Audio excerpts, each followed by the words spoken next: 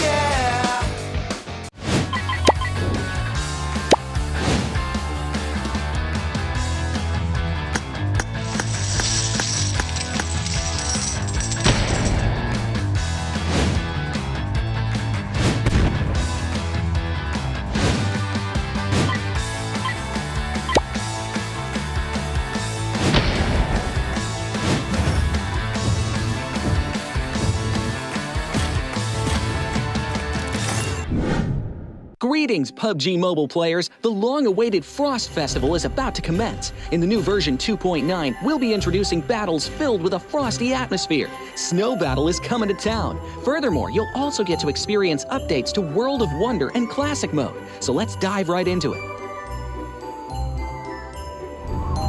In the Frost Festival, we'll be bringing you a series of snow-themed content, including a new Snowy Village-themed area, fun interactions with snow pals, and snow-themed items for more gaming fun and excitement. When miraculous December comes, the frosty world will undergo some magical changes. Stay tuned for updates. Don't miss out. First, let's take a look at the new themed area, Snowy Village. The village covers a wide area of 280 by 150 and has loads of supplies. It's located near Stalber in Erringel, Iceborg in Livik, and Goroka in Vikendi. In addition to the buildings on the ground, the underground area of the Lucky Ice Tower is also worth exploring. Make use of the two-story layout to experience a completely new battle experience. Sound the bell in the Lucky Ice Tower, and you can even summon rewards. Additionally, the village also has a snow rail, which can help you quickly move around and gather supplies. It allows you to navigate flexibly between different areas of the village and also swiftly relocate to advantageous positions during battles for your team to counterattack more effectively. Of course, you should always remain vigilant to avoid becoming the target of an ambush. What's more, the village also features a special two-seat vehicle, the Reindeer. It's also a great choice for transportation as it allows you to swiftly move all over the map. For intense battles, we've also prepared festive and practical battle equipment for you, the Snowball Blaster and Snowboard. The Snowball Blaster can be used in many ways and has loads of functionality. When you aim it at the ground or a building, it can create a snow pile cover for you. When used on enemies, you can temporarily transform them into lively snow pals to restrict their movement. When facing bodies of water, you can use the Snowball Blaster to freeze the surface so that you can walk on it. It's definitely a practical yet entertaining weapon. After transforming into a lively snow pal, you will be unable to use firearms to do battle. You'll only be able to rely on basic actions such as walking, running, jumping, and swimming to evade enemy pursuit. It takes some time before you can revert to your human form. Let's build a snowman together. The snowboard will also bring you a whole new experience. Apart from helping you glide and move on various surfaces, it can also be used with the Snowball Blaster. Explore the many possibilities and use these two items to have all kinds of fun. We've also designed various interactive mechanics, such as searching for snow toddlers, lucky ice, and the snow blast zone. When you encounter a lucky snowman on the map, don't be in a rush to leave. There are 4 lost little snowmen hidden near the lucky snowman. Search for the 4 hidden snow toddlers and bring them back to the large snowman. You'll then receive a token of gratitude. There are lots of lucky ice scattered across the map. Shatter the ice to get the supplies inside. Try using a melee weapon to break the ice more easily. Furthermore, you'll find that snow has engulfed some red zones on the map, and the falling snow will bring about many interesting effects. Players within a snow blast zone will be transformed into a lively snow pal if they're hit by the snow. If the snow lands on the ground, a snow pile cover will be created. In this World of Wonder update, we'll be introducing a brand new transformation skill gameplay and a catch me hide and seek gameplay for you to enjoy the transformation skills to the fullest. Of course, you can also use this skill to create more interesting creations. We've also added a Snowy Village map template to celebrate the Frost Festival with creators. Additionally, we've also made some updates and improvements to gameplay devices, game parameter settings, and the editor. For more details, please follow the official PUBG Mobile community. We'll continue introducing the latest WoW content to everyone. As for Classic Mode, we've also made some improvements to vehicles, firearms, creation mode, emotes, settings, and more. First, we've enhanced the designated marksman rifles. Some DMRs can be equipped with the full auto mod to fire in full auto. We've also improved the attributes and handling of some vehicles to enhance your driving experience. We've also added a new garage mechanic. From now on, you can choose your dream ride during matches. Meanwhile, we've also added a custom SFX adjustment feature. You can adjust the volume of some sound effects to whatever best suits you. As for creation mode, we'll be introducing some quick view features for watching the victory dance and fireworks displays and the new Frozen Kingdom themed performance in order to provide players with more possibilities for creative content. Furthermore, we've expanded the emote backpack. Now you can equip more emotes before entering the battleground. That's a wrap for the main content in this new version. In addition, new content will be added to the Popularity Battle event, Metro Royale, and Season Rewards. For more details, follow our official PUBG Mobile community. Snow Battle is coming to town. Winner, winner, chicken dinner.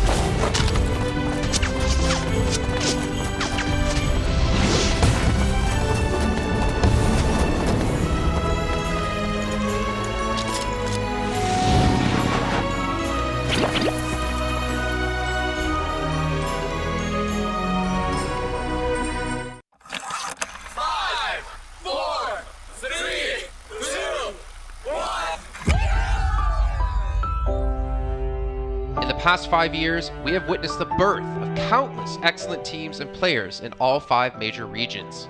They are still remembered by us to this day. At the same time, we also remember our fans who loved us from the very beginning. On the occasion of this 5th anniversary, let's turn back the clock to the starting point of PUBG Mobile esports, the Southeast Asia region, where all the stories began. As the first world-class event, PUBG Mobile Star Challenge gathered professional players from all over the world. With continuous development, the 2019 PUBG Mobile Club Open Global Finals is undoubtedly the most exciting event. 2019 Fall Split Global Finals, ladies and gentlemen, give yourself a round of applause! Among the countless rising stars, one shined particularly bright. Bigatron Red Aliens, a team from Indonesia, Bigatron Red Aliens! just got first place in the PMCO Southeast Asia Fall Championship, earning the chance to compete in the PMCO Global Finals in Malaysia. In the subsequent prelim stage, intense competition kicked off immediately. And finally, they advanced to the Grand Finals in 2nd place. BTR demonstrated impeccable strength in the competition. By the end, BTR was leading the lobby by a significant 106 points, bringing the first ever championship title to the SEA region.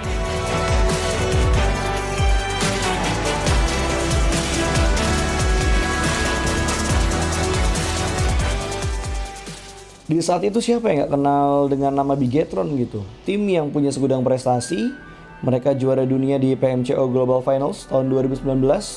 Mereka banyak banget melahirkan pemain-pemain berbakat, Zuxi, Luxi, Ryzen, Microboy. Terus habis itu Zuxi, Luxi juga saat mereka menjadi juara dunia, mereka berada di masa prime-nya mereka banget.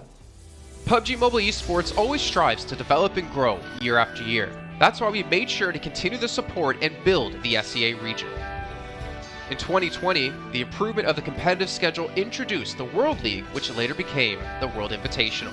We also launched the PUBG Mobile Pro League, where even more outstanding teams joined the competitive stage. In the 2020 PMWR, BTR once again clinched the championship in the East. This had given Southeast Asia the title of the strongest region in the world. They hoped to continue their legacy at the PUBG Mobile Global Championship, the pinnacle of PUBG Mobile esports. However, BTR was not able to repeat their performance from the previous year. Top two teams is going to get those this round. Winner, chicken dinner. Nova XQL. With the rise of Team Nova, countless brilliant moments were had, but this also left many players with regret. After BTR Red Alien won at the Global Championship in Kuala Lumpur, we thought C region was the best. We thought nobody could beat C region except maybe RRQ Athena, maybe Illuminate the Murder, maybe Mega Conqueror, but C region was the best at the time. And we get to the league. We heard of a team called Nova. We thought maybe this team is not that good. On the contrary, they owned all the teams. They were very good. Let's move forward to the year 2021. With continuous efforts, more teams and players joined the Pro League. For example, Xavier, who placed third in the 2020 PMWI East League, also secured second place in the PMGC East League. FaZe Clan also made their debut on the world stage. Có thể nói 2021 là năm thành công nhất của Dingo Xavier trên đấu trường quốc tế, khẳng định vị thế và tên tuổi của Việt Nam vô cùng mạnh mẽ. Còn với FaZe Clan, đây là năm đầu tiên họ đặt chân đến với giải đấu cao cấp nhất của PUBG Mobile, nhưng lại khiến tất cả những đối thủ khác đều phải dè chừng và e ngại. Undoubtedly, the year 2022 has brought the greatest changes to the SEA region. Vampire Esports emerged, dominating 2022 PMWI, winning both the main and after-party tournaments, while also setting records for most chicken dinners, most eliminations, and more. They were not only facing competitors from the SEA region, but from all over the world. Everyone was talking about VPE and wondering if they can maintain their performance at the Global Championship or if it was just a stroke of good luck. On the last day of the 2022 PMGC Grand Finals, VPE won 3 chicken dinners alone, moving from the bottom of the table to 6th place, achieving the best result for the SEA region. They pulled off another miracle, but sadly, it was not enough to win it all. In 2023, VPE continued their impressive performance. They once again won everything at the 2023 PMWI. 2023 PUBG Mobile World Invitational Champions, Vampire Esports!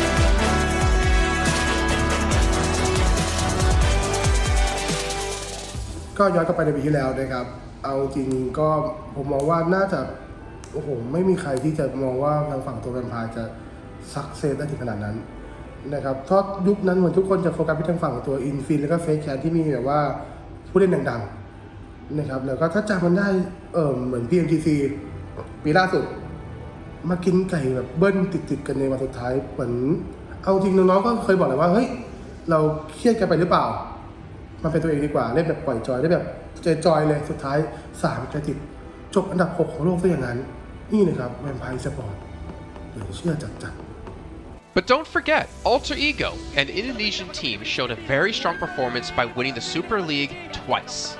The SEA Super League was an upgrade to the previous championship, which by many is considered to be the most competitive league in PUBG Mobile. They could potentially become the next legend of the SEA region. Untuk dibilang legend, gua rasa belum sih untuk Alter Ego. Walaupun mereka sempat ngedapetin back-to-back champion untuk di PMSL 2023, itu menurut gua hanya sekedar untuk ngasih pembuktian gitu bahwa Indonesia tidak kehabisan pemain berbakat. Ya mungkin contohnya Rosemary gitu.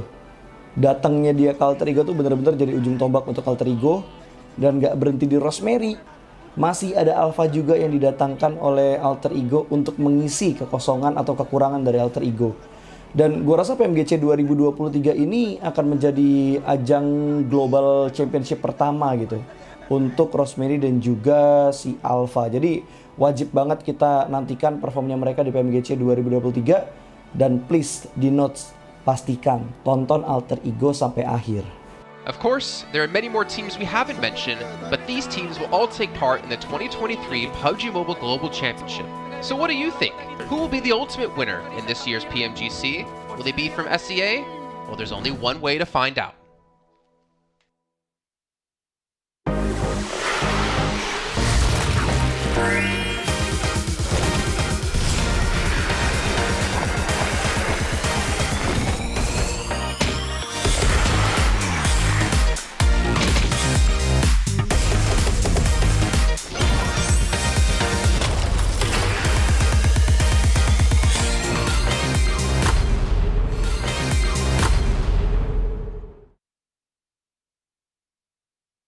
이제 한국에서 잘하는 팀이기 때문에 네, 여기다 놓겠습니다.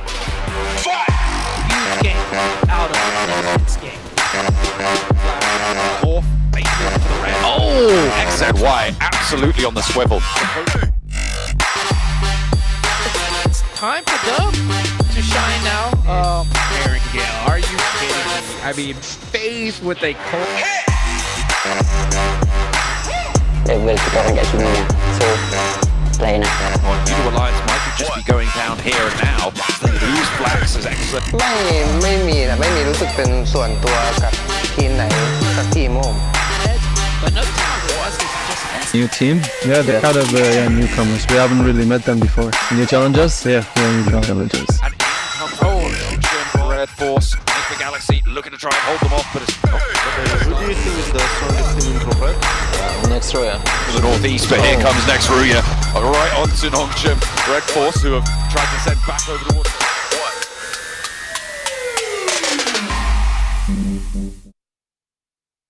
In 2020, while the eyes of most PUBG Mobile viewers were focused on Southeast Asia as well as other regions, there was one region in particular that went under the radar, the 2020 EMEA League. Numerous teams from different regions were fighting for a spot in the 2020 PMGC. Among them, the teams from the EU region were the most dazzling.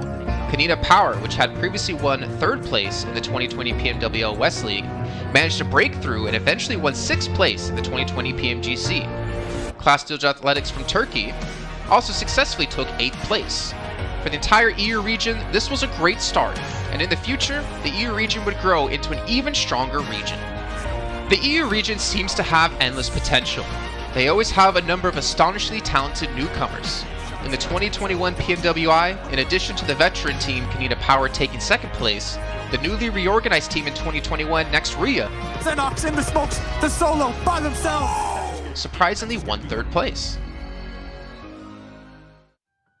The EU region seems to just have endless potential. There's always a number of astonishingly talented newcomers coming up through the ranks, developing their skills, and in 2021 at the PMWI, you had some of the veterans there for sure. Kanina Power taking 2nd place, an incredible performance coming through from them to get that 2nd place. But not only that, you had the reorganized team for Next Ruya in 2021 who won PMPL Turkey. They came 1st in their region and then were invited on the back of that to the PMWI West to take 3rd place. So these new talents working as this new roster at the time, a phenomenal resurgence there, and there's so much more left in the pipeline, I'm sure, for this region. I'm really excited for what the future has, and I can't wait to see what they've got.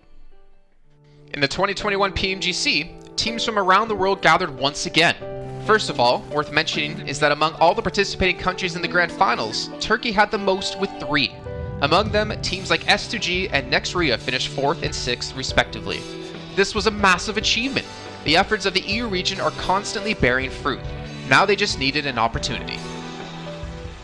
2021 yılında Dünya Şampiyonası istediğimiz gibi başlamıştı. Çünkü West aşamasında 3 takımımızı birden ilk 6'ya sokmayı başardık ve büyük finallere 3 takımımızı göndermiştik. S2G 4. olarak buraya katılma hakkı kazanmıştı ve kadrosunda Rip7, Timber, Kalse, Sylas gibi isimler vardı. Büyük finallerde ne yapacağını çok fazla kestiremiyorduk temsilcilerimizin, çünkü dünyadaki takımların iyi performansları söz konusuydu. Büyük finallerde temsilcimiz S2G 4. olmayı başardı, Nexu'ya 6. olmayı başardı. Maalesef Fenerbahçe ilk 8'in dışarısında kalmıştı. Ama bu takımın ileride çok iyi şeyler vaat ettiği konusunda herkes hemfikirdi. Next, let's go directly to the 2022 PMGC. At a time when everyone was focusing on whether Nova could win 3 consecutive championships, a team that was not originally a favorite to win was about to become the focus on the stage. S2G performed consistently in the first 2 days of competition, always maintaining a position at the top of the leaderboard. And on the final day, S2G changed its conservative tactical strategy and sought to gain more elimination points in the last few rounds. And in the last round, S2G secured the championship with 15 elimination points. Champion of 2022, it is S2G! They finally broke through and made history for the EU region. 2022 Dünya Şampiyonası bizi büyük zaferler getirdi. Tabii ki Dünya Şampiyonası başlamadan önce bu zaferlerin geleceği konusunda çok bir fikrimiz yoktu. S2G kadrosunda bazı değişiklikler yapmıştı. Takıma yeni katılan oyuncular vardı. Özellikle Reis ile birlikte takımın form seviyesi gerçekten çok yüksekti. 2022 Dünya Şampiyonası finallerine 2 takım göndermeyi başarmıştık. Bir tanesi S2G, bir tanesi Fireflux. Maalesef 2 takımımızın kaderleri birazcık farklı oldu. İlk günden itibaren S2G sürekli olarak zirveyi kovalarken Fireflux için işler iyi gitmemişti. 3. gün geldiğinde S2G güzel maçlar geçirdi ve şampiyonluğu Türkiye'ye getirmeyi başardı. Bu Türkiye e-spor tarihindeki en unutulmaz başarıydı. This year, the EU region has continuously produced even more strong teams. First of all, G Gladiators won first place at the 2023 PUBG Mobile Pro League Spring Regional Championships and third place in the 2023 PMWI. Veteran teams like Next Ria and Canada Power have been performing better and better this year and successfully qualified for the 2023 PMGC. Subsequently, hot recent teams like Mad Bulls, BRA Esports, Major Pride, Melise Esports, Demorte, among others from EU, have also successfully gotten a spot in PMGC. They all look forward to continuing the success of the EU region in 2023. There are many questions surrounding PMGC. Will S2G successfully defend their championship? Will another EU team lift the trophy? Could it even be a team unexpected to win it all? Let's witness it together in Turkey.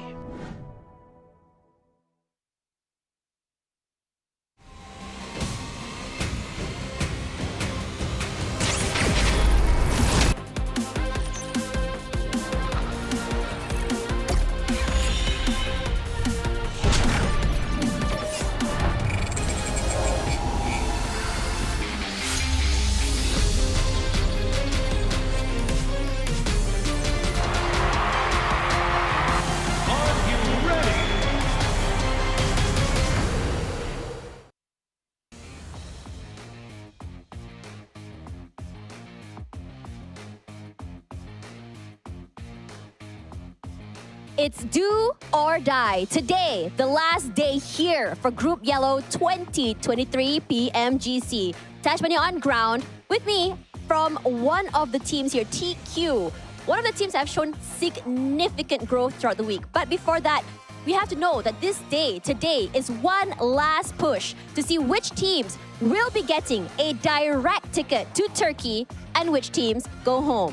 Now, for you, Reis, let's talk a little bit about the last 3 days. Your team, significant growth. Day 1, 15th place. Day 2, hop to 11th place. And yesterday, a huge push all the way till 5th place, which is like honestly a big jump. How did you guys manage that? El primer día en la posición 15, el segundo en 11 y ahora están en la quinta. La verdad que ha sido una mejoría excelente. ¿Cómo hicieron para alcanzar todo esto? Pues mantuvimos la misma mentalidad del mismo juego. Pues al día siguiente no nos podría ir peor, así que salimos a comer a todo el mundo y acá estamos. We tried to keep our head in the game. On the second day, we couldn't do any worse than the first day, so that we really went for it, and it shows. I love that. I love that you guys kept the head in the game. I love that you guys have this, I would say, huge mindset when it comes to growth. So let's talk a little bit about Team Queso here. Like, I think for you guys have been very focused on getting into the center of the circle yesterday, which was like a big improvement from day 1. So whether or not you guys are blessed by the circle, I mean, are you guys like blessed by good circles, or are you guys blessed by good rotations? Hemos visto que trabaja mucho en el centro del círculo, ¿no? Se pregunta ella si ha sido más buena fortuna o realmente vuestras rotaciones se focalizan en ese centro del círculo. Son las rotaciones y hoy mantendremos el mismo juego. It's been our rotations that have allowed us to get there, and we are planning to maintain the same gameplay today. The same gameplay today. That means we're going to be seeing more of TQ playing in the middle of the circle one more time today. O sea que vamos a seguir viéndolos en el centro del círculo hoy. Nos van a seguir viendo.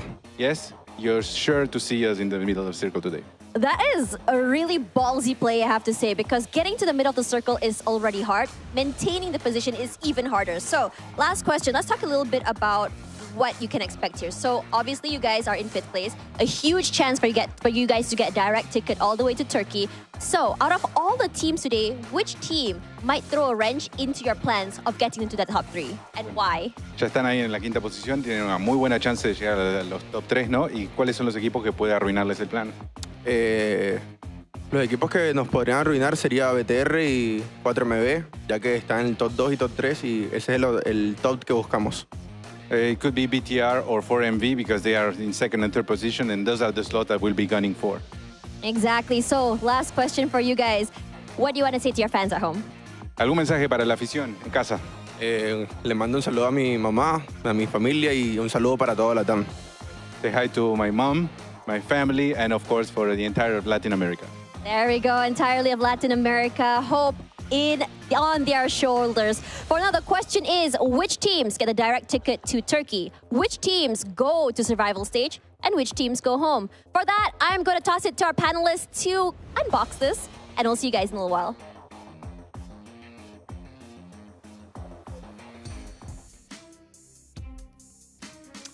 Couldn't have done worse than day one. They had nowhere to go except up, as you heard Reyes talk about it from Team Queso, and talking about their sweet, sweet rotations. But you know what? I don't know if all of us would necessarily agree with that, unless you count them rotating to the center of the zone, and then the zone kind of blessing them quite a bit here. But welcome back, everyone, to the final day of Group Yellow at PMGC, the Global Championship 2023. I'm your host, Jason Kappen, joined by, I'd say, decent-looking man in the middle, Seven Worlds Gaming. Of course, Cameron always looks fantastic there on the end. How you doing, Cameron? I'm doing great. Thank you very much, Jason. You're looking kind of cute yourself. I try. You know, sometimes I clean up good. I finally got a razor, was able to, you know, trim up the beard a little bit, look cute.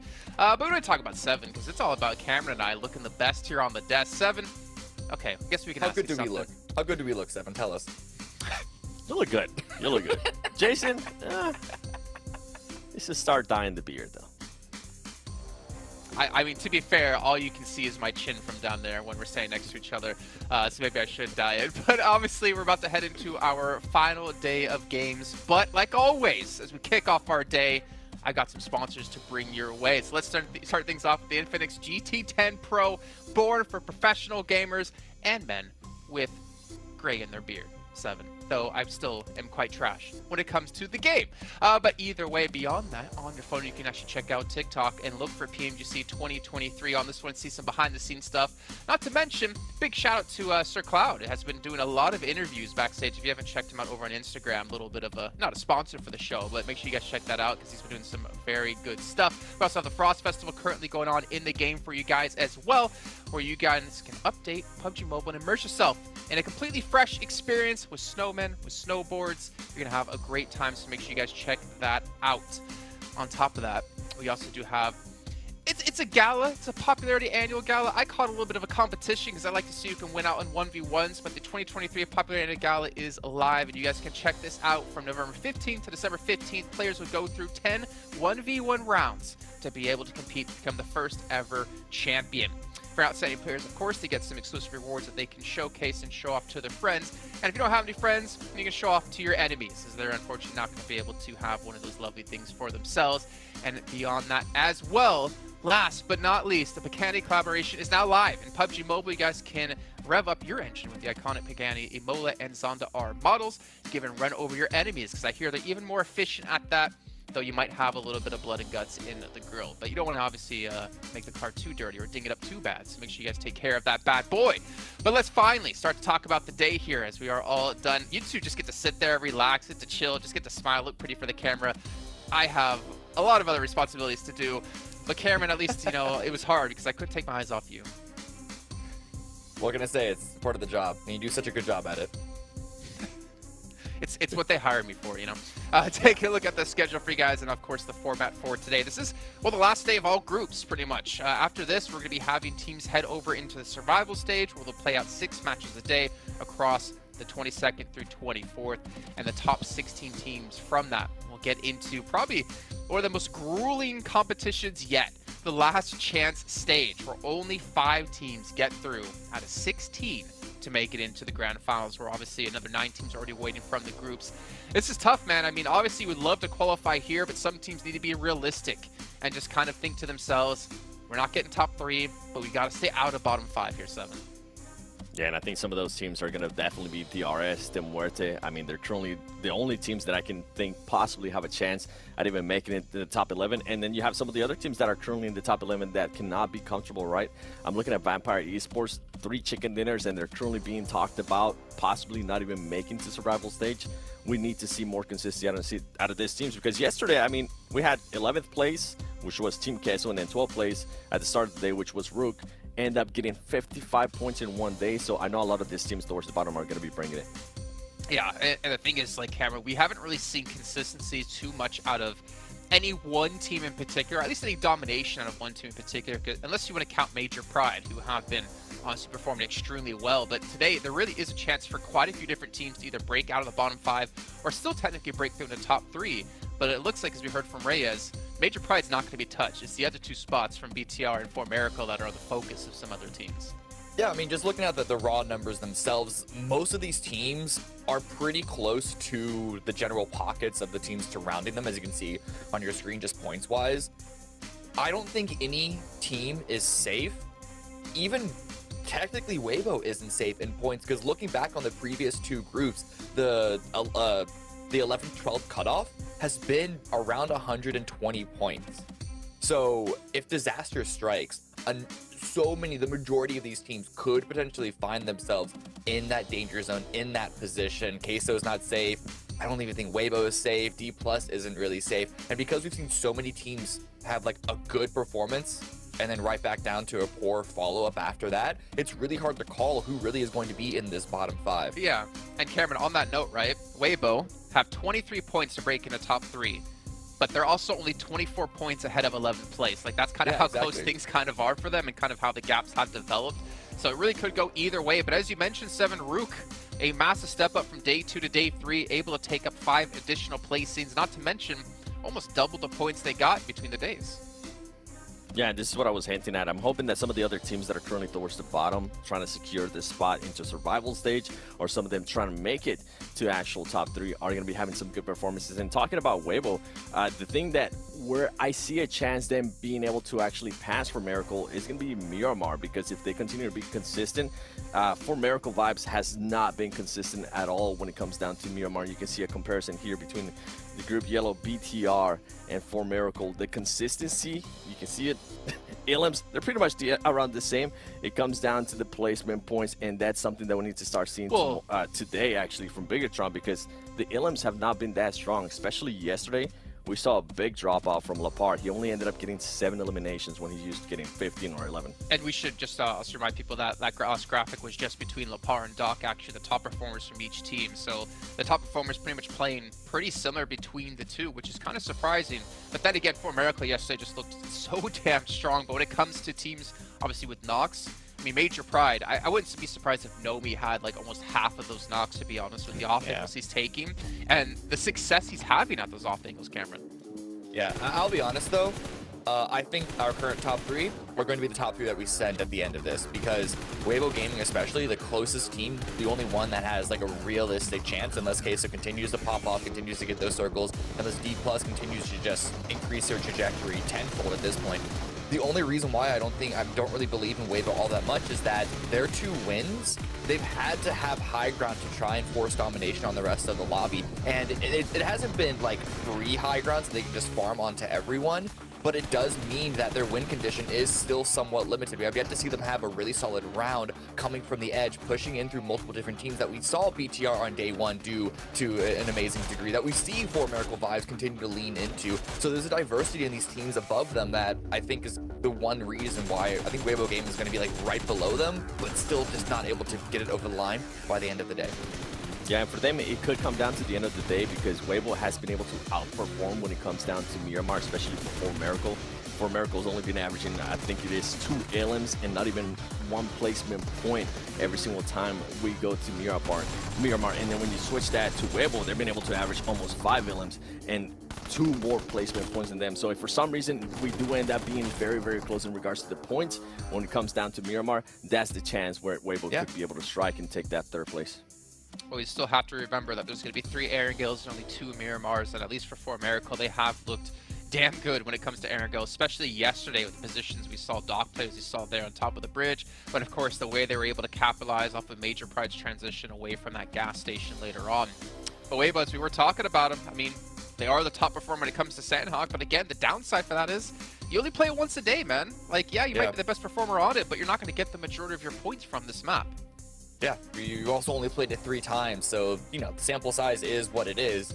I think Weibo Gaming, they're not a disaster on Sandhawk, but because we've only played it so few times, we haven't seen all that many positions on the overall map being played just yet. Who knows if Weibo are going to be able to pull out those numbers again.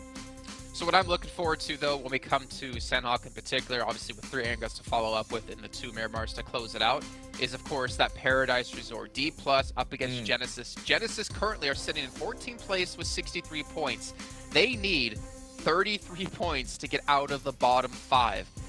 For me, it's almost just don't drop Paradise. Don't challenge D+ again, because they got absolutely destroyed yesterday when they went there, or if they do, they need to play a little bit more cautious.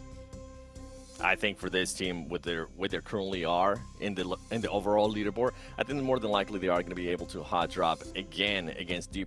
And I expect D+ to see the same aggressiveness that we're able to see yesterday. We saw a big step up out of them. I'm actually enjoying the way they've been able to transform. And I think today we're kind of hinting at and we're joking about today we might end up seeing D+ final form where they are able to be aggressive and they're also able to use their knowledge and their rotations to make a push towards that top 3. As you were saying, Cam, they would have to make an outstanding performance here today to even make it to top 3, but they do have a chance. Yeah, I'm still thinking about like that hot drop on Paradise, right, from D+ and Genesis. I don't want Genesis to hot drop. I don't know if they prepped any other drop position, especially because Sandhawk is so small. You're basically going to be dropping against anyone else. I think that if they do commit to Paradise, they need to commit to that fight. That's the real thing. They can't. I am actually going to disagree with you, Jason. I don't think they can play safe or conservative, because a hot drop like this is one that you need to be able to get over with really, really quickly. They need to have a game plan going on into it. They need to punch the first chance that they get, because they can't be wasting time waiting around when they should be looting, should be rotating, and after having sent D+ back to the lobby. At least is what the plan should be. See, that's where I'm kind of like, there needs to be a certain amount of points that they would need to be behind to potentially get out of bottom 5 for me to think differently. Because they're, what, I said like 30-something points away? Yeah. You have one bad game, that could turn into like 40-something points, and that makes your average points per game insanely more difficult. Whereas if they were like 50, 60 points behind, it's like, okay, well, you got nothing to lose. You might as well go crazy and try to pull something off. But they're kind of teetering. I'm kind of like with you and with me at the same time. They're kind of teetering on that point of like, should they get aggressive and go for it and try to get the points, or do they need to play passive and try to hope to get on later into the game, and then hope teams like Sem9 don't perform well, which, as you've seen, Sem9 can still do decently here, 7. Yeah, Sem9 to pull out a win every once in a while. Yeah, and going back with GE, the reason why I kind of want them to be aggressive is because they haven't had really any big pop-up performances. Yes, they have had 3rd place finishes and 4th place finishes with 8 elims, but it's very, very scarce. So at this point, I just want to see them be able to at least try to put up some points. The funny thing about them down. is that they have 49 elims, right? Influence, or sorry, actually, okay. I had a really good point, and then I realized I was looking at placements for the teams. But we don't need to talk about that. I thought they had more limbs than some of the teams in the front page, but that's not true. Let's see what's going to happen, though, as we're going to drop in ourselves over to Sandhawk with John, Allen, and Zute. The last Sandhawk of this group. We are waiting to see what those hot drops, or lack thereof potentially, have in store for us over in that Paradise Resort position. We are going to be getting into it very, very shortly. But yeah, they're all talking about the right sort of stuff. We're looking at those bubbles. We're looking at the 11th place teams. We're looking at the teams maybe looking to push up to that top spot as well. Yeah, the bubble is close both ways, right? Jason mentioned it earlier. 4th place team, Weibo Gaming, sitting at 120.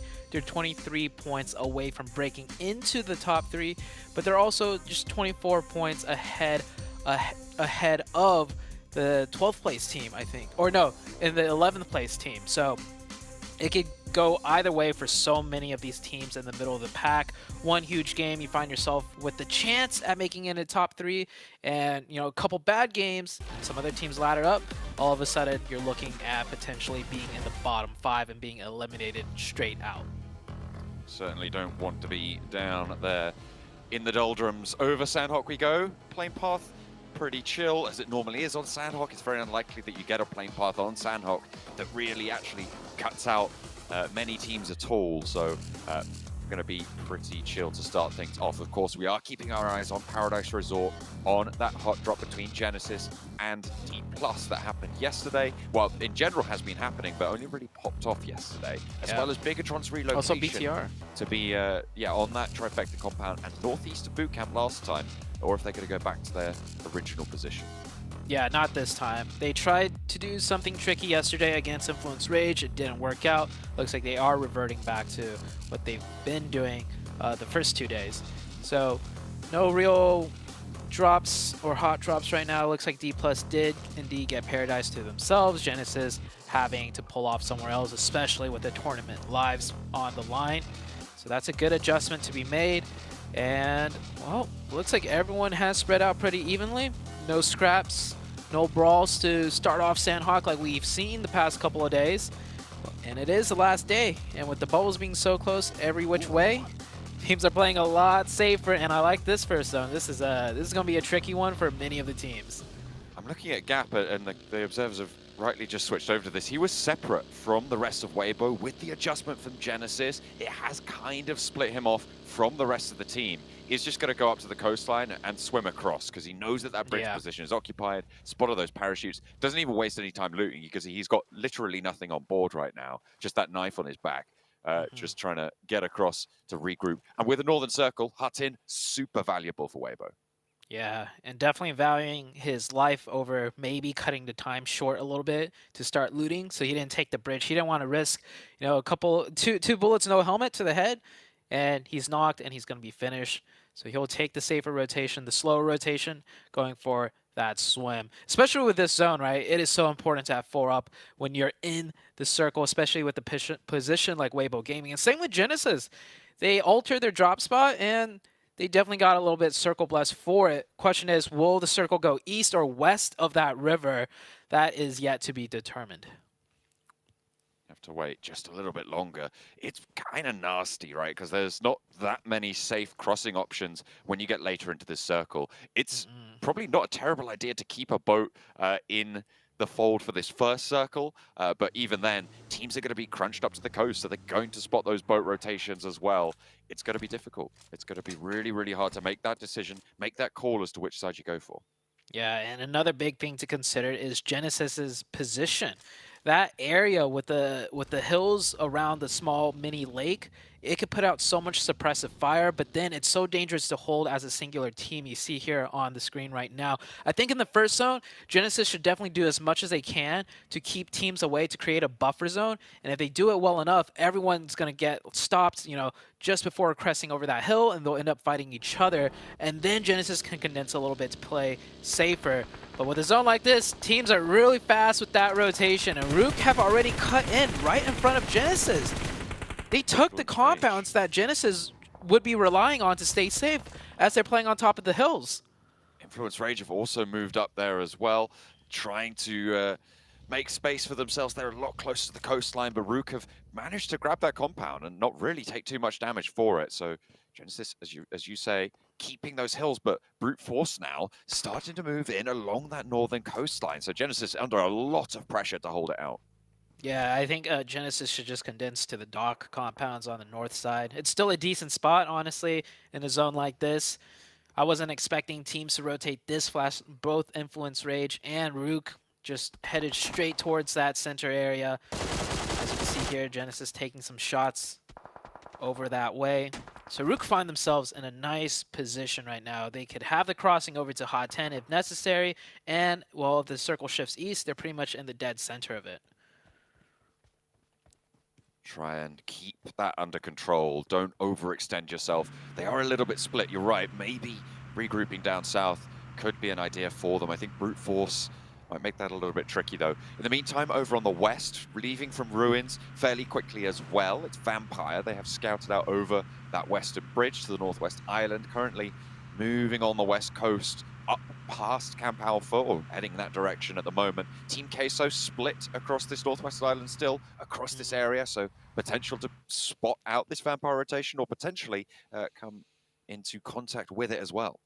Yeah, taking a check on some of the top teams or teams to really look out for this match. Major Pride all the way on the east side and the southeast, very far from the zone. They're just going to elect to take this slow and hope the zone shifts to the eastern side and not to the western island. But if it does, they can still rotate through the south of boot camp because they're coming in so late. They have that option available to them. BTR is on that western island just south of Ha 10. Near one of the compounds. Yeah, you can see right here, Team Queso with eyes set on top of them.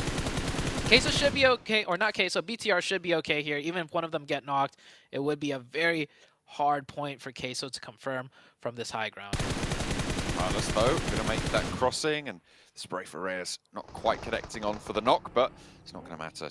BTR going to get ahead of them. BNS, in the meantime, Bino Storm versus IHC. IHC have already lost a player. We saw that flush just go through on our screens there. Demo takes a nade as well, a little bit of damage. The rest of IHC seemingly too far away to give any backup to Demo's location. I'm not entirely sure exactly where they are. Perhaps they're going to have to roll in a little bit later, but IHC play on with 3. Yeah, IHC's downfall this entire series so far is just losing 1 to 2 players very early on, which can easily be avoided if, you know, you just play a bit tighter, play a bit safer. But I feel like that's not the only thing that's been plaguing IHC. They're trying to make it out of that bottom 5 right now. And with a rough first game like this, sitting in 15th place, yeah, it's not going to be looking too great for them. For Miracle Vibes, the team we haven't really mentioned yet as far as their position, I don't think, is they're south of boot camp, southwest of boot camp at the Trifecta compound where the 2 riverways meet. So they're keeping their option open on going west or east, depending on the second circle shift. But I have a feeling we're not going to see a decisive second circle shift. I think it's going to be a shift where it still kind of keeps that limbo between, do you prioritize the west island or the east main island? They have to make a decision, but they are hedging their bets right now for a stage 2 shift. It kind of decides over on the east I would side. go There east. is still that Yeah. west edge. Yeah, if you're for Miracle Vibes right now, you do go to the east side, but it still hasn't fully confirmed. We That did is actually true. see, I mean, even back in European regionals, right, in the European Championship, we saw a finish on that island in the middle of the river that's at the south side of this zone as well. So it doesn't even have to decide east or west in the end of it. It's still a little bit of a gamble either way, but we'll have to wait and see where these next stages continue to close, because it is still a little bit undecided. Yeah, this is very tricky for the teams that have yet to commit to a certain side. Vibes can take the warehouses north of boot camp and control that ridgeline, so then they could swim west or stay on the east. I think that might be what they do. They're going to wait for that third circle. BTR, they're heavily committed on the west side, same with Queso and Weibo Gaming. This is a better shift for Major Pride, I guess, because it did go over east, and they are currently in the Paradise Resort. Duarte behind DRS right now, both of them playing late in the blue zone. You've got Sem9 over on the east near Quarry doing the same thing, but in a completely different location. DRS moving across this bridge now, which will let Duarte move a little bit closer.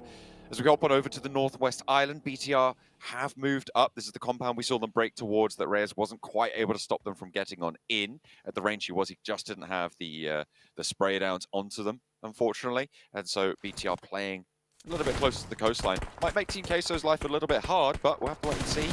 Bino Storm in the meantime have been spotted. IHC, they're playing with 3, but they still got guns in their hands, and Godless going to give BNS a run for their money, taking a little bit of a toll on their progression. 3 players now left for Bino Storm. Looks like IHC got some revenge from earlier. It was Bino Storm that took down one of their players. Now they trade it right back. Bino Storm does get ahead of them, however, so most likely the circle centers up. IHC will have to go through them and multiple other squads. So I'm taking a look at the mini-map. Not too much movement has been made in that second circle shift. It's mostly the teams just on the far outside, forced to move a little bit closer. SDRS picks up one member of Demorte, and Weibo Gaming getting into slight engagement with Vampire on that northwest side near Hatin. Maybe a little bit of a scrap developing there.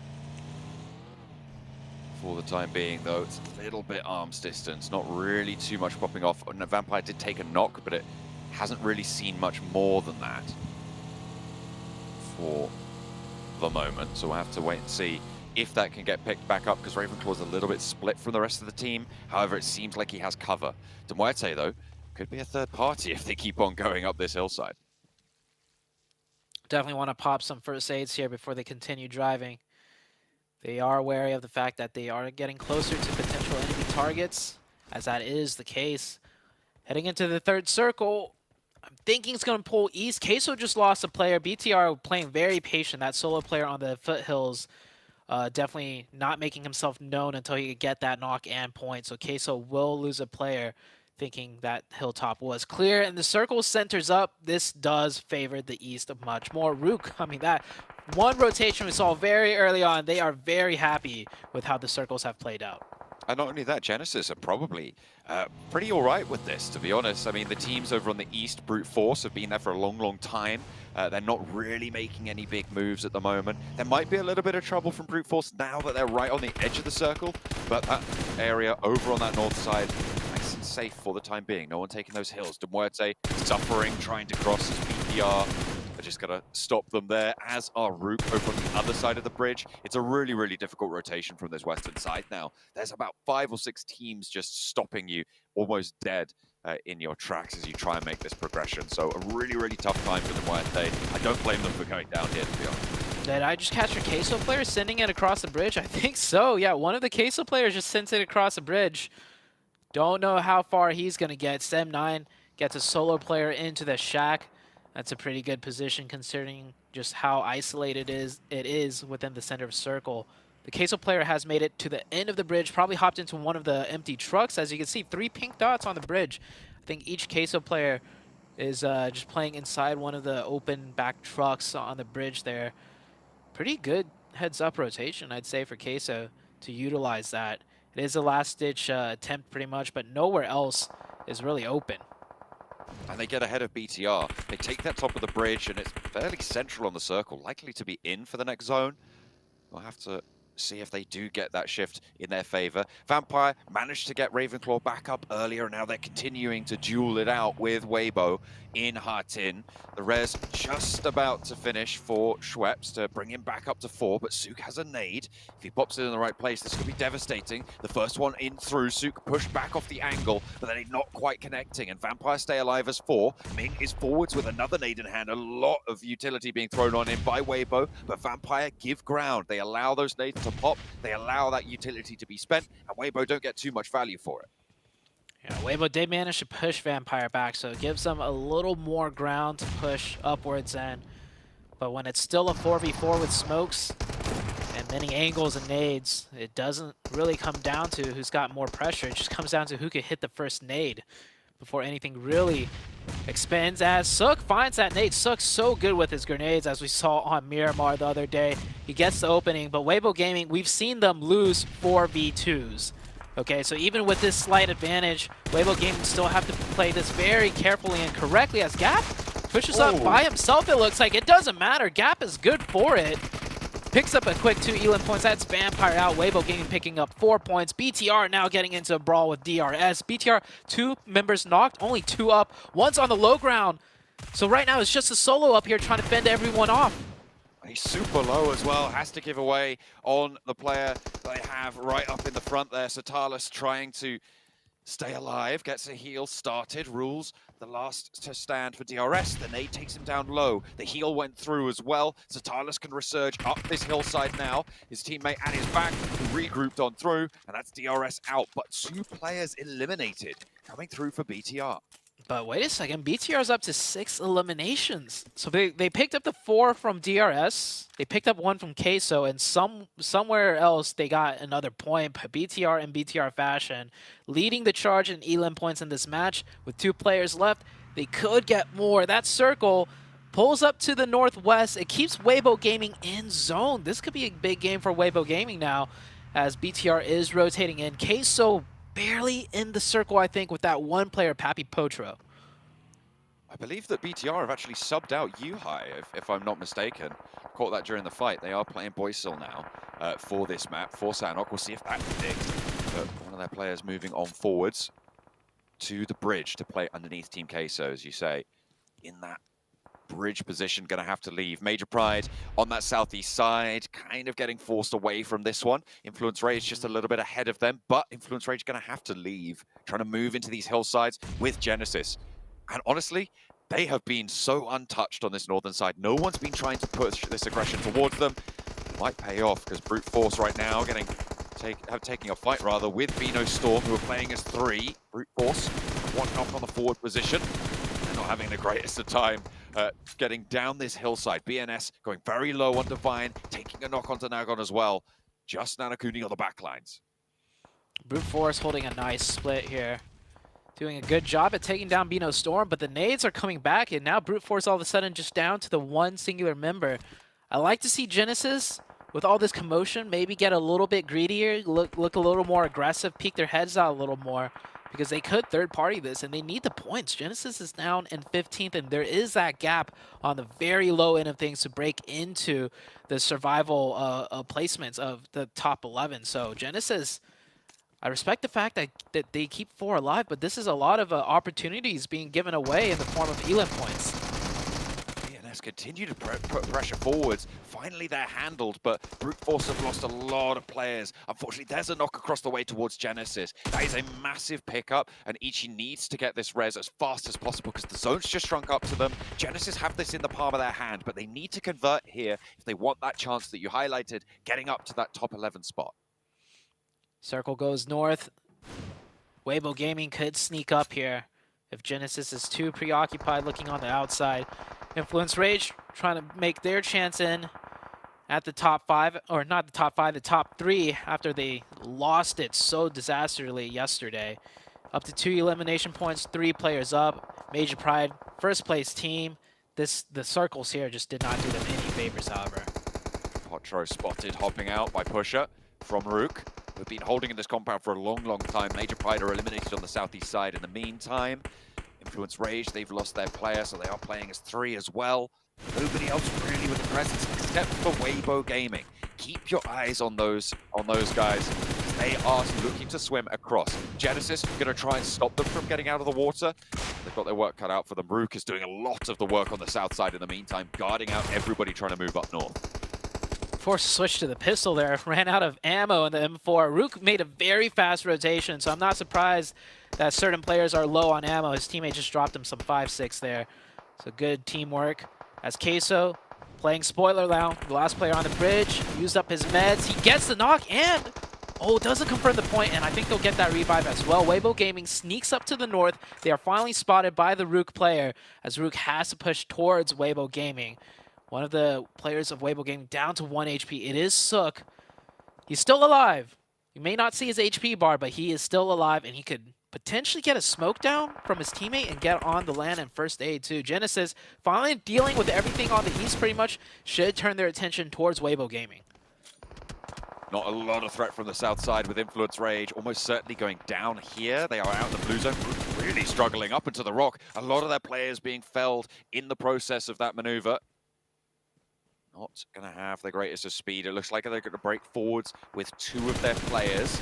We're down to 5 teams remaining now as Furia Full de Muerte has, I think, admirably survived from the disastrous set of rotations they had a little bit earlier on, crashing straight on into that bridge and going down very, very low. So getting up into top 5, hey, you take those, especially when you're in 13th place. Remember, this is a team looking to chase for that bubble, looking to chase for that 96-point position. Federal similarly trying to keep his team away from it, and Influence Rage are going to be able to ladder up to 5th place there with 4 eliminations. So it's not the best game, but it is, once more, consistent, back to form that we saw from the first 2 days. Yeah, consistent for this one. Yesterday, they started with a consistent Sandhawk game, and then everything fell apart as, if he could get a 2-for-1, this would be very bad for Weibo Gaming. It looks like these players are starting to line up a little bit here. Sook better be careful not to peek out from the same angle as his teammate. Rook, this is their last member, so this is why he is taking his time. He won't go for the knock if it's not a confirmed point, because otherwise he gives away his position, and then he's surely to be taken out. He doesn't have that zone. Zone is closing. Furia just trying to stay alive underwater right now. He is boosted up, so he's gaining some HP, but also taking some drown damage. The zone is not going to be covering him either. So he will be in the next circle. So he can maybe sit there for a little while longer. And here comes the push out of the solo of Rook.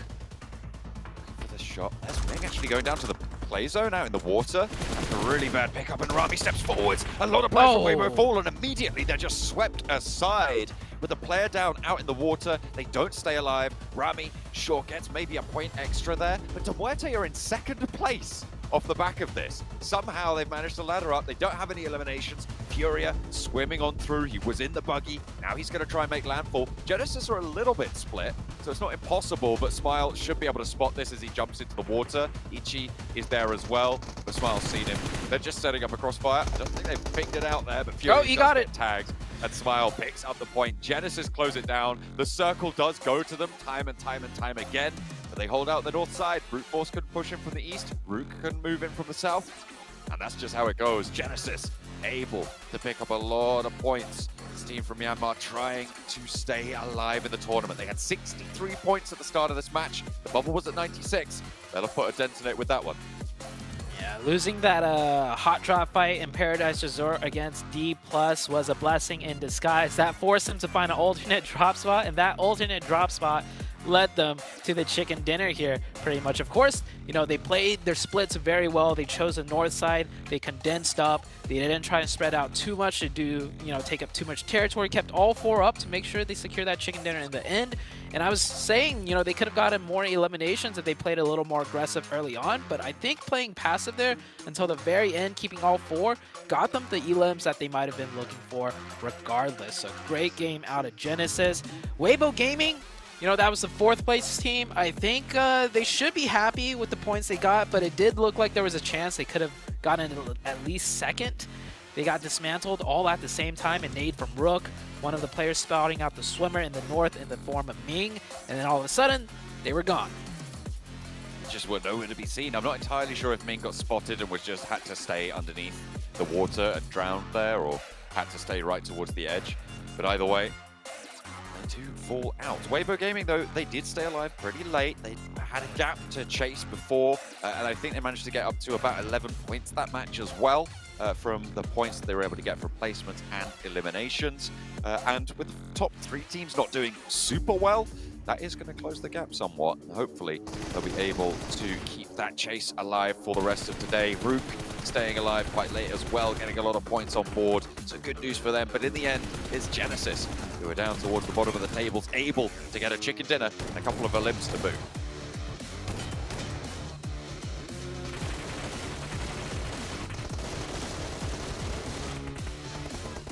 Well, as soon as the plane went across Sandhawk and we had all the teams drop, I guess we got our answer of what Genesis' game plan was in this match. They said, hell no, we won't go back to Paradise. And it works out for them. They get themselves a chicken dinner. They get themselves a buttload of points they desperately needed. And this is the start to potentially Genesis getting out of that bottom five for gentlemen. Big, potentially, I think is doing a lot of heavy lifting in that statement, because it's a good number of points, 9 eliminations, 19 points total. They held on in a very, I mean, conservatively, which is what you were asking for, Jason, right?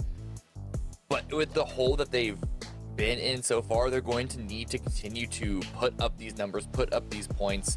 And I can guarantee they're not going to be put in the same situations that they were this game, where they could just wait and farm teams running from the blue across the bridge, from the water, and all of that. Hey, they had a great rotation, okay? Yeah, 2 feet to the north. We'll take a look at the rest. They need to look out for is Weibo. They were able to outperform 4MB.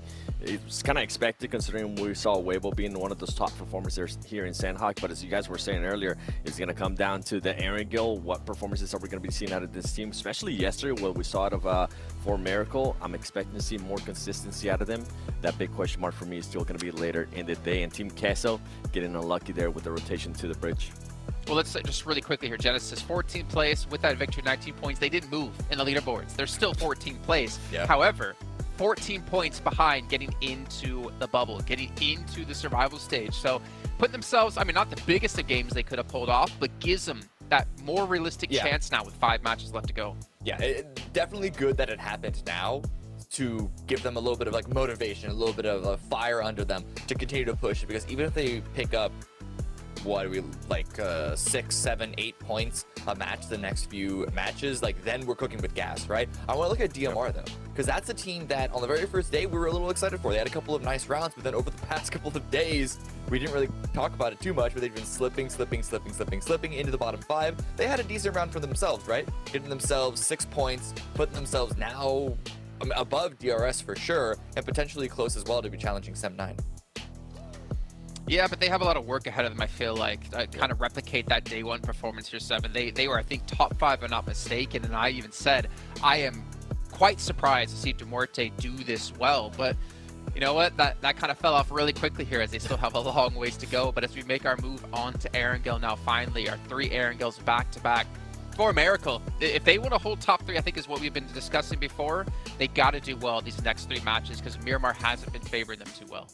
Yeah, and I think we all, at least I speak for myself, I'm expecting them to be able to do really well here unless they don't get favored by any circles. Even when they don't get favored by any circles, their rotations have been able to be proven to actually work on their favor. We saw what they were able to do yesterday out of the bridge. Yes, it was a great play by the player that was on top, but it was what they did after that that really propelled them to even be in contention right now within those top 3.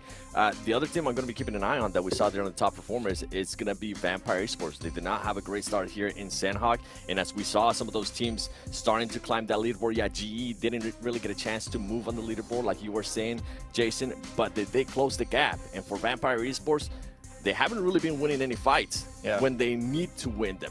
Yes, they are able to get those chicken dinners, but we need to see some consistency. I would be shocked if for some reason at the end of the day, Vampire Esports are still there within that 11th place with 3 chicken dinners.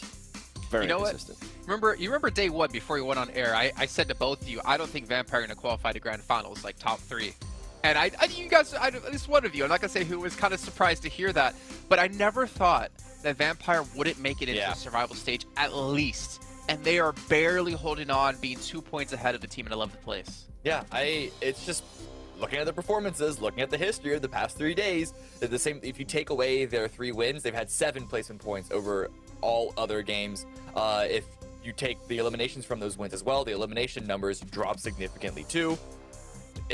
I can't count them in, but I also can't count them out because of the 3 wins. It's well, a lot of teams for us to keep our eyes on, and a lot for you guys to keep your eyes on, like the Game Awards, where PUBG Mobile has been nominated as the best esports game. So make sure you guys head over and go vote for us to be the one. Voting's going on December 7th. And remember, if you take a picture of you actually committing to your vote, and you send that on over to 7 Worlds Gaming, we send you some UC, a potential Infinix GT10 Pro, or a Pagani of your choosing. 7. Sanda. You're just so gracious, man. You're just so giving. You're so generous. That's Sanda's. So good looking. I'm trying to get it too. I don't know if you can maybe put something today so good looking with something not so good looking and have it still be good. Hey, at least I fit in it, so I'm good. That's fair. That's fair. I can't really fit most sports cars for being too tall, and Cameron can't go in most sports cars because he's too handsome. It's just kind of, we all have our demons, unfortunately. I'm also tall. What happened to that? I mean, tall. You're like barely 6 foot. I am solidly 6. Like right there at 6. And not a it's like 5'11". Not a dating app 6. Actually, legitimately 6. Got you. How dare you? Well, as we do head into this, maybe we should talk about the fact that Bigatron as well, as John pointed out, Yuhai not playing. I think that's an interesting change-up considering Yuhai hasn't been horrible, but I'm curious about the decision to actually change things around for the team. I think it could be the pressure's being starting to get to him, because even going back to day 1, I actually saw a lot of social media posts trying to encourage him, letting him know that, yeah, you're going to be able to do better in the next couple of matches and in the next couple of days, and he hasn't really been able to put up that performance. I mean, we kind of shifted our focus right to Lepar, which has been able to put up some great performances. Jan Foss as well with his off angles whenever the team does end up fighting. Is this going to be able to benefit him? We did end up seeing BTR getting a lot more elims, at least here in the first Sandhawk. Maybe we'll start seeing a lot more elims out of them. It comes down to how they're going to be taking on those fights, and if we're going to continue to see the fights that we saw BTR take in day 1, which were super set, and they were ready for everything. Yeah. I mean, BTR were still in the top Erangel performers. Granted, a lot of that is elevated from day 1. But I mean, imagine a world where you're top 3 right now, and you bench a player or like change a player because he doesn't think he's playing that well. Like that, what? That doesn't really make sense to me, to be honest. But I think maybe there's the potential angle as well of like getting another player reps in case they need to use him in the Grand Finals, get him some experience, get him a little bit acclimated to the lobby. I'm not sure of all the reasons around this, but it is kind of weird for me to believe that, yeah, we're only second place right now. That's not good enough. Yuhai, we're going to trade you out for someone else. Like, what? Yeah, it could be shows something... that they want to go for that first place, no? I think it actually shows that there's got to be something internal going on. Either like Yuhai requesting to take a day off, take a break because of some stress or whatever it is, or maybe comms are starting to degrade because of arguments within the teams. Because changing a player out going for first instead of maintaining second, because like the goal is to maintain top 3. So I'm actually on the Jason camp here on this one. It is an odd change if it is a strategic one, not a chemistry one. Did you hear that, Simon? He's on the Jason camp for once. I never have people get in my camp. No, I was expecting someone to say something about that. Okay. I mean, obviously, we're just a few moments away from what Erangel will entail, but I'm kind of excited, like, thinking about the future as well, thinking about all the teams who will be participating in the Grand Finals. Like, the fact is, you have Loops, Alpha 7, Stalwart coming in from the first group, Group Green. That just blows my mind. Like, those 3 teams going head-to-head alone, obviously with their invited teams looking for S2G to maintain potentially a back-to-back win, especially in front of their home crowd in Turkey. That's going to be tough. And honestly, I don't know if I'm confident in seeing them potentially pull off a back-to-back year victory, considering this year's been a little bit shaky for them. And honestly, the competition has probably been the strongest it's ever been at a PMGC. Yeah. Plus, all the reps the direct invites are a weird thing, right? Because sure, you get to skip stages, but you're not going to get the same reps to warm up and stuff. And we've seen, look at day 1, it was Bigatron just wiping everyone. And then day 2, day 3, because of the reps, because of the experience of getting their feet under them and getting their fingers warm, their fingies warm, the teams are starting to contest them. Bigatron isn't running away with things. So, you know, we'll see what the direct invite teams look like come the Grand Finals, if they've had a chance to really embed themselves in, or if they're going to need an on-ramp time, and if that on-ramp time is going to be the reason why they aren't able to really shoot for the #1 position. Nongshim. I'm actually very intrigued to see how Nongshim Red Force is going to be doing in the Grand Finals. What we saw out of them, especially last week, their quick adaptiveness to whatever was going on within the map. They didn't really have to wait that long. Like for the next day, we usually talk about teams being able to have to wait a day for them to be able to adapt. This team was able to adapt on the spot, and I think that's going to benefit them in a big way come Grand Finals. I don't know, I find them interesting, because thinking about like an international scale, of playing against teams of this caliber, for them to have that kind of performance in their group with, again, the teams they're up against, and then to potentially go into the Grand Finals and kind of replicate that performance, that would be probably one of the biggest standout performances we've ever seen out of a team ever in PUBG Mobile. I could see it happening. Do you disagree? No, I think they're going to be able to adapt. I don't know if it's going to be good enough for them to be able to get first place, because as you mentioned, like there is so many top heavy teams. Yeah. And even from this group, we've been able to see Major Pride being able to do the same thing that Nonshin was able to do last week as well. And I think that's why Major Pride is currently in that first place. So it comes down to... and also, we don't know who's going to be qualifying from survival stage and last chance, and we've seen those teams be hungry as well. I mean, last year, what was it? Inco Gaming, they ended up qualifying to Grand Finals from last chance. And that team ended up performing pretty well, at least on the first couple days, taking points away from some of the teams there at the top. Yeah, I actually think the qualifying through, this has been said before, I'm pretty sure, but I think qualifying through last chance through survival is going to be more difficult than qualifying top 3 from these groups, even if there are 5 slots, because one, it's top 5 out of half the games played, so you really can't make any mistakes. Plus, we're already seeing how many top level teams are just failing to make it into the top 3 of their groups, and that's only going to condense even further when we hit survival, when we hit last chance. So I think for the teams right now, like Weibo, like Rook, who both had good games previously, still a little bit of a gap away from the top 3 here, like I think this is like arguably their better chance right now, despite that gap. Just try and go for it, throw some Hail Marys into the play, really make something happen. But from what we've seen, we haven't seen Major Pride, we haven't seen Bigatron, we haven't seen For Miracle Vibes really slip and fall and give any inclination that they would give room for a team like Weibo, for a team like Rook to have the opportunity to get themselves into the top 3. I mean, even thinking ahead, actually, in my mind, I'd say you almost, I'm probably going to get met with a lot of disagreement here, it's almost not worth, but it's almost better to qualify through the last chance, because just the amount of reps you get in, like at least for regions where you're not used to playing on international scales like this, I feel like you learn so much from those extra games that you're going to get to play. Obviously, yes, I know the pressure's more difficult. It's a lot harder of a route to qualify. But I feel like a team that comes in from that just has so many reps under their belt. Going into the Grand Finals, you're going to be able to transition a lot easier and be able to adapt your gameplay a lot easier because you've been able to play out so many additional matches. Yeah, if you could somehow guarantee that you would qualify, if you could make a pact with some, you know, supernatural individual, if you could, if you know, if you could like sacrifice a goat or something, right? And guarantee that you're gonna qualify through Last Chance, then yes, that team would arguably have a strong advantage. But the chances of doing that are so low, I personally wouldn't take the risk. I think it comes down to some teams as well. Like some teams, it definitely benefits them that they. I see what you're trying to go with. Some teams definitely benefit that they keep on getting reps. They don't have to sit out and just watch. And there's some other teams that the pressure just gets too much to them. And we have seen that in the past, that the pressure just gets a little bit too much to a certain team or maybe a player, and they don't end up performing where they need to actually perform. Yeah, don't get me wrong. Obviously, qualifying off the group stage is going to be way better than qualifying through Last Chance. But we'll see how things are going to work out here as things are ready to go, as we're going to head into our first airing of the day, our first of 3. There's only 5 matches left to go until we can crown our 3 champions to head into the Grand Finals. Let's see who it might be with John Allen and Zute. We've had our dose of Sandhawk, thank you very much. Genesis departing from their hot drop over in Paradise Resort and being paid out for it. A great start to their day. Their chase for that bubble is on, but it's not uncompeted for. It is, of course, plenty of other teams looking to chase alongside them.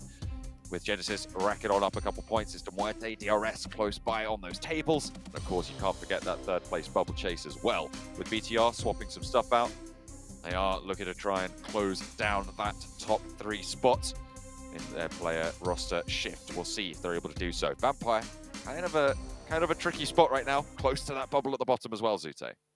Yeah, there's a lot of tricky spots, and the Dust was talking about BTR switching out one of their players, even though they are coming into today in 2nd place. They were throwing some theories around. If I had to throw one out, it's that Yuhai or Superboy hasn't been performing up to par with the rest of the team members. The reason why I say that is because if you can recall the past 3 days, we mentioned Gen Force a lot. We've mentioned Lepar, he popped off one day. And of course, like, all the players were mentioned quite a bit, but Superboy, other than the fact of him being Yuhai, wasn't really, you know, we didn't really shine a big spotlight on him. And so I think it might be the case of there were certain situations where Yuhai was put into the position to shine, like he had to clutch up or he had a, you know, entry in, whatever the case might be, and it didn't work out. So now they're feeling like, okay, what if we try out our sub player who probably is just as high as a caliber as the rest of the team. So curious to see how the rest of the day plays out, and we'll see if BTR keeps that change, because if things start falling apart, they should put Superboy right back in. And well, as for top 4 elims, he's up there in the top 4. So I'm not sure what the case was with subbing out Superboy there. Anybody knows the answer? Hit me up in the DMs. I'll read that one. Have to verify it, of course. Can't be going spouting some nonsense there. And they have actually maintained that substitution, so they are not playing Superboy, aka Yuhai, in this match either. We just saw that circle pop, and that is a big southwest shift. It's over towards Primorsk, and Vampire are going to be happy about that. They need to try and maintain control of that southwest peninsula, but this is the sort of circle that they could do very well on. Definitely so. Southwest, we've also had the circle with this group before, so teams should be somewhat familiar with how teams will play here. We did get a very skewed playing path on the east, and that has always led to some issues in the early game, as you can see here. Some players dropping for vehicles, not getting them.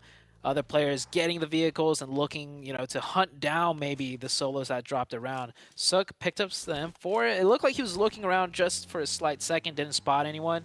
So he's going to go back. Effect does have to be a little bit careful here. Yeah, Suk's Spidey senses are blaring right now. And oh, really? Oh. I couldn't even catch Effect, and we could see through the trees and stuff. I don't know how Suk caught that one, but I mean, he's a pro, and I'm no longer a pro by any means. So I mean, that's why he's still here competing. Great pickup point for the side of Weibo Gaming. Yeah, in effect, I mean, he tried to bring out the knife there, tried to allow Suk to close the distance, but he's too smart for that. He knows that if you stand far away from someone with a knife, They can't get you. It's a secret. I'll drop that bit of knowledge for you there, Zute. The knife has a limited range, and that's its main weakness. Otherwise, it's a great weapon. I do believe you could throw it too, though. You could throw pans, so I would think you could be able to throw knives. As there were hot drops elsewhere too. Scraps happening here. IHC lost a player early on to Sem9. I caught one of the IHC players looting bunker with Sem9 there, so yeah, I'm not too surprised. It is a little bit of a scrap fight. And Sem9, one of the teams right on the bubble in 96 points, 11th place. So that 1 point is going to be quite valuable for them as well. They'll have to get a little bit on the distance if they want to get to this next circle fast, though, so they need to make sure they make good time. IHC losing players early, it just seems to be a recurring trend for them. Yes. Especially on Erangel, which is unfortunate, and it can't be the sort of thing that you see for a team looking to qualify, and I feel like it's been shown through the points now. 65 points on the board for them. At this stage, I think it's very unlikely, especially if they continue to lose players like this, that they're going to be able to make that gap close. Even though it's possible, it just seems a little bit too far out of the realms of possibility that they will be able to step up in that fashion if they're still making these same mistakes right now. Yeah, I mean, if they're still making the same mistake at step 1, right, maybe they keep all 4 up, but that just means there's more potential mistakes that happen later on that they haven't experienced yet. If you're playing majority of the tournament as a 3-man, you'll never figure out the mistakes that you'll have as a 4-man into the late game, which will more than likely arise once again. So IHC's chances of, making that top 11 is really small, just based on the certain mistake of losing a player early game every single time. Teams are starting to rotate in now from that east side, as we do have that far western shift, like we mentioned, DRS, De Morte. There's still a bit of ways from the circle, but rotations are definitely being done. Influence Rage doing the same as well, coming in from the north, as their loot spot was Yasnaya. Yeah, they are circling on through. They look plenty looted for now. Moving over closer to Georgia Pole, moving to the east side of Everest, starting to move along the compounds that line the foothills of it. But D+ are also in that vicinity. It looks like they might be able to either divert or stop dead the Influence Rage rotation from that northern side. DRS close to IHC. They continue to have a little bit of beef here on this rotation, but looks like they are going to extricate themselves from one another. Neither team wanting to stop. You see that quite a lot in these open field positions where two teams rotate from different parts of the mountains that surround them. They see each other, they're close by. You just can't pull up and stop in the open like that. You know someone's going to take those shots at you and you're going down. So you just have to wave and say goodbye. We'll see you later. Yeah, also that's a common rotation path for all the teams following and behind you. So you stop there, another team's coming behind you, and they're more than likely going to take you down. As De Morte is here rotating, BTR taking the same path, everyone pretty much taking this path, because no one's going to stop here really to camp out rotations. It's just barren lands. There's no real high ground there to get a nice position to camp rotations. And plus, with a circle this far west, I don't think anyone wants to stop. Everyone does want to get more central, as Influence Rage does find their spot in Quarry. However, some of the Vampire squad is set up here in a 2-2 split, north and south of Quarry being locked down. Nice area to control for Vampire. They moved up from Primorsk. Nice and timely position. They've got a lot of cover, but a lot of teams have moved into this area. With the Gatka fields being such a prominent feature of the north side of the circle, teams are deciding whether or not to stay behind it or to cross. And at the moment, almost every single team has opted to cross and move further down south to the western side here, to the areas around that swamp, around the north side of Quarry as well. The hills there providing sanctuary for quite a few teams now. Ooh, Weibo Gaming catching a knock from BTR, and BTR being BTR, they're going to go aggressive here. I think Sook was confirmed too, so they confirmed that point. BTR looking like they're backing off just a little bit. Of course, Weibo Gaming is going to leave that fight immediately. I think everyone in the lobby knows BTR is just on another form of aggression level. So if your player is lost to BTR, you better disengage fast, because they're not going to sit around and just, pop shots back and forth, especially after they get the first one. It's essentially, unless you're right there to immediately get the res and then run, you are gonna have a bad time in the BTR sidelines. It's been interesting to watch their playstyle develop. I mean, we saw that when they are able to fall back to that aggressive playstyle, it just works out fairly convincingly, but it's being given those opportunities that I think has started to diminish as time has gone on in this group, right? The first day, obviously, a blinder of a day, an incredible day. The best day I think we've seen over the course of this group stage as well. But when they have teams around them starting to tighten up their flanks, starting to figure out how to stop that aggression, becomes a lot harder for BTR to extract as many points as they did there. But they are still keeping up pace, of course, still in that top 3, and very much in the contest for this top spot as well. Definitely so. Circle shifts south. Weibo Gaming, who lost a player, gets the new central of the zone at the warehouse. Of course, that's a position you can't really hold even as a 4-man team. You'll get other teams out crash in, and you're forced to kind of share the area. We'll see if any other teams decide to crash there, as we do have the Vibes team that we saw was shooting was actually southeast, not even across a bridge.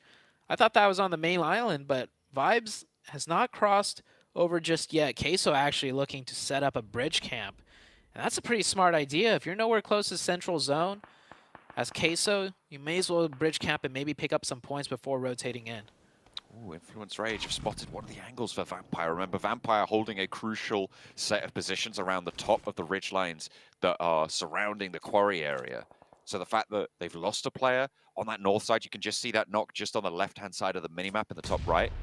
Could be really unfortunate. Tony K goes down as well. Influence Rage having a good time to start things off. Federal confirms the flush. Players on the inside having a tough time against Stone, though, who's laying up 1 and 2 as well. Tries to go for the third, but he's not going to have the backup needed.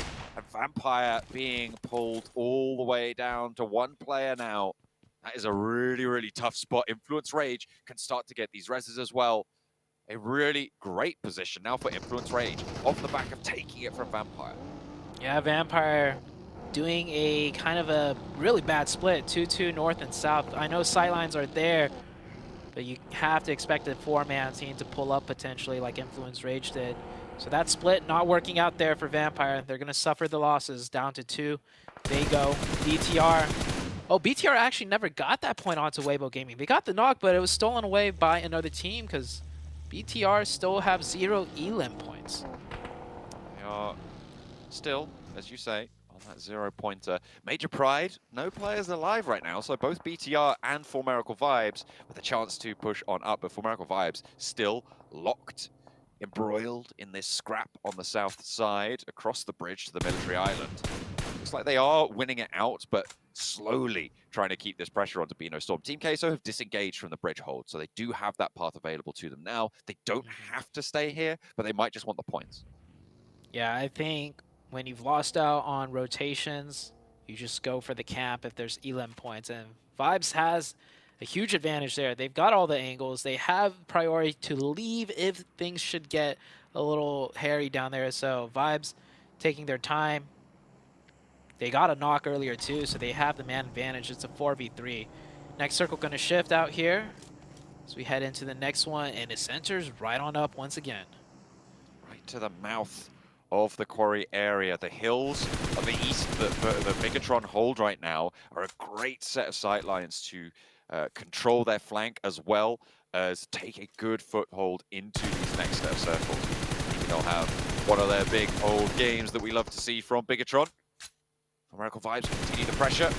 Fine outside in the blue zone. Does get that heal off at stage 2, so you can res and bandage and get that first aid off before the blue zone takes you back down. Stage 3 zone now. That will be made a little bit harder, but still possible. Ooh, East reloading right there. I think just missed the chance, but the nades are good. As Vibes finally getting a bit more aggressive. Yeah, I'm surprised Vibes was camping this out so passively, even after the first knock. But Nanakuni with some nice shots. Looks like answering right back. Baron should be able to get that first aid off. The blue zone is ticking, but I think all the players were fully boosted, knowing that they are going to be camping here. And with the blue zone doing way more damage with the new shift, I think it is time for Vibes to reconsider and go ahead and leave this position. Yeah, they will. They're going to have to rotate in from the east side. East side pretty clear. It's just Queso on the far eastern edge. Other than that, there's BTR a little bit ahead, but they actually don't have too many options in the east coming in, so Vibes might run into some opposition that they're forced to take. Yeah, with BTR holding a 2-2 split right now in the hills and down to the compound to the south side of their position, it's really that hillside to the east that sits along that line of trees, but unfortunately the hillside kind of just runs out as you go further west into that location. So you don't have a great amount of cover. It's going to be difficult. I think they might just opt to take the fight with Team Queso after they heal up a bit. So either take the fight with Queso or just stall out and wait for the next circle and then really gun for a hard rotation. It's one of those two options. Because if they take a fight on the edge now, the circle is going to shift and most likely go elsewhere. So maybe they just forego the fight, eat a little bit of blue, as little as they can eat, and then go for a hard rotation. We'll see what the Vibes team do shortly here as Sem9 still trying to find a spot in the zone. They will find that compound on the northeast. It is unoccupied as East goes down right there to Queso. So the fight will be erupting now. Queso get the opening knock onto Doc. They haven't got the flush position yet, but they want to change that very quickly. They move straight on up immediately. Artur's very close to Baron on the off angle, potentially able to ambush from the blue zone here for Miracle Vibes with 3 players, 2 of them active. Artur's more worried about the players on the hillside towards the down player, but the Pan eating a couple of bullets, but it's not going to be enough, unfortunately. They can still get that res, and that's what they're looking for, to play up as 3. Artur steps a little bit too close and does get burned for it. Yeah, Queso getting a little overzealous with that opening knock, not realizing the setup that Vibes did have coming in, and Vibes with another nade too. Now that's 2 knock for the side of Queso. This was looking good. Now it is the complete opposite. With the new zone shift shifting away, I think Vibes is definitely going to just prioritize these points and take the fight rather than leaving this. Bino Storm coming in from the backside, eating so much blue that the blue zone is just taking away at their members one by one. And the Vibes team, one of the players heading north, maybe to deal with Bino Storm. Where's the southern player right there? Queso gets a full reset, so Vibes getting a little bit distracted, I think. There was only 1 player from Bino Storm. I don't know if they noticed that 2 of the players fell out the back because the blue zone is now claiming them. Nanokuni is super, super low. For Miracle Vibes, maybe over-committing and overestimating the position on that north edge. Giving Team Queso that gap to get that reset that you talked about. They're not going to disengage. They're going to try and look to get ahead of it. I mean, the hillside is still there. It does start to go down, but it is going to be available. However, the circle goes all the way out to the west. And if Vampire had 4 players here, they would be in a phenomenal position. That was taken away from them earlier. Queso driving towards into Demorte. Demorte with a really nice spot. This is not in the circle, but I like how they use this position to push everyone else away from their backsides before going in, because they have a spot inside the circle that they can secure from these compounds. So a nice little buffer zone for them to utilize, and Queso will be the ones to meet their demise here. There's only 1 player up from Queso. No, 2 up, but they're not in much of a position to fight back. Bino Storm ran all of their meds dry trying to survive the blue zone over on that rotation from the southeast side, and so didn't have anything left. We're hopping on over to Genesis, who are clashing at the moment with DRS on the northwest side, and it looks like that fight has just concluded with DRS going down, so Genesis able to hold out on that position with all 4 of their players alive. We'll see if they can pick anything up. Team Queso go down. Only the 2 eliminations this match, which means their chase towards the top 3 again cut short from that southeast side. De Muerte stay alive on the south coast. New circle is about to shift here. BTR still has yet to really move into the zone. They've had a nice firm control on the east side, but they might be the next team to get into engagement before the next circle even pops up here. So really close to Sem9 on the northeast. Might see some knocks happen between those 2 very soon. Morte edging on the southeast after they cleared out their backsides. They will meet some resistance as they are rotating in here. Brute Force, 2 players as the vanguard right now. Neo's in the buggy still. Trying to claim some position on the hills to the south right now. Seemingly, De Muerte just rolling straight on in to the opening of the quarry. It's a very, very difficult position to leave. If you can hold it down, if you can get into cover, you're a little bit safer, but the teams on that high ground that Vampire and Influence Rage currently hold, they just have such great sightlines towards you. It's so tough to make it work. Next circle pops out here. It goes down to the south. That does force Genesis to push in and Influence Rage. They just have to move over east a little bit. We might see a fight break out between Rook and Influence Rage, as both of those teams are on the high ground of the quarry side. And honestly, whoever controls Rook's position into the next circle will be in a much, much favorable spot than everyone else. Vampire trying to get across now. 2 players to make it to the warehouse, but there's already occupation in tow here. IHC, 3 players alive, but only Schweppes now in action. Has a low HP bar as well, eaten a lot of damage already. Repositioning, or certainly looking to. Nade's cooking in the meantime. Schweppes does have cover for the time being. No one on this broadside to the warehouse, but certainly teams will be starting to get interested. They'll hear the shots. They'll start to swim around. There's blood in the water, but Schweppes just has to disengage, and Vampire now only the 1 player alive, despite the circle going all the way down to their area of the map. BTR mounting a push on to D+ now. BTR too high, too low. Looking for some nade openings here. If one of their players at the wall does get knocked, they'll be forced to kind of push in for a closer fight, and trying to hop across the wall in the smoke. Being sneaky here, Forrest catches that one out, gets a quick knock. Question is, does D+ now decide to aggress onto the outside wall with this open confirmation? Forrest, that's a good nade. It could find the second player here any second now. He didn't really cook it. I am expecting an explosion. That's a stunner. Not sure where it went, but no connections. Over the back, there was a stunner. Satalis does get an answer onto Osal. Gets that flush as well as he hops out for D+. A little bit overcommitting to try and get that flush, which is unfortunate, but can't be too bold there. Forrest actually, I think, popped out. No, he is just still on this corner. A lovely posted nade there from Boyser, but not quite able to get the first knock. There is a nade on the backline. It's the third party. SEM9 moving in from the north side, and Genfos on the high ground for BTR is dispatched. This is the worst case scenario for BTR. They don't have the inside of the compound, and SEM9 are looking to push down south, take their control from the high ground. They have done that with Genfos. They need to speed things up or retreat and try and reclaim the high ground on the hill. Yeah, I think SEM9 should look to get a little aggressive here, but they're not. Maybe it's because the circle is about to shift, and with them being on the edge of the zone and on the high ground, they're probably just going to prioritize their next fight if it's needed down here at the warehouses. So they're going to wait for the circle to pop. Influence Rage moved closer into the zone, but it seems like they lost quite a few players. Yeah, they're down to 2, and now the fight is breaking out between D+ and BTR. Fabian gets a knock on the outside. There's only 2 up for D+. Same for BTR. It's going to be this 2v2. Smokes come into play here. Vision obscured. Fabian finds the crucial knock, however, leaving BTR down to a solo. Only the 1 player now for BTR. D+ on 2. They have the inside of the warehouse as well. SEM9 have that high ground still. And BTR, they just slow down a little bit. We were expecting a little bit more aggression on this map. That's what we wanted from them. But they just slow down. They stop that aggression. They stop that push. And it comes back to bite them in a very crucial position out on the east side.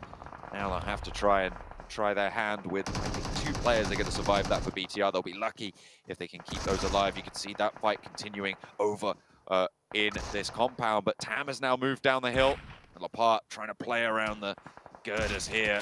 Spots a player jumping on through, and as DBS hops around the side, Lapart lands 1, but they're going to be able to crawl that back on through. Fabian stays alive for the time being, but that has allowed Satalis to move on in over the wall, potentially give them a little bit of trouble, but Forrest is there, and he tears straight on through the BTR fall. Nice play out of Forrest there, remaining patient in the smoke. Weibo Gaming, cameras finally back on them. We saw them lose 1 player way earlier in the match, but they've kept 3 up. However, they are facing a 3v4 situation against the Genesis team now. Mernat is knocked. He should be getting revived. Zone is closing in. I don't know if Weibo Gaming can make it into the next zone, so they can maybe just force the fight more with Genesis since they already got that knock. But they're letting that revive come through. SEM9.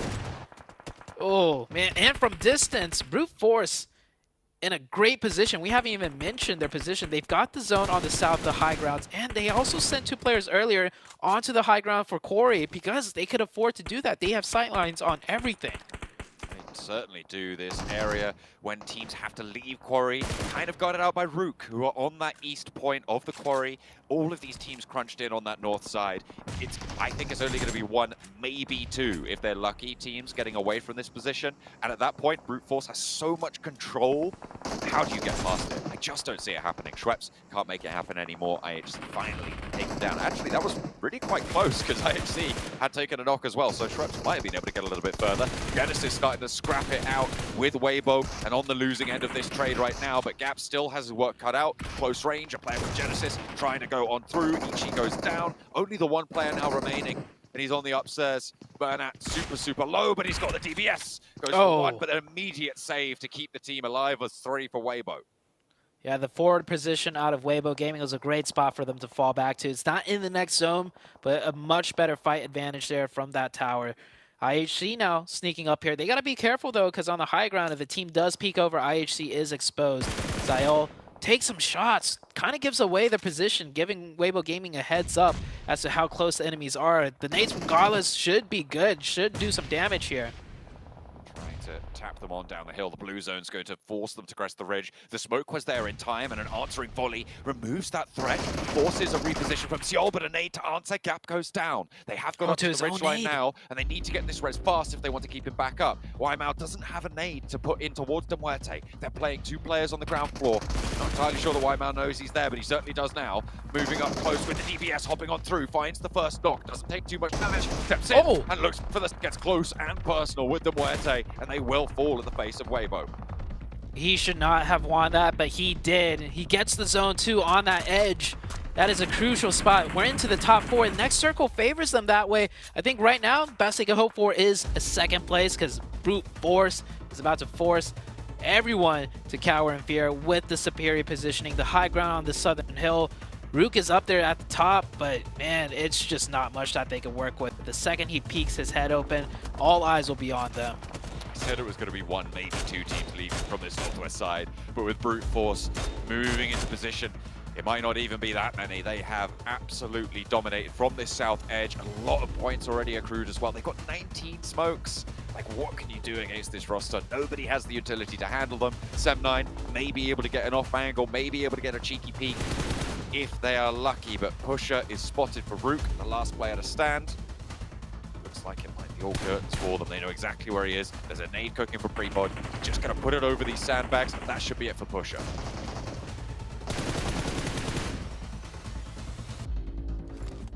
Not quite going to find the knock just yet. Prepod. DPS pushes up. That's Pusher down. Rook is handled now. Weibo. We're going to try and take Prepod down in the meantime. Hang on a minute. The backlines. They've been harried. 4 Brute Force in the meantime on the south side. Looks like they have lost 2 as their major core is a little bit exposed here, but Mikiao tries to roll up. Mind is there. Only Neos is down. There was 1 res enacted. The heals are starting to come through. Only the 1 player forward for SCM9. And Weibo are looking to ladder up because of that player's position.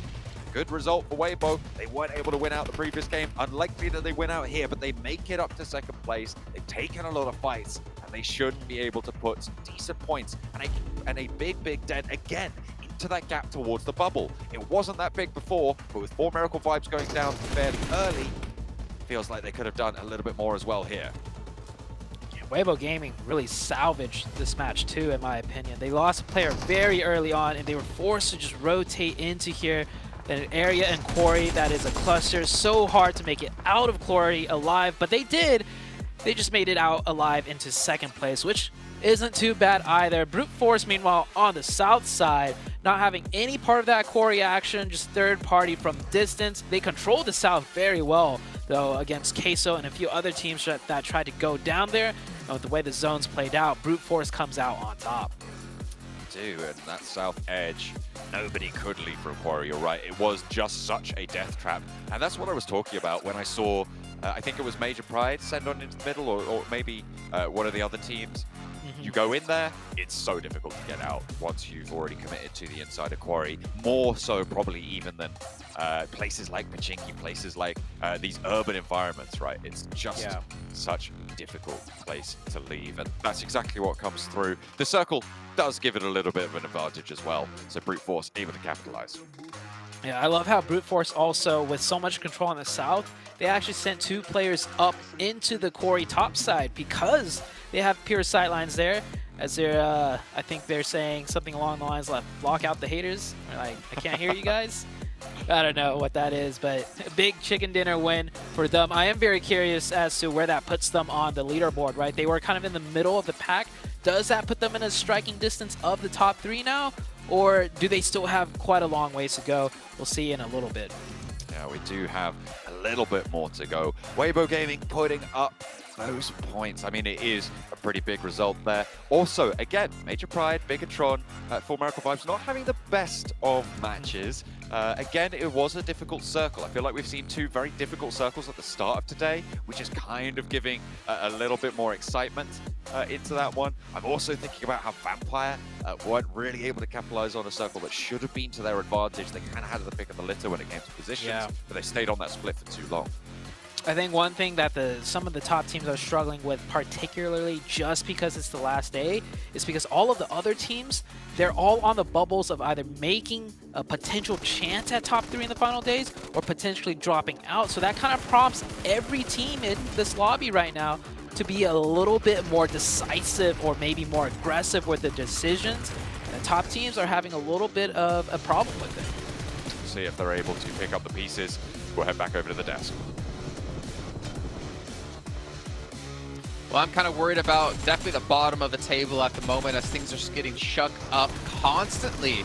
Obviously, Genesis here not able to close things out, not able to fend up against Weibo.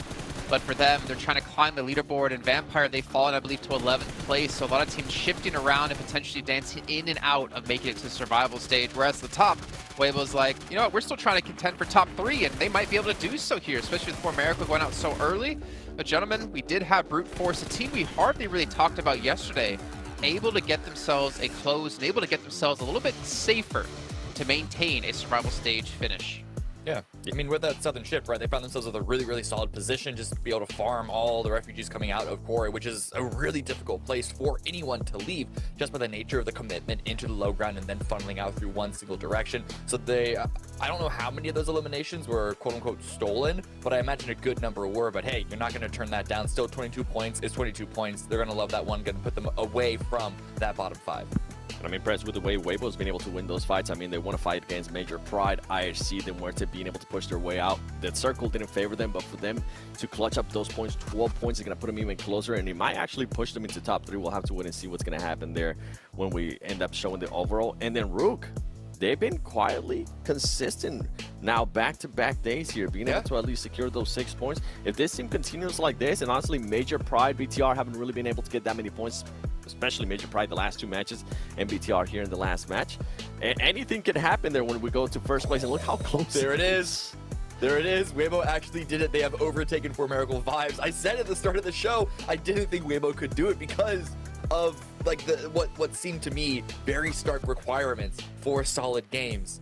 But like they're pulling out like not even salvage games, but like they are doing what we saw Nongshim do last week, at least so far within the first 2 rounds of just really solid rounds. They're not going to be winning them, but they're going to be going home with a bunch of eliminations and a good number of placement points every single time. And with the laps that we've seen from For Miracle and even Bigatron, who are still only 2 points ahead of Weibo, there's a chance for even further adjustment here at the top.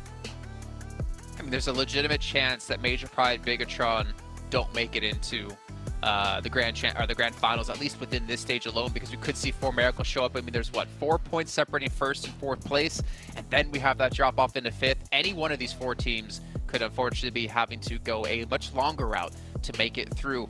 But then again, gotta look down towards the bottom of the table here. VPE, they're in 11th place at 100 points to Morte right behind them, only 7 points behind at 93.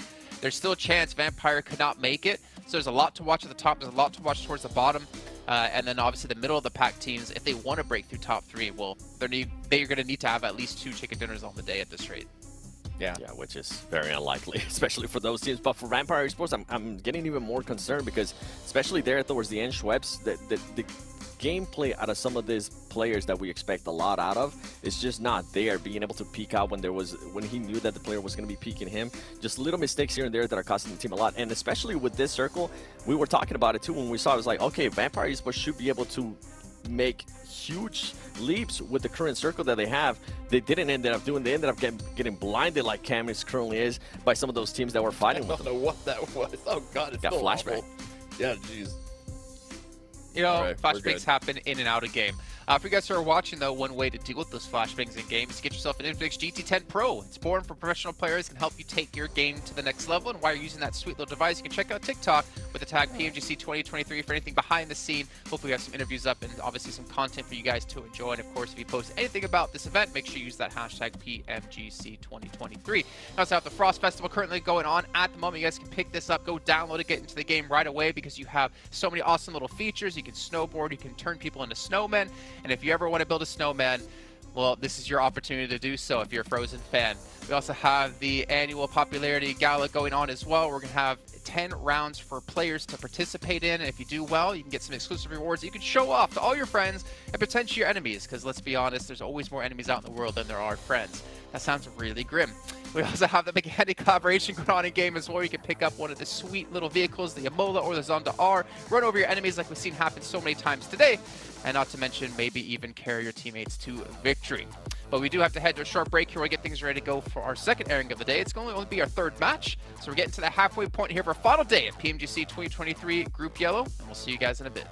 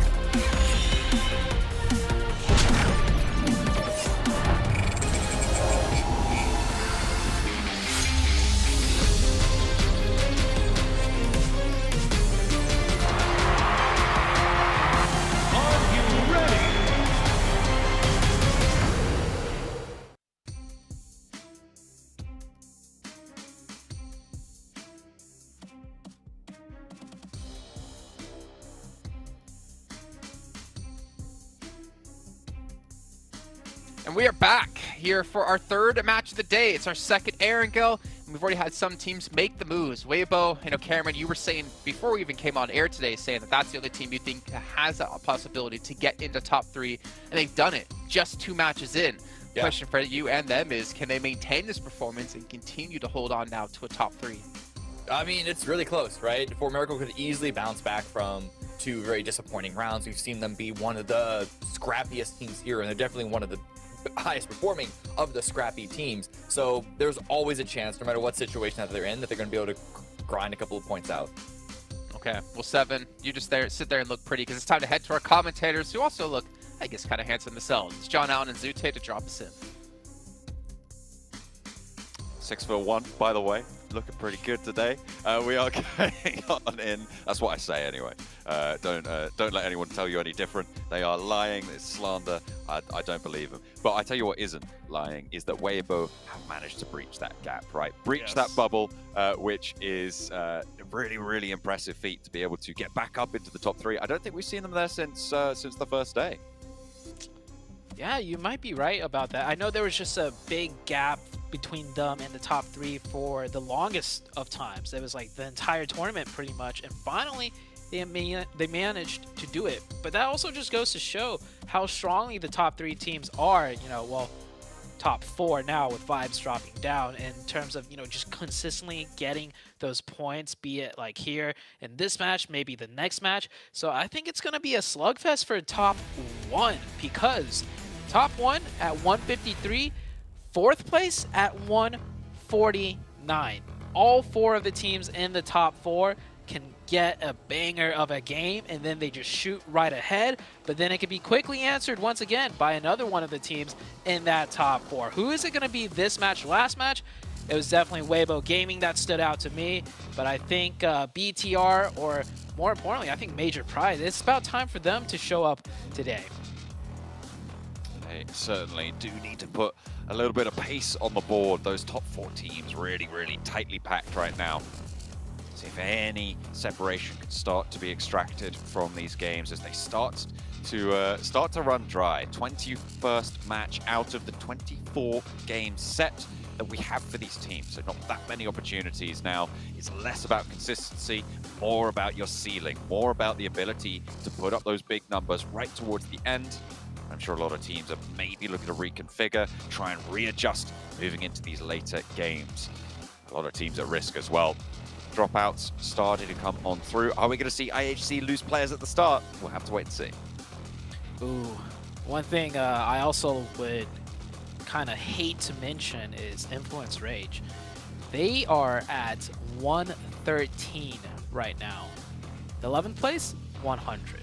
That is a fall from grace. I think at one point we were saying Influence Rage is, well, not a shoe-in for top 3, but they were looking so good that dropping out of the top 3 was only a maybe. Now, dropping out of the entire tournament, now that's become the new maybe.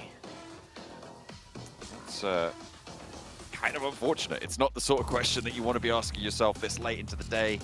It's got to weigh pretty heavily on the mind. Vampire over in Zaki. Hopefully that one starts to get on the move there, because that looks like a very still player for Newsy. Too sure what's going on there. Hopefully looks like figures that he out. might just be readjusting his hands. Maybe the player model, he's moving. The gyroscope is working. He's holding his phone. Maybe stretching his wrist out in the other hand. That might be the case. And I mean, they're all the way in Jarky. Surely he doesn't have to be ready for action anytime soon, right? That would be a tragedy if a team goes up there and takes him out. As we're going back to the player cam, so I think there might be a little bit of a remake happening here. Yeah, it seems like there might be a bit of an issue, I imagine, on the Vampire side there. And to be fair, they do want exactly the right conditions for themselves right now, because they are right towards the bottom on that bubble, making sure that they've got that power to keep alive in this tournament. Really, really important. Make sure you're in the best situation for it. The circle was pretty chill, to be honest. I mean, it was a nice plane path, southwest to northeast. Sorry, the other way around, southeast to northwest. And the circle wasn't too dramatic to either side of the map, so it was going to be a pretty good time. Didn't have the river as a major feature. Obviously, those north-south divides can be a little bit tricky, but they weren't going to have to make some of those difficult decisions just yet. Yeah, you know what? It's the final day, so easy circle for a team, for all the teams participating. We're not going to have that. Not in the final day. And I mean, Sandhawk, that first game, Northwest Circle or Northwest Island, or the main island, that kept all the way through. And then the game we just had hard shift down to the southeast, and it was a quarry zone.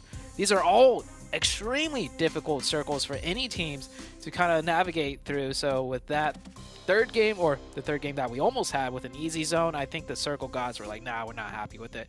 We're gonna get a remake, throw in something difficult for them. Yeah, just make it a little bit harder. You gotta change things up every now and again. Like Major Pride sorting something out, getting back into the lobby. Obviously, all the players need to get rejoined as fast as possible. See if we can get in. D+, they're zoned in. Look at them. They are ready to go constantly. Just having a little chat, making sure they are stratted up. A little bit more chill over in the Genesis camp, though. They are having a... They were happy with the first win today. That's true. They haven't managed to breach that gap just yet, though. 100 points is currently the bubble. In previous weeks, we've seen it over towards the, well, it was 116 in the first week in Group Green. In Group Red, it was 123. So if you're over that 120 point barrier, you're looking okay. You really want to be over that 130 point barrier. That's where it starts to feel a little bit safer. And right now, there's only 4 teams above 130 points. It's the top 4 teams, right? They're all within 4 points of each other. 153, 151, 2 teams on 149, right? that tiebreaker's got to feel pretty bad right now for 4Miracle Vibes, given the chicken dinner count is the main tiebreaker at this stage. Can you imagine losing a direct qualification spot to a tiebreaker? That must be really, really tough. It could happen. And if it, honestly, if it's not the direct qualification spot, with the points that close in the top 4, it could be a tiebreaker for second place. It could even come to a tiebreaker for first place. Like, ooh, and that's prize money difference right there. And at the end of the day, the teams are fighting for pride and that good old prize moolah. So we'll see if it does come down to a tiebreaker for any of those positions. But a tiebreaker falling out of direct qualification, that is got to be the worst feeling. It would be pretty rough.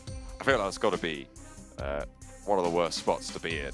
Coming in 4th on these stages is probably one of the most disappointing results for a team. I mean, obviously, other than not qualifying at all, but just missing out on that 3rd place spot on that direct grand final qualification. I would hate it. I would absolutely hate it. Looks like players are getting their headphones back on. Taking a look at BTR, and you can see, again, playing without Superboy, but still keeping their pace on that 2nd place position. Not quite safe just yet, though. Not quite in with the money. I'm loving the jackets, though, from Bigatron. I've always admired their design when it comes to their gear. It seems like they got a lot of colors. Just the other day, they were in full black, which kind of threw me off for a second, because they're, the Bigatron red villains or red aliens, and then they just come out with a full black jersey. So, I mean, they got all the colorways for whatever, their mood is. But I think the important thing is they have different sets of clothing for each day, so they're not wearing the same thing from day 1 to day number 4. Yeah, that's got to be looking good if you want to play good. That's part of it. You've got to make sure that you're dripped out. Vampire, I'm interested in the Vampire gear, because right now that black t-shirt with the red logo, it looks cool, but I feel like some of their old gear has been flashier. They've had that two-tone orange and black jersey. I think we saw Sertani wearing that the other day. Sertani knows what's up. He's like, he knows. This is the cool one. I'm wearing this. He's ready for it. He's ready for the drip. He knows what they need over in Kuala Lumpur. Unfortunately, though, the rest of the team kind of not living up to that drip at this stage with the 100-point score that they've managed to achieve. As I said, you want to be up towards that 130 points if you want to be safe. So they're going to need some good performances for the rest of the matches. And I'm hoping they make it through to the survival stage. I think this is a team that kind of, I wouldn't say deserves a second chance, because you only deserve a second chance if you qualify to the survival stage. But I think if they make it to the survival stage, they could really get another chance at showing us, why they were the back-to-back PMWI winners. And maybe, give them a little bit of a week's break, and then they'll come back strong as ever. Sertani, the coach, could maybe fix some things up within the squad, and we might see a whole different Vampire squad and maybe a resurrected Vampire squad. As Plane Path is out on your screen now, way over to the east side, north to south, be a little bit of a stretch to the west. Good decent amount of vehicle spawns, though, going from east to west, so teams shouldn't be in too much trouble, but every time we have said that, we've seen at least one player go down on these vehicle scraps. Could always happen. You never know, especially with IHC in the lobby. Over on that north side, it looks like there's not too many teams. Hey, look, they keep losing players. If they keep losing players early, I'm going to keep bringing it up. I just say what I see. That's the whole job, right? I mean, you're not wrong. Call it as it is. IHC has indeed been losing players very early on, almost in every type of situation, and we kind of, I'm not even going to say it's kind of the same circle. This is a completely different circle. We're keeping the rivers in play. It could go north, and if it does go north, that river is going to stay in play. This is a more difficult zone than the previous one during the remake, but I think teams prefer this much more than that quarry one we had.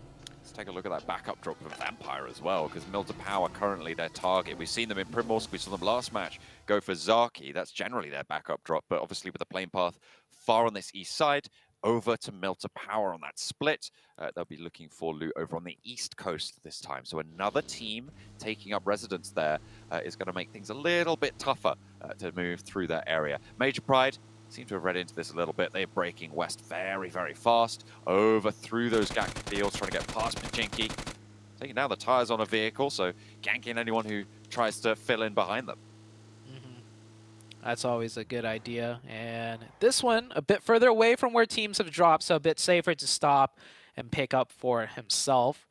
So Major Pride, they do a quick drop kind of west of farm just for vehicles to go further west for their rotation and loot. And I think due to playing path that last match, one of the Major Pride players got caught out by Sook, if you can recall. And I don't even know how Sook saw the player at the very last second, but this is not going to be the case this time. Major Pride will be able to play with a 4-man team. Nobody taking a scrap just yet. Everyone has survived the initial drop. Duarte a little bit close to Sem9, but that's really not too close at all. With Duarte playing closer to Lipovka, Sem9 playing on that mansion shelter split on the east side. IHC have made it all the way to George Pole. They're going to loot through the crates. They could even pick as far as South George, but I don't imagine you're going to need to. The amount of loot available here should be plenty for all 4 of them. No one really close by either, and unlikely for teams to break out that way as well, given how the circle has fallen. Playing Georgia Pole, it gives you actually quite a lot of options in terms of going north or south of the river as well. It's a nice place to cross. It gives you directions, it gives you routes in and options when it comes to moving east, and you can wait for that second zone potentially even and make your decision to go north or south then. Yeah, I think a lot of teams are going to wait for that second zone. There's a few locations not dead center, but center right now for this first circle that'll still give you the option of north or south, and depending on the waterways. So I think that position is going to be the one that's mainly going to be looking to be taken by teams on the first zone. But everywhere else on the map is kind of just like, you just wait for the second circle. A lot of you keep your options open, whether it be a hard shift to any direction here. And that's typically the way Erangel works until you get a military base or even that quarry zone. With that quarry zone, we saw a lot of teams rotate in fast towards the central spot. D+. All up in the garage, playing on the southeast side of Roshok right now, close to Genesis. They do like to drop near each other, don't they? Genesis obviously diverting their attention from Paradise Resort on Sanhok. This time around, they're going to have their neighbors back in tow. Sem9 from the east side, leaving that mansion shelter split, starting to head a little bit further west towards... It looks like they're going to draw short on this compound on the junction and try and figure out where they want to go from there. It's a little bit far to the edge of the circle for such an early rotation. They might look to get a little bit closer for the time being. Not going to go out and play terrain. It looks like we're more focused on compounds this time around. Yeah, this is just one of those spots that you could stay safe in and wait for the second circle, which is what a lot of teams will do. D+, the team that is playing in one of the positions I mentioned, that is very center, that keeps that option still open without too much problem. So it's good to see them get that position. As I'm looking at the minimap, D+ are once again very split 2-2. I don't know if it's the players driving off for a quick loot and then regrouping, or they're looking to hold a 2-2. So around the school and that juncture near the bridge, as BTR doing a little bit of a bridge camp here. 4 players in 1 vehicle. Maybe they were just looking for vehicles, as 2 of them shot down to 1 HP. That could be very bad. And one of them does get knocked out. Lapar is out, and he is on top of the hill. He will get confirmed. Call that one the Silver Platter Hill, because that was absolutely delivered to them. BNS going to roll through, maybe even look for a crash here. I mean, you've taken down a player, BTR suffering. You know they're going to have to heal a little bit. Maybe go for that crash, see if they take that aggression. That's right, it is BTR. But then again, when are you going to find a better opportunity? BNS, frankly, have nothing to lose. They might as well just go for it. Genesis lose a player to brute force as they try and break towards the north side of the river. It's not going to be super easy for them, and Prepod is there. A lot of quick scraps coming out here on the fringes of the circle. This is nowhere center, so it looks like so many teams wanting to just play the option, or instead finding the option is the contested place in a lot of these zones. IHC taking a look at brute force. They heard the shots ring out earlier onto Genesis, so they get a little bit of a heads up in terms of there could be people in front of them. Mine with some really long distance shots there, tagging up the other player just a little bit. Stone goes down to Beano Storm. Beano Storm goes from BTR towards the east side into Vampire. So whether they're looking for these fights or it just so happens to be there, they're getting these points. shot and a knock. BNS, they are turning up so far on this rotation, I suppose. Yeah. But I feel like points, like what do you? I feel like they're trying to. I feel like they're trying to run away from fights because they drove into BTR and they just went the exact opposite way. They went all the way east to do a wide wrapping rotation to avoid fights, but then they run into Vampire and find themselves another point. Maybe they should look for these fights instead and just head straight towards teams because they're starting off with 2 points, which is probably a better start than most of their matches. They're just going to go around, take 1 point from every single team in the lobby, try and get it done that way. Zetalis, though, wants some points of his own for BTR. They are going to continue to play near the bridge. They have allowed a couple of players from 4 Miracle Vibes to get through. There is still one on their south coast. You can see they've left the backstop of the convoy on the other side. Bigatron might be looking to chase. We know that this is what they like to do, right? They take that knock, they go fast. They are playing as 3, though, remember, after that scrap with BNS, so maybe that aggression is tempered. They are going to disengage. They turn away and instead are going to head towards the circle as it shrinks to the south side of this river. Yeah, this could be a potential school ending once again. Last time we had a school zone, it ended just a little bit west of school, if I remember correctly. Yeah, west of school. Pride is now. Yeah, north of Pachinki. That's where Vampire won a huge game, but Vampire this time coming in from the eastern side. I don't think they're going to be able to get to that position. A lot of teams condensing now. This second circle, a much more prime indicator as to what kind of ending this game might be. Demo just, well, I mean, he lost the wheel, so he can't go much further. So he was going to try and crash and take a fight, but instead he will go down to Weibo Gaming. I don't count this as early game for IHC, so I feel like losing a player here doesn't add to their tally right now. I think it does. Losing players early. I don't know. This is still early game. This is Circle 2. Circle 2 just popped. If you're losing players now, this is still early game. Look, this is still a clear-cut mistake. I'm just trying to be nice. I'm just trying to be nice. Look, I've given them a lot of grief, so I feel like I've got to throw them a bone sometimes, but maybe you're right. I'll be the one. I'll be the one to call it out. You could be the rotter this time around. But yeah, losing another player, it's not ideal. They didn't have the information to roll up to that building in the way that they did. He hops out, doesn't get through, and doesn't have the backup. Yeah, IHC just continuing to make similar mistakes here. It is an upgrade from losing 2 players off drop, but you fix that mistake. The next mistake is losing a player off early game rotation, and that is exactly what happened. Bino Storm wrapped all the way to the northeast. We'll see if they can pick up another point here. No, the opposite's going to happen. Divine might be the one to lose his life here as Demorte pick up a point now onto Bino Storm. A lot of trades back and forth. Nobody going down below 3 players just yet, so only little scraps being found early on. The winner overall right now is Bino Storm, of course, with those 2 points that they've been able to accrue. Teams with 4 players alive, probably a little bit happier even than that with their position right now. Weibo Gaming playing a risky 2-2 split. I'm definitely hoping that condenses in the next zone if it does shift onto either position. Meanwhile, teams are set up now, waiting for the third shift. All the teams on the edge rotating around are pretty much just looking for a bit more information and more or less waiting for the circle shift. BTR on the south, Vibes also on the south. Those are 2 of your top 4 teams. Weibo Gaming kind of more centered up right there. Trying to play that 2-2 split for Weibo.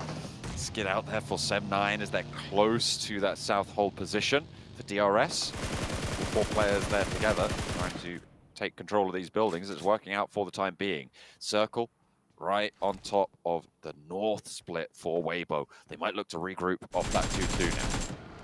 Please regroup here. As D+ also looking to regroup. So D+ was also holding a split between School and that junction north at the bridge. And yeah, I think both teams know, okay, we can't do no more 2-2s. We are grouping up, and look at this grouping here at the School apartments. I mean, this spot is good because the zone is kind of more shifted to the east of these apartment buildings, so you want to control the eastern apartment buildings because you still have a way to leave if the circle leaves you. So both, or all 3 of these positions already locked in and taken by respective teams. Yeah, 3 full 4 teams as well. Genesis, sorry, well, they're technically a 3, so not 3 full 4 teams. And it will be Genesis, Vampire, taking shots out their way. Vampire on the outside here. Team Queso on the inside, and Major Pride taking that southmost building. Yeah. So a lot of density of players there, and very central as well, meaning that we're likely to see them, well, either survive very late or all go out at once. Yeah, it's going to be tough if any one of those teams loses the zone, but that shouldn't, not in the next zone. They are so centered up here that they should catch the edge of it at worst. We'll see where it goes. Teams on the northern side, Influence Rage, Rook coming in from the northern side as well, and then northwest we do have a Brute Force and Rozhok. The two teams towards the south that we have to keep an eye on, Vibes and BTR. Vibes in the southeast, BTR hard towards the south on Potato Hill. For Miracle Vibes, they've lost east to Milky Way. Gets away from it, Demuerte, not wanting the trouble. That wide split for Demuerte, not going to be super favorable for them to take a scrap with the team pushing in as a unit, even if they are only 3. Rook crossing the bridge, getting over to the compound now with D+. They regrouped, remember, D+, which is great news because this crash now can be defended against. For Rook, they are up and into 2 of the buildings. They're up and into the side of the compound, and nade over the top of the building onto the roof. Doesn't quite find the knock, though. Yannickuni with the SLR. Don't think he was the one to knock Malloy way up there. It's probably an IHC player, as IHC is much closer to Demuerte. Yeah, IHC might have caught the knock here. Demuerte will get the revive, though.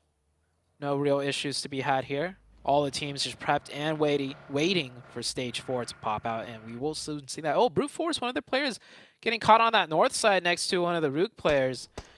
This might get tricky here on the next circle shift. And he is going to peek out and take some shots. No connections, though, and he gets hit instead, and it goes north. It goes north. Weibo Gaming in a great spot. D+, and everyone else included in the strong compounds. I'm looking at IHC as well, and their position out on the east side. If they had all 4 players alive, I feel like I'd be fairly confident in their position right now. But Demuerte might look to take it from them. For Miracle Vibes might sweep through if Demuerte overextend and keep their hold for too long. You've always got Influence Rage on that north side as well, who are potentially looking to give you grief, but likely that Influence Rage can hold out for now. Demuerte and For Miracle Vibes seemingly clashing over on the east side. Yeah. Big rotations out of Vibes, For Miracle Vibes, and BTR. BTR wrapping in from the southwest. They're going all the way west, so maybe looking to breach in through Rozhok. We'll see if it happens. As now the Vibes team taking some pot shots towards Demuerte. Demuerte has such a strong position within the zone, though. If they can keep all 4 up, that player almost goes down. But if they just can rotate up to this hilltop, Sky Hill, they're good. There's a little dip up there. We saw one of their players getting revived, and that should be the next position Demuerte takes. I don't know what's giving them so much trouble of just getting up there. As the Vibes player rotating off, that is a knocked passenger in the car. That is a newer feature, and getting full sent here. Yeah, this is where Demuerte should have been together as a 4-man team. Not sure why it took them so long to get up there. DRS instead is going to take that position right from underneath them. That is a really, really difficult position now for Demuerte. The nades to answer. A lot of damage was sent back towards DRS, to be fair. I think the vehicle might have actually been exploded in their face. They take down the player from Demuerte, but there's still 2 in the wings, and here comes Sem9. They're sending all the way from the south. They did not have priority on this rotation, but they've heard all this commotion. For Miracle Vibes, don't slow them down. They've been taken down a peg or 2. In the meantime, they are going to be only playing on as 3, and Sem9 have capitalized. DRS are out. Demuerte have outlasted them, which I don't think I would have expected, and now Sem9 have leapfrogged both of these sets of rotations. Yeah, that spot is heavily contested right now, and I think Demuerte, after losing the 2 players, does stay alive. Oh, Major Pride in a very interesting spot. I haven't seen this spot used in a long time. Almost forgot about it, but there is a little bit of a ditch right there that you could just stay alive in. That's I used to call these things pocket rotations. It's these obscure spots on the map that work out really well towards the later stages of the game when there's so much chaos around you that the team that has full advantage on you can't really capitalize on it because there's so many teams close by. We'll see if Major Pride could last long in that position. It is prone to nades, and we saw some going their way. IHC, though, only 3 players as well, so the team that's closest by to them can't really take too many risks. You know, you peek out, you get knocked and flushed, you're down to 2, and you're basically out of the running for that position. You need to have that strength to hold from the south side. Team Queso, not satisfied with their own building. They are down to 3, want to take the fight to Genesis. Remember, Major Pride were the 3rd team in that location, so they've just gone and sent all the way up to that location that you were just talking about. Now Team Queso want to try and sweep through these apartment buildings, try to take care of Genesis, but Big Milo is down, immediately looking to get flushed by Smile, who's not wasting any time in getting that one done. A retreat as well as the rest of Team Queso, the only 2 players remaining, getting swarmed on now by Genesis. They are moving on through, likely to get the flush. Can there be any retribution coming on through for the last player of Team Queso? Reyes, or rather ascends up the stairs, gets one on the knock with the DBS, looks for the flush, tries to hold the corner, but it's not going to work. Yeah, it does his best, gets the singular knock. I think he was trying to go for a point confirmation.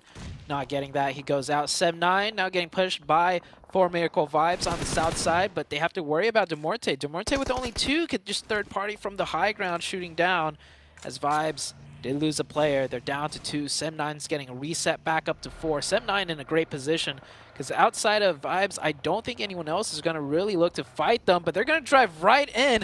Almost gets the re-knock with the vehicle, just misses it slightly, whips around, tries to go for the 180, and that is 4 Miracle Vibes out. They are the 4th place team. They wanted to tie back up or at least pass Weibo Gaming. That is not the case. Weibo Gaming sitting in a great position. Major Pride are knocked out, so that spot did not afford them the safety they were looking for. Ooh, saving the teammate there, but there's an off angle. Who's that coming on through? It's Vampire to maybe take another knock and a flush over towards Bigatron, but Boysil able to stay alive and will be able to get the res. They'll be able to get a little bit of healing done now. Vampire as 3 will have to leave this location, but they've spotted Bigatron, who are going to have to move first. Yeah, Bigatron down to 3. Very low HP. They should have the meds here. But I think everyone's going to be looking their way as they rotate in, including Vampire. Vampire doesn't have the zone, but they'll be the last ones that need to move out, and they can actually move up towards Weibo Gaming. There's a little bit of a ridge hillside that they're more than likely going to look at moving towards. And BTR, on the other hand, they're going to have to drive quite a further distance, throwing a lot of smokes down, using all the util that they can. Are they going to full send towards a shack? They're or trying maybe to get the towards car Weibo out. Gaming. They're trying to get the car out in the first place. I mean, the one that Satalis is in right now is smoking a lot. You can't really cross the open in that. It will just burst up. You will go down. But the other car that they have is tilted on its side. It's wedged. Oh. If you're not getting in the car, I'm leaving. And that's going to be the play. Oh, it's going to stop short. Get some more info. Throw some more smokes. I like this. They're taking their time. A lot of teams panic and just drive straight off. And yeah, that's a good move. And also, this little stall allows for them to move when Vampire just got one of their players knocked. Bino Storm were taking those shots out from Nanokuni and Razzie towards the Vampire position. They can get res here, but Bigatron, with their smoking vehicle, going to have to try and take some from an opponent's position. Rook and D+, they've been here for quite a while now in the same compound, and finally the engagement is starting to happen. Fabian goes down first, Root moving as a duo, but one of their players gets traded off.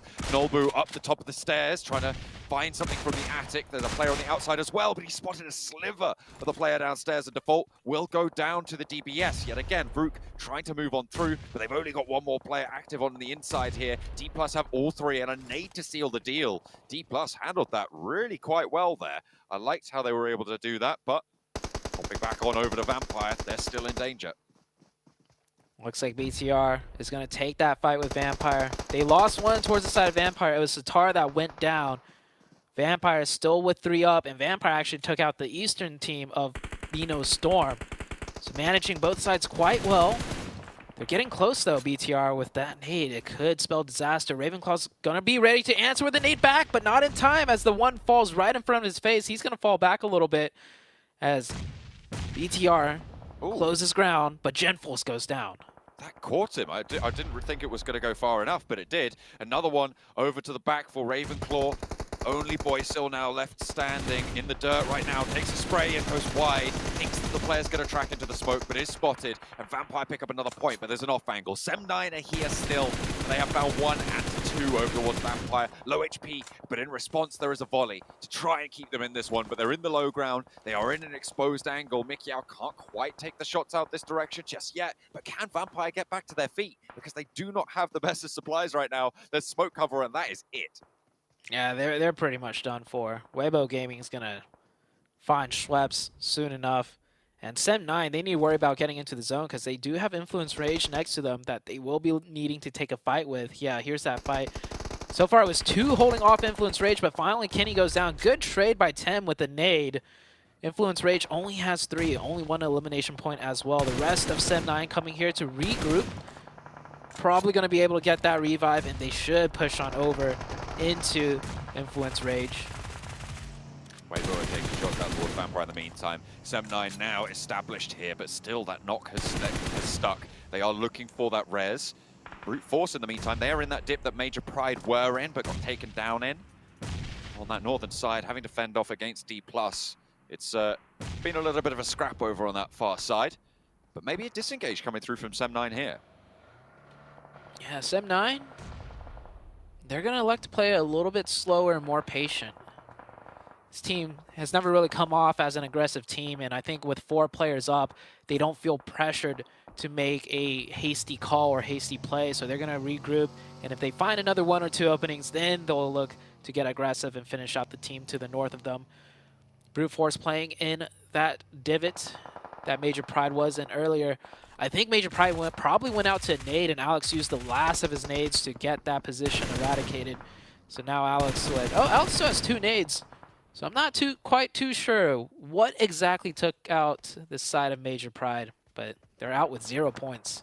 Brute Force, this is the second game where they've had a decent result. They put themselves into a position to strike towards the top 3 with that last chicken dinner. Now they're in a good spot on the northwest side. If they can survive under the purview of IHC, they're in for a good scoring game. But not only that, Weibo are still deep into this game. They've got a lot of eliminations, and they are looking to take the top spot. I think with the placement points that they're going to get from this match, they might have already done it. But the bigger story, I think, for me, is that Brute Force are right around the corner of getting in that conversation for the top 3. A massive result if they can pull it off here.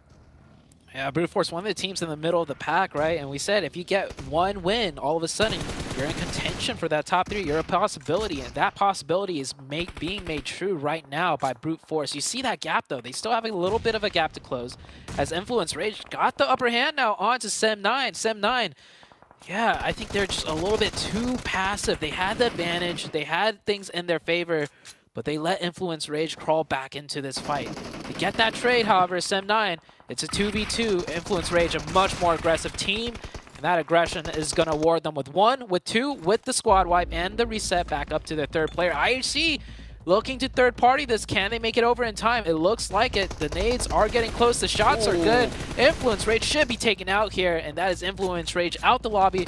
Top 3 teams left, IHC, Weibo Gaming, and the likes of Brute Force. This is really big if Brute Force can pick up more points here. But IHC, you're looking to farm the lobby at this point. Goodness me, they are starting to extract their toll. I'll take it back. I feel like Demo going down early, it's worked out for them this time around. I don't quite know how that makes sense, but seemingly they've made it happen. They have got the buildings, the only team with hard cover really to surround them. However, they are a little bit led towards the edge. And Alex with the K9 looking for some headshots here. Talk about super long range and super close range. K9 DBS, no in between here. That's what your teammates are for. Yeah, I don't know if this was set up on purpose, but a huge nade onto Brute Force. Do they have more to throw? I mean, if one can land it, the other surely can as well. And with that knock, I think IHC is really focused on Brute Force now, allowing Weibo Game a little bit of space to breathe. And a great knock from Weibo Gaming Gap. And the thing is, IHC knows where that knock is. They know none of them got knocked, and the only possible knock is probably towards Brute Force. So with only 1 player up from Brute Force, I think both teams looking that way to secure themselves a guaranteed 2nd place position. Mind got the heal off there. Maybe looking for this res. IHC have not crossed the road just yet, but they are moving that way. Ziol turns back to the building. It looks like Weibo might actually be slowing down that push. Ado did get res, and now the breakdown to try and go for the backlines here. Brute Force, very low on utility here. Only the 3 smokes in hand. The rest of the team's far more decked out for this one. They've had to expend a couple as well to get these reses. So they are very much down on their luck, but they've got 22 HEs, so maybe there is something they can do, especially if Weibo get forced out here. Ooh. Some nice bolt action going on here in the very late stages. Sook says, I got one too. Who's got the better aim? They're not in the zone though. If you look at the top right, 13 meters from the zone. So that rock is in the zone. Actually, is it? You can see Sook looking at that rock and marking it. You can tell how far it is and if it's in the next circle or not. But that shack, they will have to leave it. Smoke's being prepped. Brute Force still in the circle at that divot though. But can you all hide behind that angle, especially with IHC having that backstop high ground that Godless holds? You can't make that push before Godless gets down. And Alex has such a bead on this. With that K9, they do need to be careful. Fortunately, if he misses, they're basically across already, right? With that K9, that's the disadvantage you have against something like an M4, where they can just constantly keep that laser on your crossing. So that rock does give them cover from IHC, but with 3 players back there, one of their butts might be sticking out to the side of Brute Force. Either way, if they could survive here, heading into stage 9, the last zone where everything is blue, who's got to move first? Which team is more central? It looks kind of like an even spacing throughout. Maybe Weibo Gaming has to be the first team to move out though. No, maybe actually Brute Force. And we are heading into the final zone. They have got a little bit more terrain cover up to their left here, but IHC definitely have the closest to the center position right now. It's really down to Brute Force and Weibo as to who can find a pick, who can find a spot that they're looking for. Remember the nade utility that still exists in the Brute Force side. They can move forward. If they can nade out to Alex, it could be good, but he has nades of his own, and he lobs them on through. Brute Force should be going down here. I don't see any way that they make it further than 3rd place. Another burst in the air there for Godless.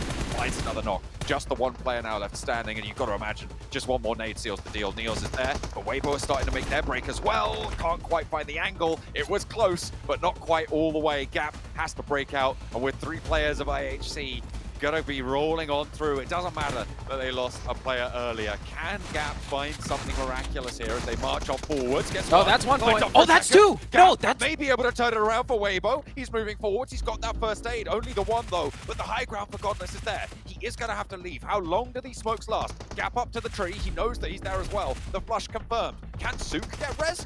Oh my goodness me. Gap 1v3 is what looks to be an impossible task. And Weibo take it away just at the moment of defeat. The jaws don't close tight enough, and IHC have it torn away from them. Wow. I mean, both teams really needed the points. Honestly, IHC needs it to survive. Weibo Gaming needs it to secure that 1st place down. What a fight. IHC getting way too overzealous, and I was calling it out behind you. That's 1, no, that's 2. And then I realized, no, that could be the potential chicken dinner even. And they get it. They not just get those 2 points right there. They get the 3rd point and a whole nother chicken dinner. What a huge game from Weibo Gaming. I will say they were circle blessed. I will have to say that because they got that compound and they held it down the whole way through. But still, that win, that 1v3, well done out of Weibo Gaming. And they're clutching it out when it counts on the final day. Absolutely terminating right towards the end there. And remember how close that top pack was, right? And with BTR not doing super strong, I mean, they got quite a few eliminations, sure. With Major Pride going down a little bit earlier as well, with Formerical Vibes not having the greatest of games, this is a big opening. I think Weibo Gaming will have been able to jump up there and maybe take that top spot with actually quite a decent gap. With that elimination count that they're able to get. I'm also really interested in what IHC have been able to do, but actually probably more importantly, what Brute Force were able to earn this match, right? That is a massive, massive issue if they're able to jump up towards that top 3 contestation. Yeah, so Weibo Gaming taking an absolute huge win. Taking a look at the stat pages here. Yeah, IHC keep losing that 1 player very early into the match. They were only a full squad for 9 minutes, and hey, they were a full squad till the very end. Can Gap win the 1v4? I don't think so. But, I mean, he won the 1v3. Who knows, man? Gap really clutched it out there. Influence Rage made it towards that late game, not with too many elim points, though. But I think Influence Rage at this point are just looking to stay alive. Call it the skill gap, but it is going to be Weibo taking home the chicken dinner. I don't know, man. Watching that game, I don't know if we thought that Weibo would have had a chance to win that with IHG's position that they have, with Brute Force off to their side as well. But Seven and Cameron, somehow they pull it off, especially at that 1v3 at the end. But for Weibo, at the end of the day, that should be a first place finish at the moment for them, with only 3 matches left to go. Yeah. It should be, and they played that out so well. They, in no chance, maybe earlier on they ended up getting circle plays, but they didn't really do much with it. It's what happened there towards the end. We're trying to figure out what could possibly go their way for them to even get a chance at winning this match, and Brute Force pretty much had to get eliminated, and that worked out perfect because IHC ended up helping them out, and then the way that they were able to just clutch it up there at the end. IHC, to be honest, they absolutely threw that round. They should have waited. They got a little bit too eager to go get those elims, but Weibo, 20 points. This is what I've been wanting to see out of them, and this team usually tends to perform even better in Miramar. So I don't see, if they do end up in first place, I don't see them losing that first place. Yeah, this is looking very, very scary now. We were coming into today, and I know I was the one that was saying this, but like, I'm sure you guys saw it as well. These guys, this was a really good team, but they weren't like hitting that top level so often. They got 3rd place, 2nd place, 1st place in a row.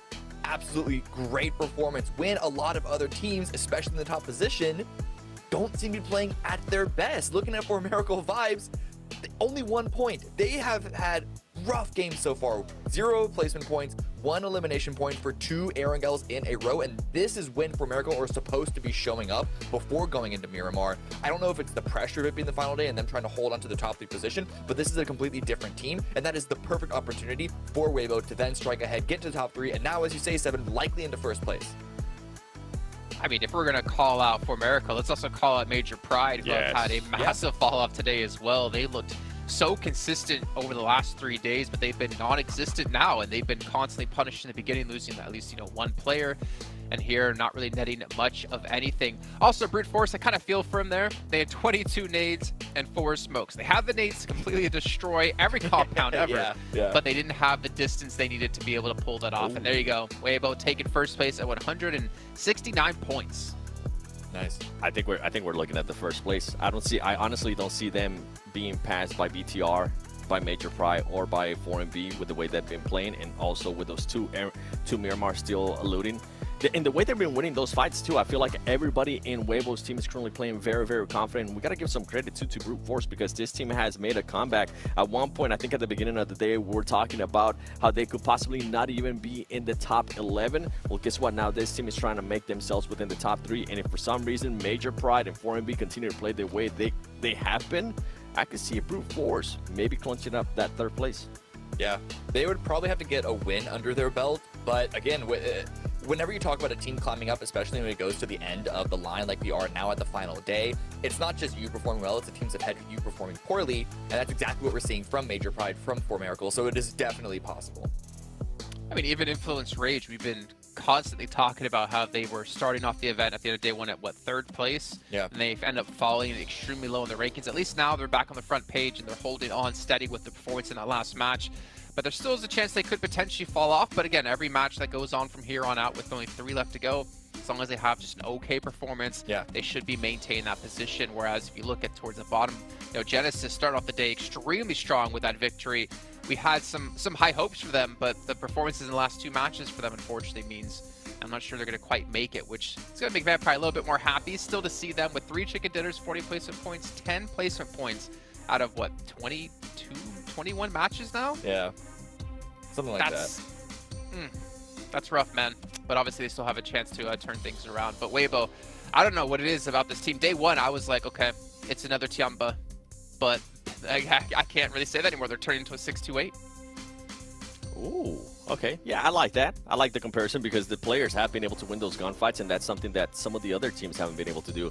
Let's focus a little bit more on For Miracle. What has gone wrong with them? They're still continuing to play that edge of circle. They're just not winning those gunfights like we were able to see yesterday. I feel like yesterday we got a little bit blinded by that amazing Aaron Gill that they ended up having. The player on top of the bridge being able to surprise Vampire Esports. Yeah. We really haven't been able to see any of that because they haven't put themselves in those type of locations, on those type of situations, either too slow at rotating, getting into too many fights outside the circle. And For Miracle, if they continue on this way, remember, this team does not perform well in Miramar, at least based on the previous days. It could get a lot worse for them. Listen, they're just not playing well from the edge. They're not jumping on opportunities like they were yesterday. They look scared. Well, you know what we're going to do? We're going to jump on to our commentators. I don't know how that works out, but it's going to be John and Zute to take us into our final Herringel of the group. I've told you before, Jason, you've got to stop jumping on people. It's just not polite. We are going to be getting into this third and final Erangel of Group Yellow. The final one for these teams to prove themselves here on the grassy pastures. There is still all to play for, all across the tables as well, because very few teams are safe and very few teams are out of the question for jumping up into a higher placing spot. Yeah, with Weibo Gaming getting a huge win right there. Their first place is not secured by any means, but that does kind of leave the room open more so for a fight for the second and third place positions now. There's that fourth place team that's right there, you know, on the cusp. Well, with Brute Force getting another decent game, they're sitting a little bit further down in fifth, but that gap has closed enough with 3 games left. This could be a new contender or a new team in the top 3 before the end of the day even. Would be such a shakeup. I feel like we've had so many shakeups to the top 3 over in Group Yellow, and a lot of people, rightly so, have looked at this group as a group of death, as a very, very difficult group, and I feel like that is being borne out in the results for this stage. I mean, we've had, I think, the biggest shifts out of the top 3 at the end of each day has always just been a surprise as to who's in at the next one. It's been great to see so far. Yeah, it's been almost everyone that wasn't, or not everyone, but so many teams not in that top 3 initially have all had a taste of it, or they're getting closer to it. And out of Group Yellow, I feel like this lobby has forced the teams that, you know, or maybe a little more inexperienced compared to, you know, the heavy hitters. It kind of forced them to really adapt and either, you know, succeed or crash and burn. And I think one of the teams that we really saw that, you know, be able to achieve that was Major Pride. They shot up in the rankings really fast, kind of almost out of nowhere, but very consistently. And now this team of Brute Force looking to maybe do the same. Brute Force did finish day 1 in the top 3. Remember, they were second place to BTR, and then they kind of just dropped off after that. They didn't really perform at the same level. Teams started to overtake them, going down. I think they remained on the front page for quite a while in the top 8, but they did actually even fall off there. I'm just looking back at all these standings as they come on through. I mean, they finished yesterday, for instance, in 9th place, and now they are really starting to step up. So Brute Force engaging the thrusters, probably at the right time to do so, and it's a hard Southwest circle again. Are Vampire going to be able to do something this time? We'll have to wait and see. I'll tell you what they're not going to do. They're not going to do a 2-2 split going into Circle 3. I hope not. Or I better not see another one of those 2-2 splits out of Vampire. And this is a team that kind of is still fighting for their tournament lives right now. So we'll see how they adapt.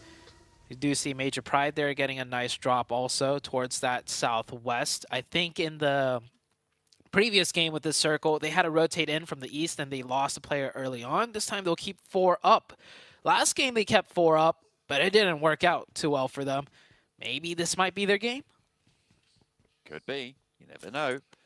Have to see how the cookie crumbles. We've seen stranger things happen this group as well. So who will be able to take this final Erangel? That will certainly be a question weighing heavily on the minds of everyone involved. Weibo with a chance to maintain that top spot. Major Pride, they also are dropping around this sort of area, right? On this southwest edge, they play the Gatka split right now. They are looking to loot out. It's not too much threat around the area. You've got IHC and Rook to the north coming from George Pole, but We'll see what position they look to take up. I imagine they're going to coalesce down towards the south because Vampire are currently still on that 2-2 split to start. I wonder how they'll maintain that, but Major Pride certainly with an opportunity to pull off something great here as well.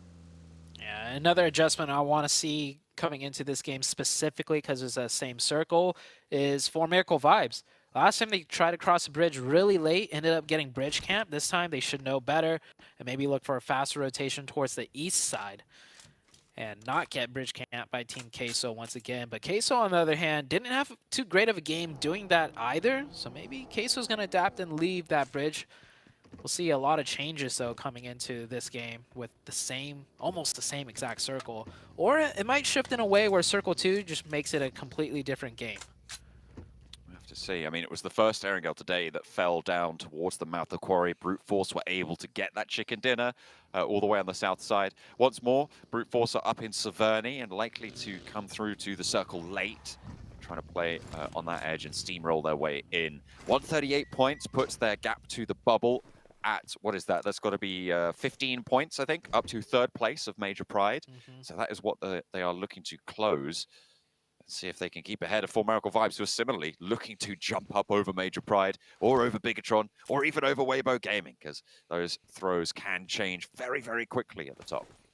Definitely so. First place by far not secured from anyone. Second place, third place, fourth place, even fifth place, you know, statistically can move up into that position. Of course, it's just going to take that one chicken dinner and then another great game to follow. And with 3 games left to go. Well, 2 more after this one, but it is doable for any of the top 5 here. Taking a look at the map, Queso has rotated in. They are no longer going to do that bridge camp. It wasn't worth their while. They weren't able to execute it too cleanly, so bridge won't be camped. Does the Vibes team know that, though? We'll see later on as D+, Genesis, and Major Pride rotating in. Taking shots out to D+.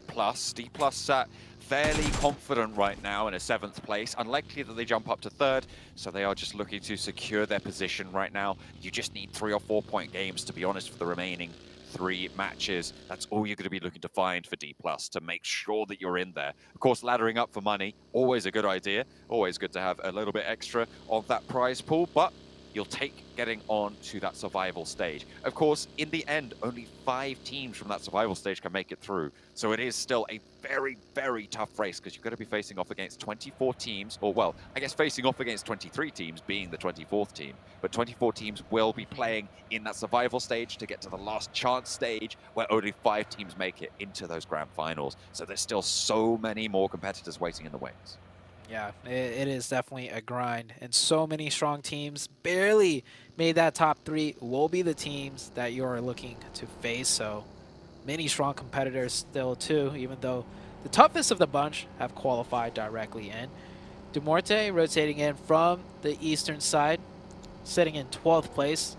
They really want that 11th place spot out of Vampire, but Vampire are definitely going to try and fight tooth and nail for it. 10 points separating the two as Weibo Gaming picks up a quick point here out in the fields. Okay.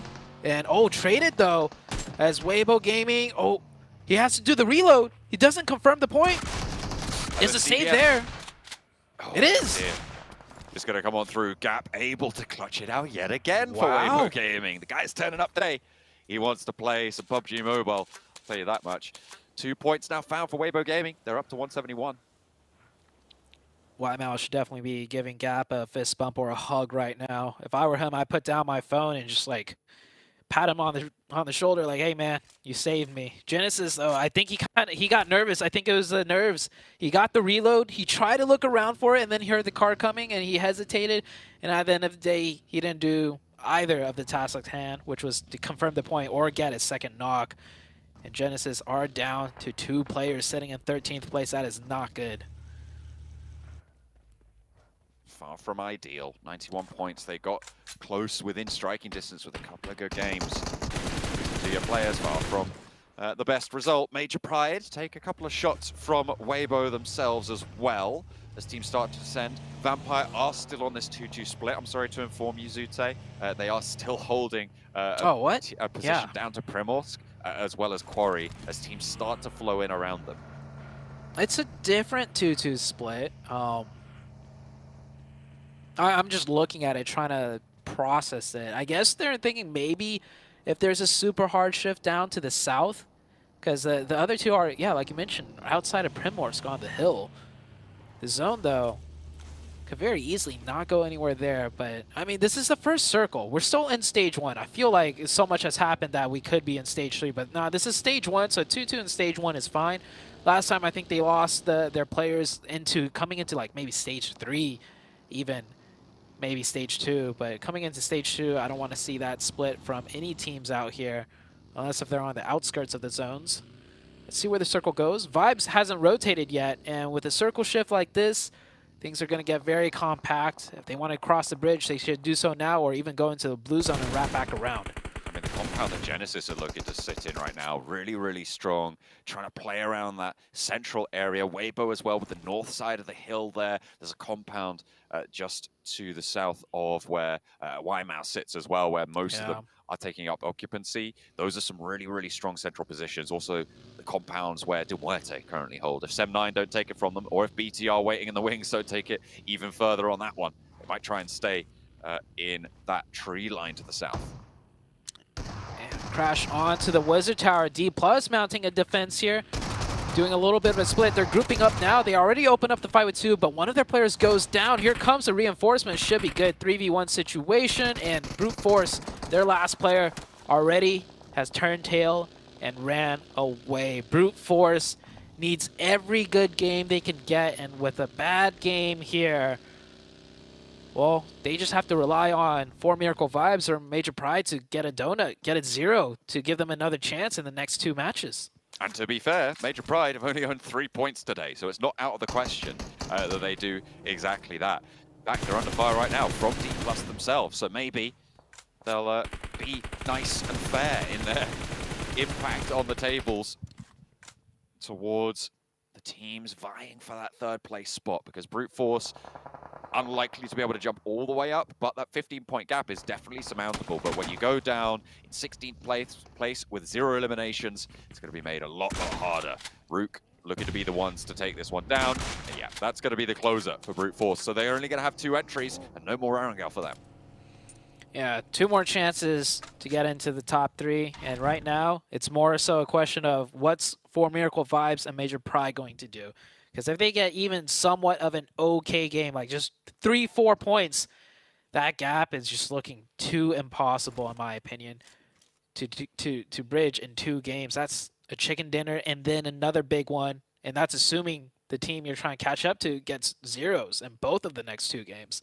We'll see what happens, though, as there's still a lot at stake here. 4 Miracle Vibes has not rotated across. They're still on Military Island. They're just going to wait, I guess. Not sure what their plan is. Major Pride loses 1. Maybe they're fearing the bridge camp that they suffered from last time again. And now probably that fear has actually forced that prophecy to come true, right? Because now Bigatron hold the mouth of the bridge where Team Queso were before. I think they're hoping the circle shifts off of the bridge entirely and they will just rotate in from the blue. Because otherwise, if you were going to rotate in, you just take the blue zone before it starts hurting a lot and wrap east. With a zone shift like that, BTR will give up the bridge. Some teams might even elect to stay there, but BTR, a more aggressive team, is going to go straight shot towards the center, which is a good idea. That's urban environment. That's where BTR shines the most. So I think they're happy to take a crash fight. We'll see if that crash fight does happen or if they will just get an open position, and they do. Nice rotation out of BTR here, driving past a few teams. Team Queso actually fully regrouped. They had a 2-2 split on that south side near Ferry Pier, and they just went to that western position. They knew that DRS were close by. They saw Bigatron coming through as well. There's no chance that you stick around for too long there. You don't want to get involved. Big Milo actually sending out to the coastline and holding over towards the pier, so might have a cheeky little off angle. And to be fair, with a circle like this, having a position over towards the beach could be pretty valuable. Question is, can the rest of Team Queso hold down their position out further west? A questionable split, but Team Queso, Big Milo, the man himself, known for these wild, crazy splits. We'll see if it pays off this time around, as Weibo Gaming will full send into this position. Yeah, so don't think the split's going to work out, but if Big Milo can do anything about it, he will. He gets 1, 2 players right out the car. All right, sorry I doubted your name, Big Milo. That's going to shut me up real quick. I feel like Big Milo is such an all-or-nothing player for the roster, right, for Team Queso. He either is stunning and pulls off players like that, or just goes down on an off angle where he should have regrouped a lot earlier on to just lying in the floor and someone spotting him. It's kind of all or nothing. And to be fair, that means that sometimes you get things to happen like that. And Weibo Gaming losing 2 of their players and another one getting knocked is great news for teams like BTR, Major Pride, and even for Miracle Vibes, because it means they are much more within striking distance. It's just a question of capitalization on this scoreline, on this match opportunity. Yeah. Weibo Gaming with a very, I wouldn't even call that risky rotation, because with the way the zone shifted, you wouldn't expect anybody to be there. Any full teams would take the better areas, right, all around. So it just did not work out. Big Milo just knows better, and he gets the better end of that. D+ coming in from the west side now. D+ have had a big impact so far on this lobby. Rook may be the next to feel that. He already took down Brute Force earlier on. They challenge out for another. There's an off angle. Osal established over towards Pusher. Finds the shot. Repositions with the vehicle. And now the rest of D+ going to move over the hillside. Rook looking to maybe disengage or maybe try and leapfrog this area straight through the middle. Goes over his teammate to look for players. Trying for the knock on his teammate, but it's going to go 1-for-1 on the trade. DBS is though ringing out for Nolbu. It's back. It's 4th. But in the end, it's D+ to keep things on the level. And Rook will fall. And now the circle shifts out to the east side. They'll have to look to get on in there for the time being. D+ sit all the way out on the west. They have a long way to go. D+ has been playing better and better day by day. And I think that's honestly because they stopped doing those 2-2 splits and keeping 4 up together close by. That new circle towards the east. The Vibes team did make it in from that northeastern side, and here comes Vampire on the west edge into D+. They heard a lot of commotion. They thought they could third party a weaker team here, but it's D+ with all 4 up, and it looks like they're winning the fight, but it's being traded back and forth. It is just Ravenclaw versus the 2 players of D+. 1v2 situation, low HP. He didn't really stand a chance there. And D+, not only do they get a full reset, they get 4 more points tallied to their name, up to 12 elimination points. If they could keep this pace going and end the game in a podium finish, their name could be up there for the top 3. It depends on how well the top 3 does, though. I mean, they are all the way out in the west, but 12 eliminations this early on, and having all 4 players alive, you're right, it is a big opportunity. DNS, in the meantime, taking on Major Pride, who have already lost Dino, right up and into effect. Can they get a knock with the Bucky in the response? But no, they can't quite find anything. Bino Storm going to send Nomi running away, tail between the legs for Major Pride. A big gap now forming on the bubble, a chance for Miracle Vibes to do well. I just want to wrap back onto the potential for D+. They're all the way out on the west. They don't really have that great of a position, but also another factor in the circle is someone who does have the position, De Muerte. 12th place team right now. Vampire out on 107. 10 points gap for them between De Muerte. De Muerte in this central position have a big expected point value for this play. They have all 4 players alive. They just need to find something, find some eliminations in the middle.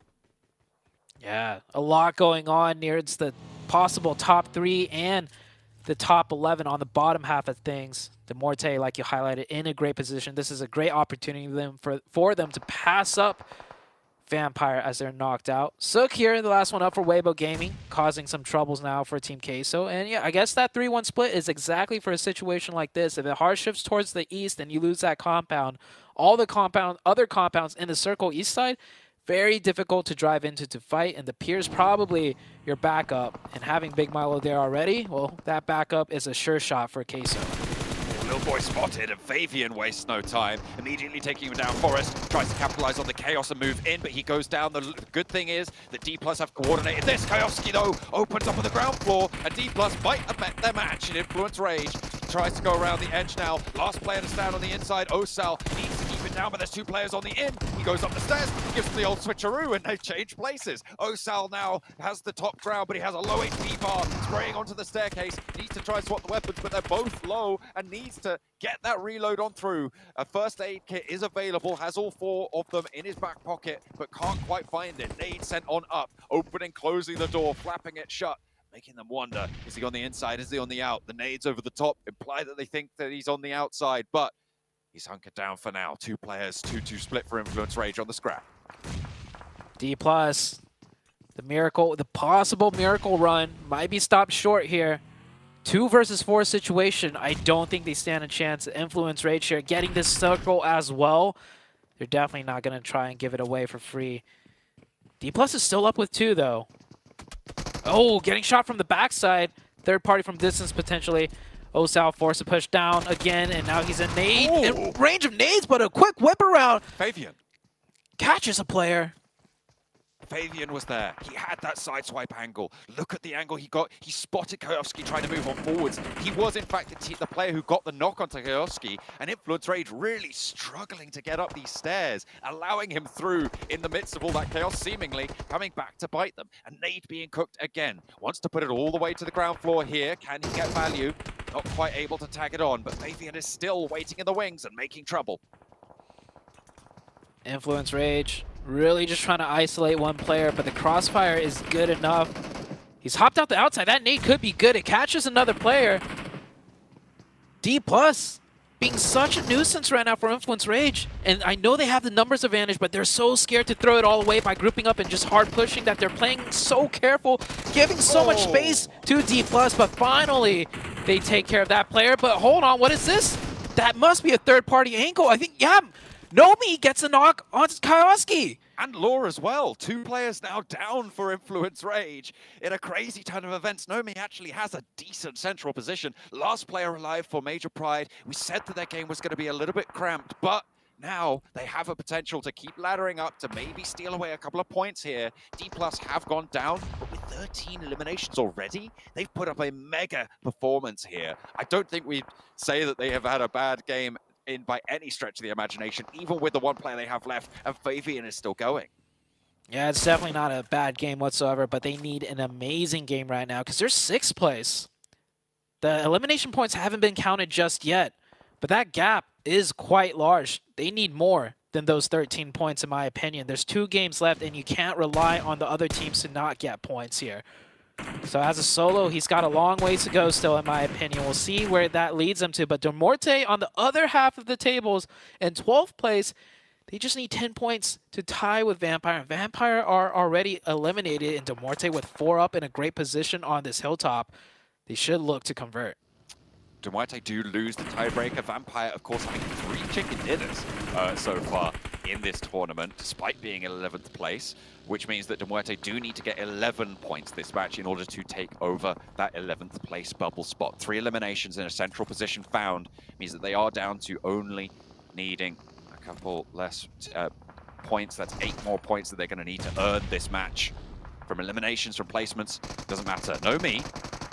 Okay, he's playing pretty sneaky right now. We'll know that DRS are right next door, but I don't think they spotted him. This bush is such great cover, and you don't really expect a player to be there. I wonder if he went in on foot as well. Yeah, if there's no buggy or vehicle around the area, they'll have no inclination of checking their surroundings. They fully controlled him. Yeah, a 5-man squad right here at center zone. That's scary for all the teams to deal with. And center zone, it centers up. BTR on the southeast side now having to move in. One of their players does get knocked. Influence Rage, I think, did take care of the D+ player, as I don't see a name over that side. BNS to the north. And, oh, a team we can't forget about. 4 Miracle Vibes on the northeast. 4 players up. They have to push their way in. This is the 4th place team. They're looking to pick up some points. And Nomi's trying to stay alive right now to hold that 3rd place position. Yeah, Major Pride, with those 2 eliminations, put them 5 points ahead, and 4 Miracle Vibes taken 1 away. So it's a 4-point difference right now. With BTR potentially going down soon as well, there is still more change in the air right now. Beano Storm finally getting eliminated in the meantime. That central area, the fact that Nomi has a full team bodyguarding him is kind of crazy. All 4 of those DRS players just giving him so much security. Like, who can get there? He doesn't step up. It's going to take another team going in and just nading out that position whilst they're fighting DRS. Yeah, by accident, right? So, Nomi, he's only going to go down to a stray nade. And, oh, man, I don't think I've ever seen this happen before, but we've seen a lot of crazy things here. This is definitely one of them. BTR did make it in the zone. I was going to count them out, but they're going to survive with the solo for now. Can they ladder up any placements, though? 8 teams still left. That is still quite a few teams left to drop out before the bigger placement points come in. DRS have taken a knock, so that's 1 point of Nomi's stronghold eliminated. So they are down to 3. De Muerte, they have 4 points now on the board. Just needing a couple more now. Mikiel might be the 5th that they're able to earn. 8 teams now remaining, so the placement points are starting to be earned for these players. Mikiel does take the shot and actually gets Corker down. Furia with the challenge up by the tree, and it's Malloy to put the final bullet through there. Corker can get res, and De Muerte can ladder on up and keep on going. Another nade catching a DRS player. DRS taking a lot of casualties to these nades. Might even get confirmed too, as that nade drops him down to 1 HP. Nomi just far enough from the grenades not to catch a stray. And Nomi's definitely keeping track of how... Oh my gosh. He's done this circle twice now. He's just nearly clipping the ankles on Nomi. Oh my gosh. Oh my gosh. It's top 6 for Nomi. Goodness me. 4 Miracle Vibes have overtaken them though on the elimination count, so they do need to outlast. It's very crucial. Yeah, but with 4 players up, I think 4 Miracle Vibes is going to make it towards the late game. De Muerte, the other 4-man team, also on the eastern side. So these 2 teams could definitely clash. IHC more in their sightlines, however. IHC also working with, 3 members, sorry. I thought they were at 4 for a second. As Influence Rage taking casualties now, running into zone. Trying to move in on this west edge. IHC have the higher ground on them right now. They are not as close to the center. 2 players from DRS and a snake in the grass in the wings. Another knock sent over towards Influence Rage on the west point, and now it's just Lil Boy at the back for Influence Rage for 1 player to survive. Nomi stays in on the north edge. For Miracle Vibes might look to push past this. I mean, it's not out of the question that Nomi gets top 3 here. He's turned. He's looking for something. Okay, he's moving. Back to position. Yeah, he's finally moving his camera around. But let's see, with this type of circle, yeah, I think 4 Miracle Vibes is more than likely going to take this fight with De Muerte. Yeah, they're going to wrap around here. This gives IHC a huge opportunity to make a lot of grounds and push in, maybe even third party from distance, because sightlines are there. De Muerte and 4 Miracle Vibes locked in now into this 4v4, and a back-to-back nade out of 4 Miracle Vibes gets 2 of the side of De Muerte. Really good pick up there over the top of flash onto Furia. The rest of the backlines are nearly finding Malloy just with the nades from 4 Miracle Vibes. They want to roll in. They know the damage is tagged on. Corker is back up, and Milky Way, the only full HP representative. Malloy stuck that first aid. Does have his health bar a little bit more replenished here, but 4 Miracle Vibes rolling up to the ridgeline now. Malloy has a squat cut out. Milky Way with the backup. Corker healed up as well now with the UMP. Trying to get the spray down, but East is able to win out the first duel. Milky Way takes a tick of damage. The nade over to the back doesn't find much either, and now 4 Miracle Vibes have this under control. Corker and Milky Way being backed off, but Xiol strikes from the backlines. East goes down. East doing so good right there at 1 HP, still being proactive, picking out shots. He does get knocked down like he called out, but no thirst, so I think he's crawled down to safety, and this fight with De Muerte has pushed him back far enough for them to get a safe revive. 9 elims now for the side of 4 Miracle Vibes. This team is looking so strong right now. And just when they really need it most, about to be knocked out of the top 3, that is not going to be the case in this match. De Muerte falls back. 2 players alive, 5 elims. That's a decent game. They should look for more, though, to pass up Vampire. 4 Miracle Vibes could potentially actually jump up to first place with a good game here with a chicken dinner. There is a possibility. Yeah. I think it's 171 is the mark that Weibo Gaming sit at right now, which gives them a 21-point match. They're already up to 9 eliminations. If they can find more than that, if they can find 2 more eliminations and the chicken dinner here, they are in with a good time. Lil Boy has moved close. Oh dear, he's right next to Nomi. Nomi will know that this is happening. He's going to run. Maybe they're going to hit the same bush. No. Oh, Nomi, yeah, forced to spring up. Gets Low Boy. And DRS drops down to 1 at perfect timing, so now Nomi doesn't even have to worry about a duo, just the solo. Killer YT has a grenade, though. He heard something crazy there. He heard some shots, but he's taken out by the side of 4 Miracle Vibes, and that's another team gone. Nomi into the top 3. Major Pride holding strong, top 3, and I don't think any of the other teams really realized what just happened, because DRS was the one that was closest to it, if to know anything.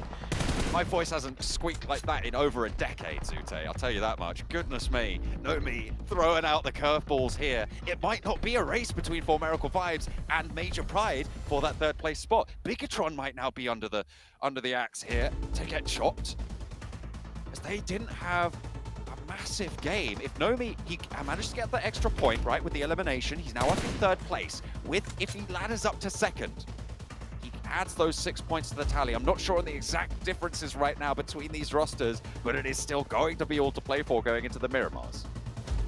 Definitely so.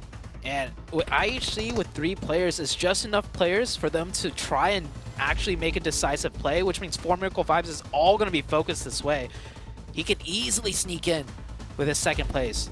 This is Circle Stage 8 though, and with the pace of how this is happening, I think it's going to come down to a complete blue zone. But Nomi can sneak in behind. This is another good game from IHC as well, remember. They're up to third place guaranteed. I haven't tracked their eliminations into this final circle, but they're third place here. They've been in a couple of scraps as well. With 3 players, they have a very high point scoring potential for this match. Potential to jump up to join Demuerte and Vampire on that bubble. Didn't see if Demuerte were able to make that gap either, but certainly going to be an interesting table to look at once we finish this match. Yeah, the top side getting shuffled, and the bottom side at the bubble getting shuffled a little bit here. Every match is so good. All the teams that really need to fight something are pulling out all the stops right on the very last day. Circle 9, it is closing slowly but surely. Can Nomi time his crawl in at the most opportune time to at least secure the second place? A run over onto onto For Miracle Vibes. That brings it down to a 3v3. This is good for Nomi. A swift turn back as well. 3 versus 2 For Miracle Vibes. Now just down to the 2 players. They're a little bit isolated. If he can step up, if he can crawl in, he might have that shot. If IHC lose a player or 2 here as well, could change things up here. Nomi, nade, over the top, over towards Doc. They must think this is from an off angle.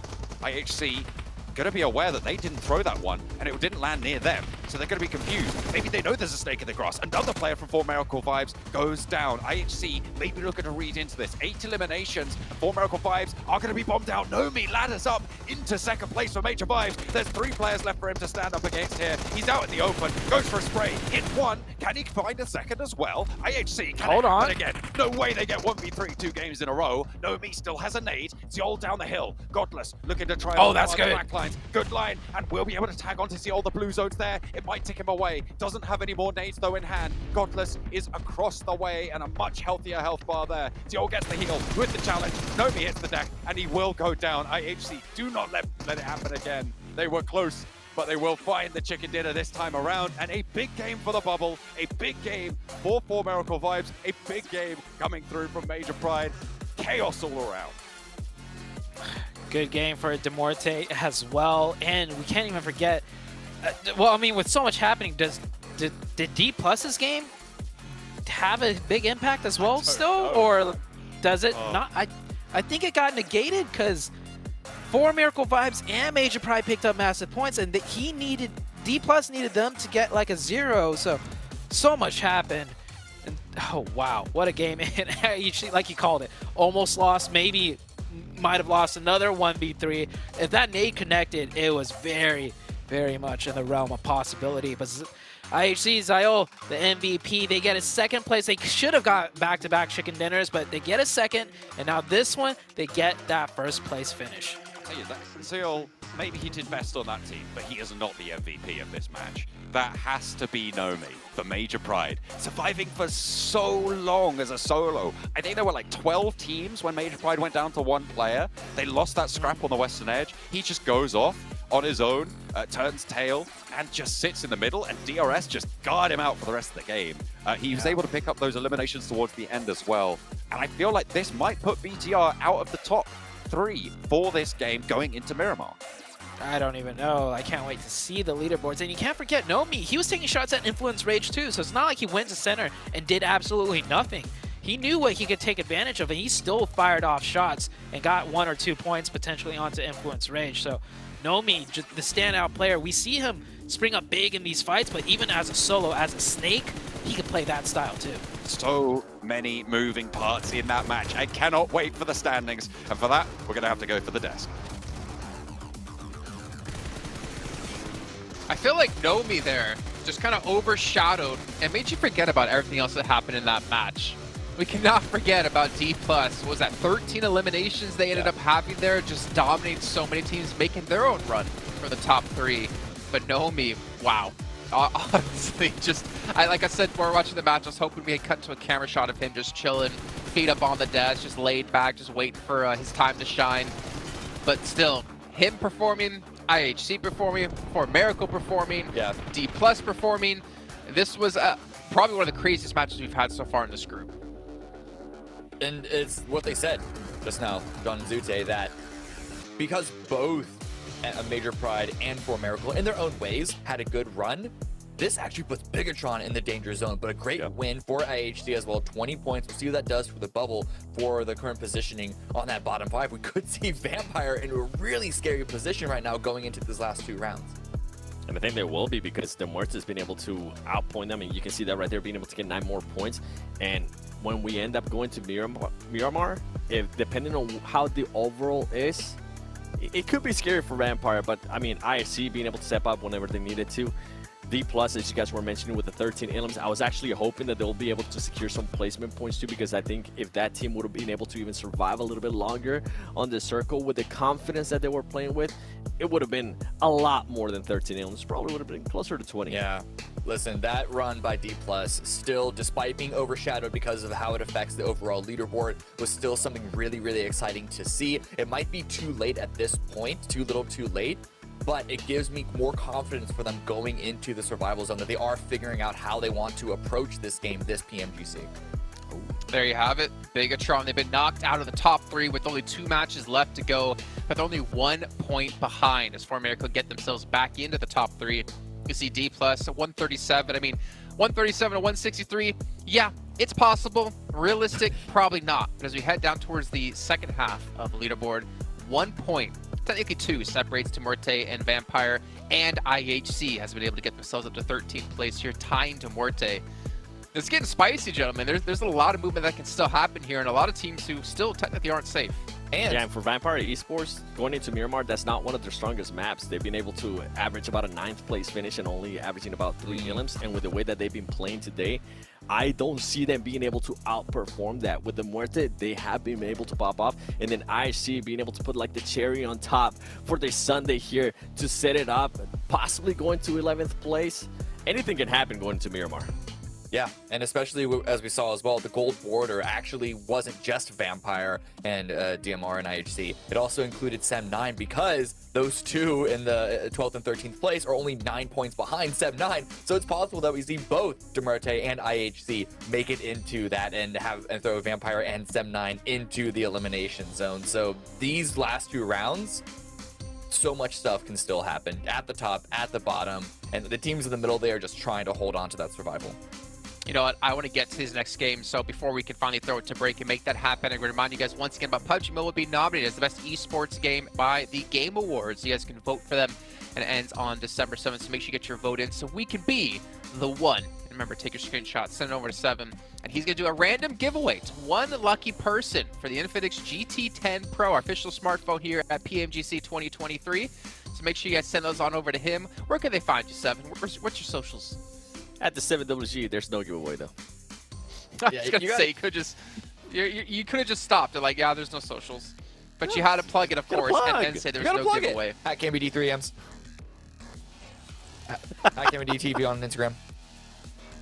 I thought it was DJ Cammy.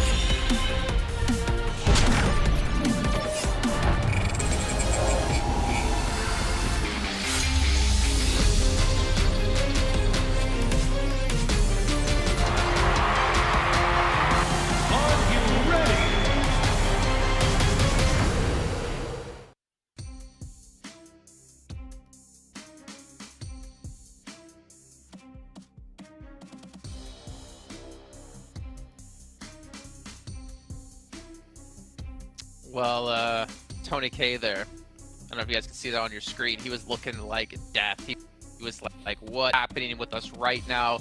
They're on the verge of not even having a chance to make it into the Grand Finals in the survival stage, and they need to make something happen in these next 2 games. And 7, you've already pointed out before, but remind us once again if people are just joining us.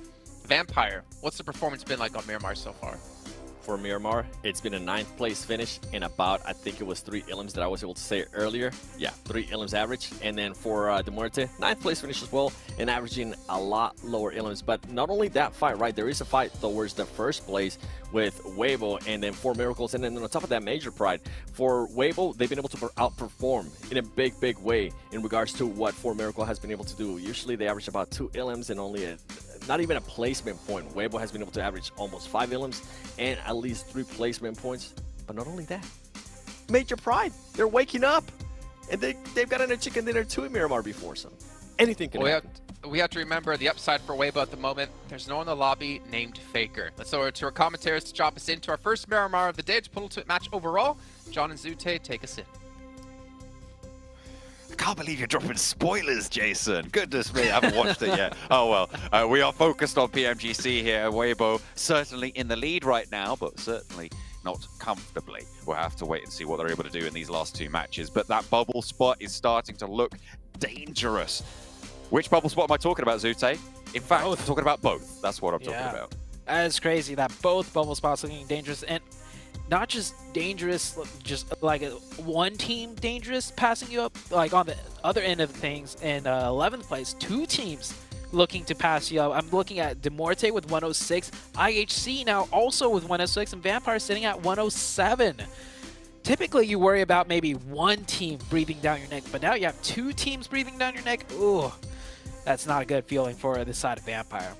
You've got Genesis as well, DRS, who are 91 and 90 points behind that, right? So that's 16 and 17 points behind you as well, which is a single chicken dinner, and that has got to be weighing pretty heavily on you. Genesis have already got their chicken dinner, DRS yet to do so, but the fact that Vampire are here at this point, with 2 matches left to play on the bubble, you'd ask anybody how their group is going to go. Maybe some people would have said, okay, maybe they're not going to get top 3, but that'll be comfortable. Maybe a 6th place, something like that. It is not something that someone would have said to say, oh, I think they're going to be competing for that 11th spot right at the end of the day. It's going to be really, really close for them, and it's got to be weighing heavily. And I don't think, actually, you might have been able to guess it. You know, BTR after an amazing day 1, you might have been like, oh, they could drop out of top 3. But on the very last day, just now dropping out of the top 3 with 2 games left to go, I didn't know it was going to be this much of a nail biter, as it looks like we are getting another remake. Look at BTR right now, man. They are contemplating a lot of things. It's you take a screenshot of that, it's one of those moments where it's like, how did I even end up here? How did we end up here, man? Like, I'll tell you now. Yeah. Subbing out Superboy, aka Yuhai. It's not gone well today, I would say. It might have not been intentional. Like, who knows? Maybe he might have got sick or something. Yeah, we don't know. We are waiting on that information. We know as much as you guys do. So it is really unfortunate. I think that they have had to take that on board and play, to be fair, some quite decent matches, I would say, from that perspective. They've had some decent engagements. It hasn't been all doom and gloom, but still just not being that Bigatron that we've seen in the first few days. It's also because all the teams that were looking to pass them up have all shown up today at this very last day. True. Weibo Gaming, the team in 4th, that wasn't really a threat to BTR because, you know, it's more so a 2nd, 3rd looking to pass them up and ladder them up, and then Weibo Gaming might come up and ladder you up. But Weibo Gaming starts off the day so strong, they ladder up past everyone, shoots into 1st place.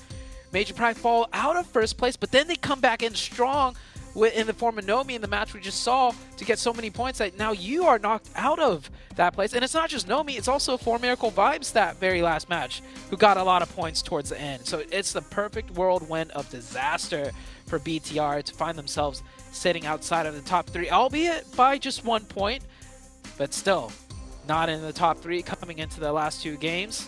Not a good feeling. Definitely not. You want to be in that gold top 3 to get that direct qualification spot. That's what's up for grabs in the top 3 positions. The direct qualification to the Grand Finals over in Turkey later on in next month in December. We're going to be looking out that way, and they do want to be joining them there. As I said before, especially when you've been so closely fighting for this top spot, getting out in 4th, going to the survival stage is a massive blow. We saw it last year with Gladiators. They were at the top going into the final day, and then it just slipped and slipped and slipped. They went in 4th. They had to go to the survival stage. People were confident in their performance, right? They were saying, you know what, this is probably a team that's very likely to be able to make it through the survival stage, to be able to get to that last chance and get into that top 5. They didn't make it. They didn't make it through in the end.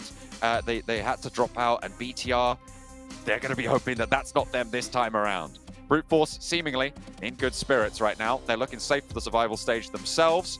Not the ideal spot. They want to get top 3, but they're a little bit of a ways off, especially with the bonanza of a performance we saw from a lot of those teams to the top in the last match. Yeah, I think Brute Force coming into today were just more so their main goal is secure their safety, and they did. I don't think they were really expecting to shoot for top 3, so the fact that they could have had that chance but didn't get another great game in a row, they're okay with that. They look like they're in high spirits. BTR, on the other hand, not looking like they're in high spirits right now given the situation. And you mentioned the side of Gaming Gladiators, right? They were first place all throughout the week, coming into day 4, and they drop out of first place. Then they couldn't make it past survival stage. You have to consider the mental effect, right? For BTR, if they don't make top 3 now, how devastated they're going to be. And I don't know if you can maybe pull back from something like that and start from scratch again and try and make it into like the top 5 during survivals. It will be tough, but they have to put their best foot forwards, get into Miramar, get into the sand, dig in, dig deep, take everyone to task. For Miracle Vibes, not out of the woods just yet. It is still very much actually a 4-way engagement for that top spot, for those top 3 positions, because Weibo Gaming, sure, they were able to lead out, but last match wasn't as strong, and everybody else was able to close that gap somewhat. A 9-point difference between Bigatron in 4th and Weibo Gaming in 1st, so still very doable. And that's to say nothing of the proximity of the lower end of the bubble. 11th place 107, 2 teams on 106. It is so tightly packed down there on the tables. You've also got Sem9, as they were talking about on the desk, Sem9, maybe even Team Queso having to worry. I said if you can get over that 130-point barrier towards the end of the day, you're going to be happy. Right now, we're looking at that barrier be around that 6th place mark with 137 for D+, and their previous performance. Rook on 129, sitting in 7th. Well, we're on to Miramar now. Very southern playing path, skewed south to southeast pretty much. You just saw on the average points, this is Major Pride's best, most consistent map compared to the other teams in here. So if things still bode the same, Major Pride might be laddering up a little bit more from 3rd place back into 1st place potentially. We'll see very soon how this one plays out. Of course, we've had so many of these maps.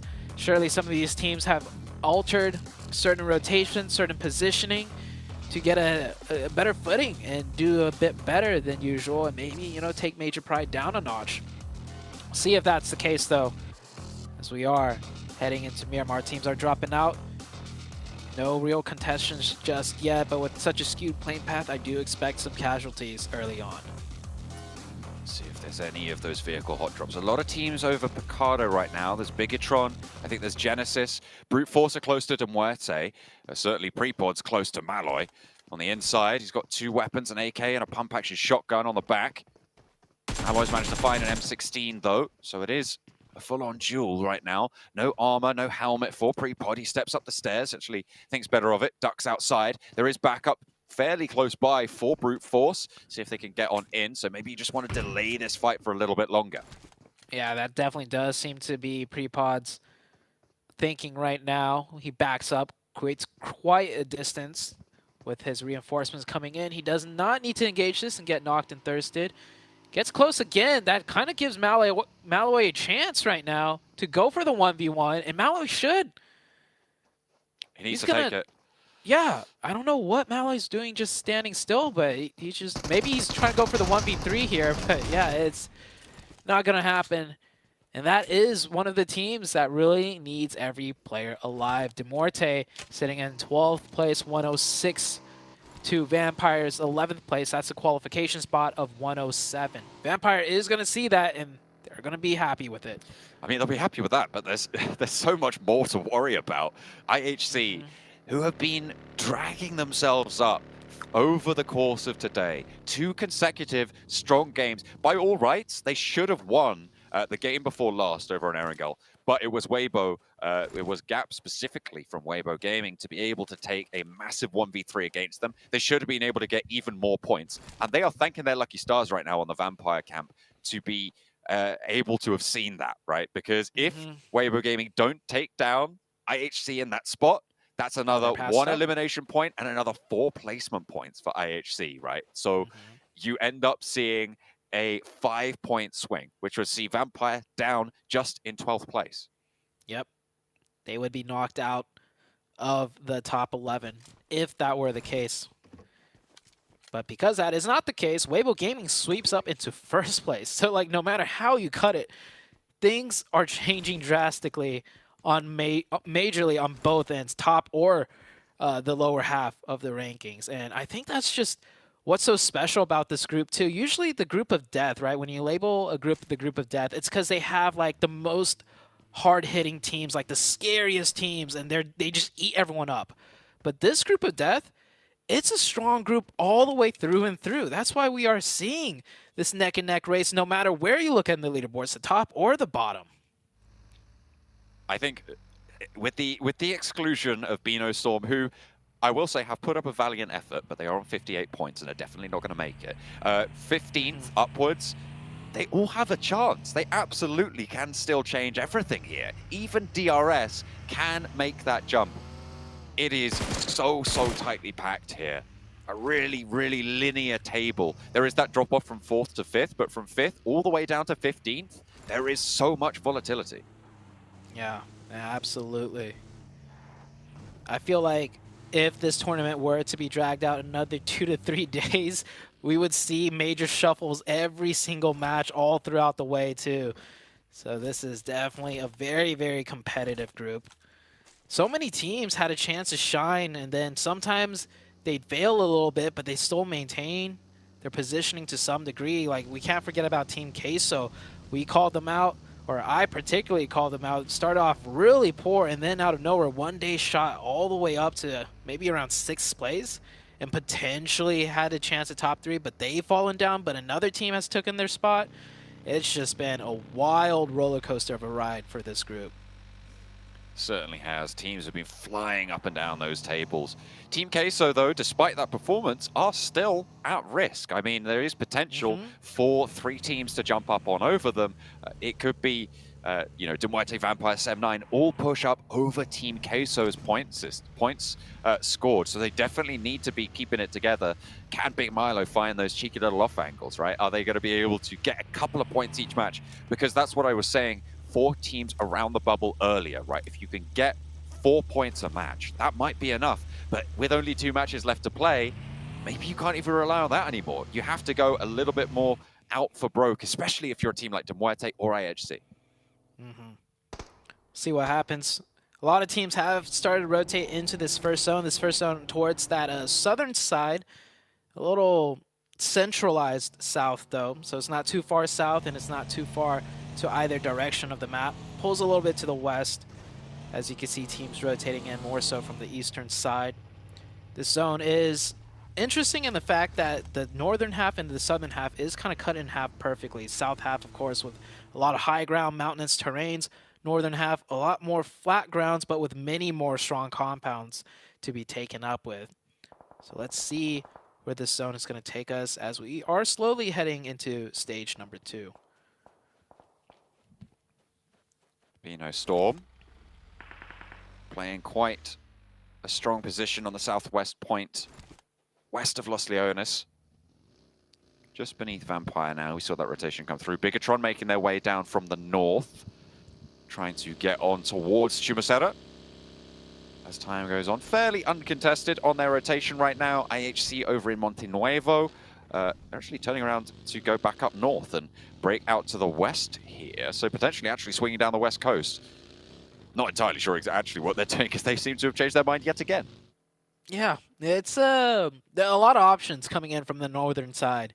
And I think with the way things have played out today so far for BTR, not too surprised if they're a little bit hesitant on their decisions now, which is not a good sign, especially coming into the last two games. So BTR, man, might be a different story if Superboy, aka U-High Boy, was here, but for whatever reason he is not here with the team. So they will have to carry that torch for him, make it into that top 3. I don't think anyone wants to watch them go to survival and then potentially be knocked out. They have so many fans. All the fans too. I can't even imagine how many of them are just biting their fingernails right now. Second stage about to show up on our screens. A lot of teams committing to that central area around Chumacera as the circle pops. And it goes up north, so keeps Chumacera in, but BTR with a chance here on the north side. Yeah, big circle shift right there. Many of the team's previous center, if they are willing, just move a little bit more and you can easily find the new center. I do see Bino Storm doing that, and right alongside them, Vampire. Hopefully they don't stop to take an engagement. Both teams just keep driving in. You'll find better positions for the both of you two. Looks like Bino Storm did stop, though, to take some shots. That caused one of Vampire to stop, but they realized, no, we need to keep it going. We have a chance here. And Divine getting caught out, trying to get an angle onto Vampire by Weibo Gaming. Weibo Gaming at that church position, the best position in this zone, in my opinion.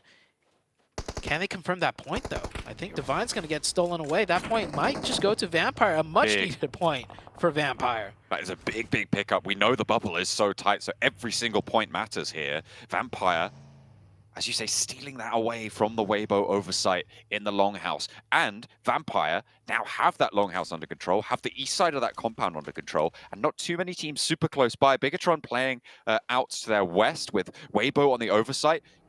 Getting into this Vampire compound is going to be really tough for pretty much everybody. Yeah, this is going to be, I mean, all the compounds around center is going to be tough to get to. Just pathing alone to that area, you're going to have to go through Weibo Gaming, and on the west side, BTR. BTR is playing that same compound we saw the other day where they managed to survive for a very long time. So they are very experienced in holding that spot. I don't imagine they're going to lose that spot anytime soon. They're just to the west of the center of the zone. 4 Miracle Vibes, pretty much dead center. Had a very strong compound on the flat grounds too. So, I mean, every compound around the center is a strong compound. And that means it's going to be tough for anybody to break in if the circle shifts away. Weibo. Duke shots with a Mini 14. Out their way. Look at the helmet damage there. He's been in a little bit of a scrap. I think that might have been from Divine earlier on where they took on the shots towards Bino Storm. Either way, still has the helmet, so it's good for one shot, but maybe not much more than that. Yeah, no, he just switched it for a fresh level 1, actually. Oh, okay. Yeah, so he's got the armory down there at the bottom of the stairs.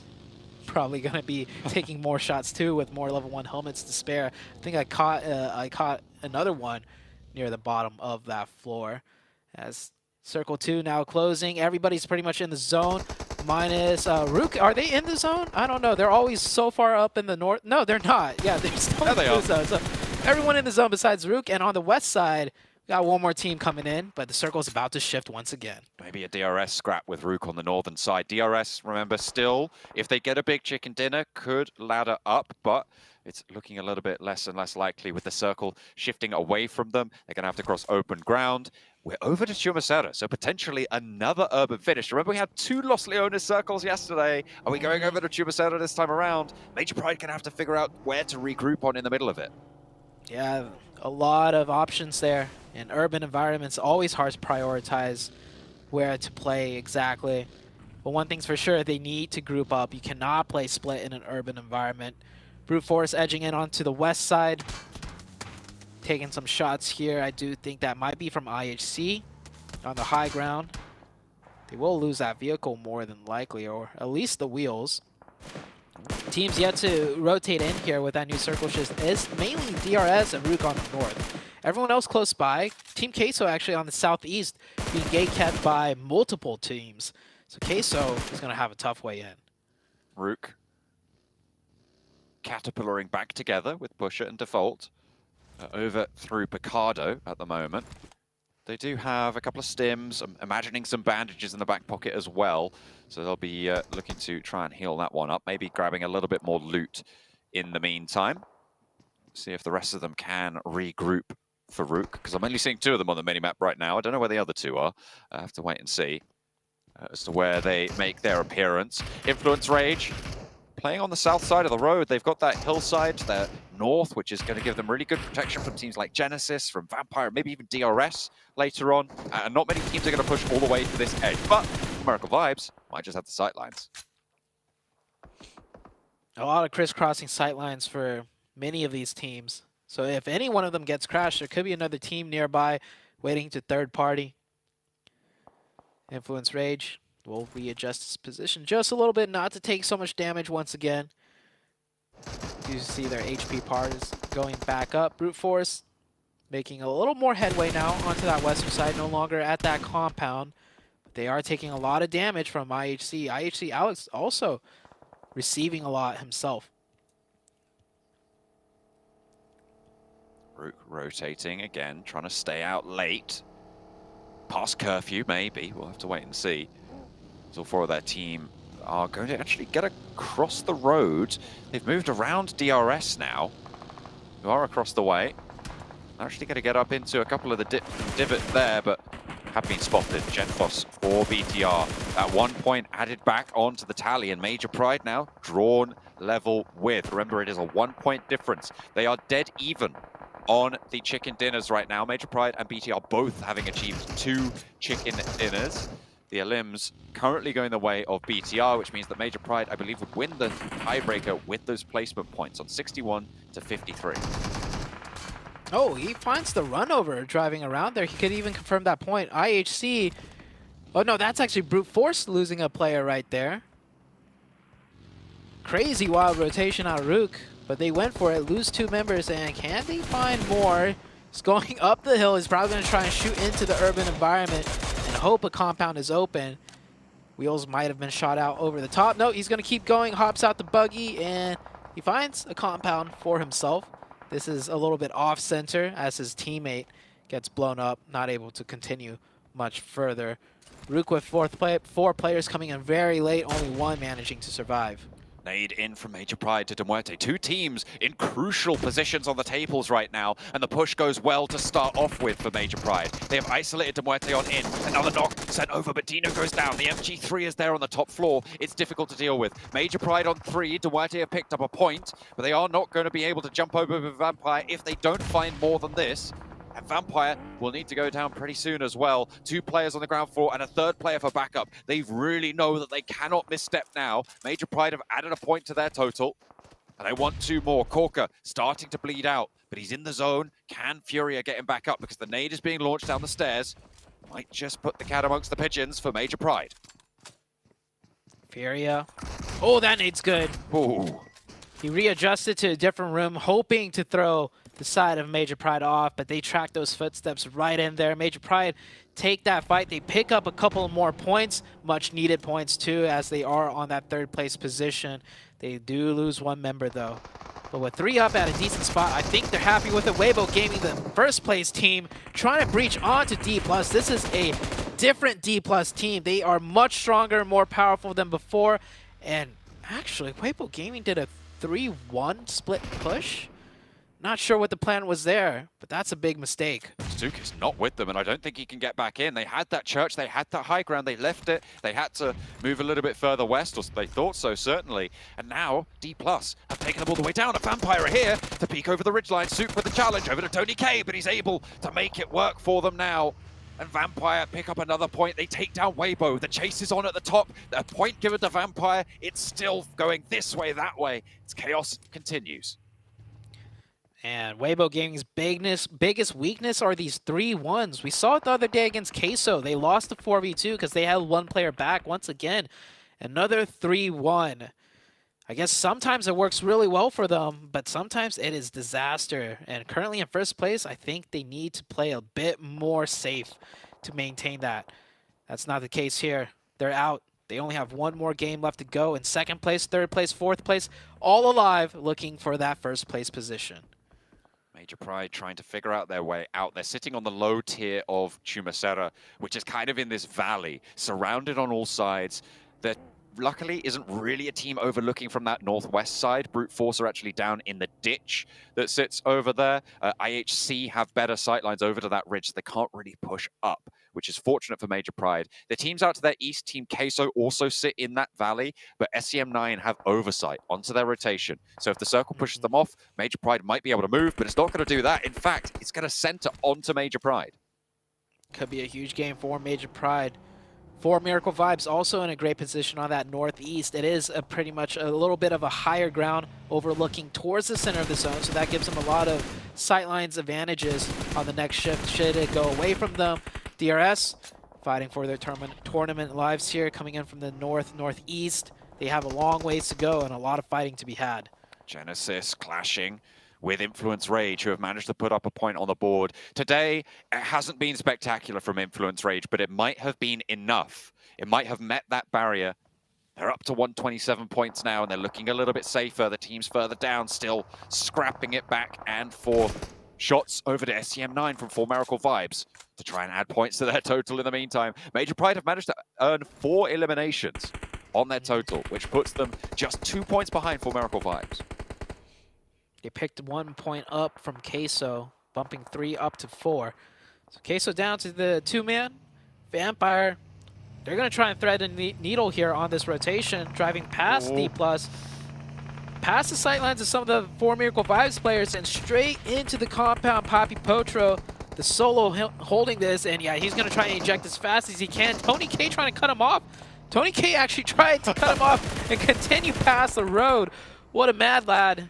Wow. He is going to pull back, though. The rest of his team probably like, no.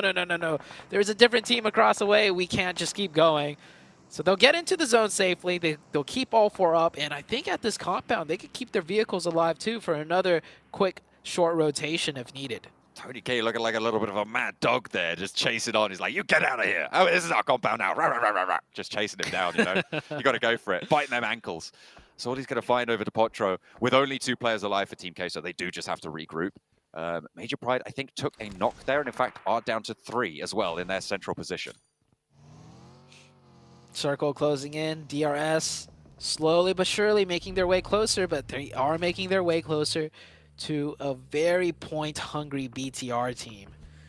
BTR, we saw them play this position last time, so they are very familiar with the ins and outs, the weaknesses, how much to give up, how much to take, and they've given DRS the false sense of security at that compound. Now it's at nade heaven for the side of BTR. They should be able to get at least 1, if not 2 knocks just with nades alone there. Rules backs Genfos off the ridgeline. IHC have angles as well, so DRS very much in a difficult position here. Caught against a rock and a hard place for their tournament lives, really, at this stage. Gianti goes down on the off angle. BTR looking to farm up these points, get another knock over on to Rules in the vehicle. Can IHC steal these points away? Remember, IHC crucially need as many points as they can get as well. Delta on the inside looking to hold off now against this BTR push, but as the last player for DRS will fall down and they go out. IHC pick up 1 of those points, but really, very much more importantly, BTR picking up the points as well. 4 eliminations now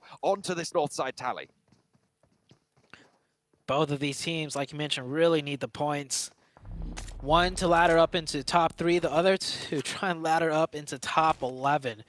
It is absolutely wild how many teams' lives are at stake here at different capacities. IHC throws a fadeaway nade. I don't think he's really expecting to do much with that one. Even if he gets a knock, that's a tough push to make across the open. And the zone, close by to both teams. So I think they realize some damage needs to be made onto either one of them if they want a safer passage in.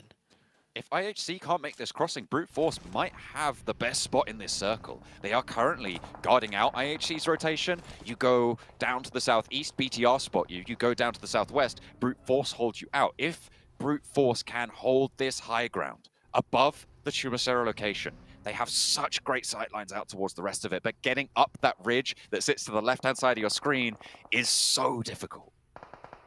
It definitely is.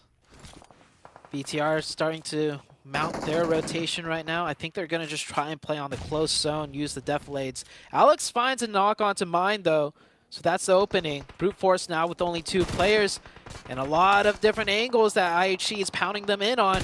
They could find the next knock, the much-needed one. Demo drives up close. Damage is done, too, from distance. This should be a surefire win for Demo. Yeah, he gets that 1v1.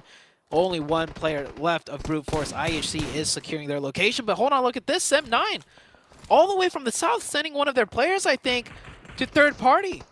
Depp is actually looking to maybe put a bit of a crunch on. They've realized that this is a really strong ridgeline into the circle. It's their main breakout. They don't want to go down in where they've seen all these other teams maneuver. It's their only rotation, but Depp gets spotted, and Xiol keeps it together. IHC making the break right now for the roster to try and keep them on up.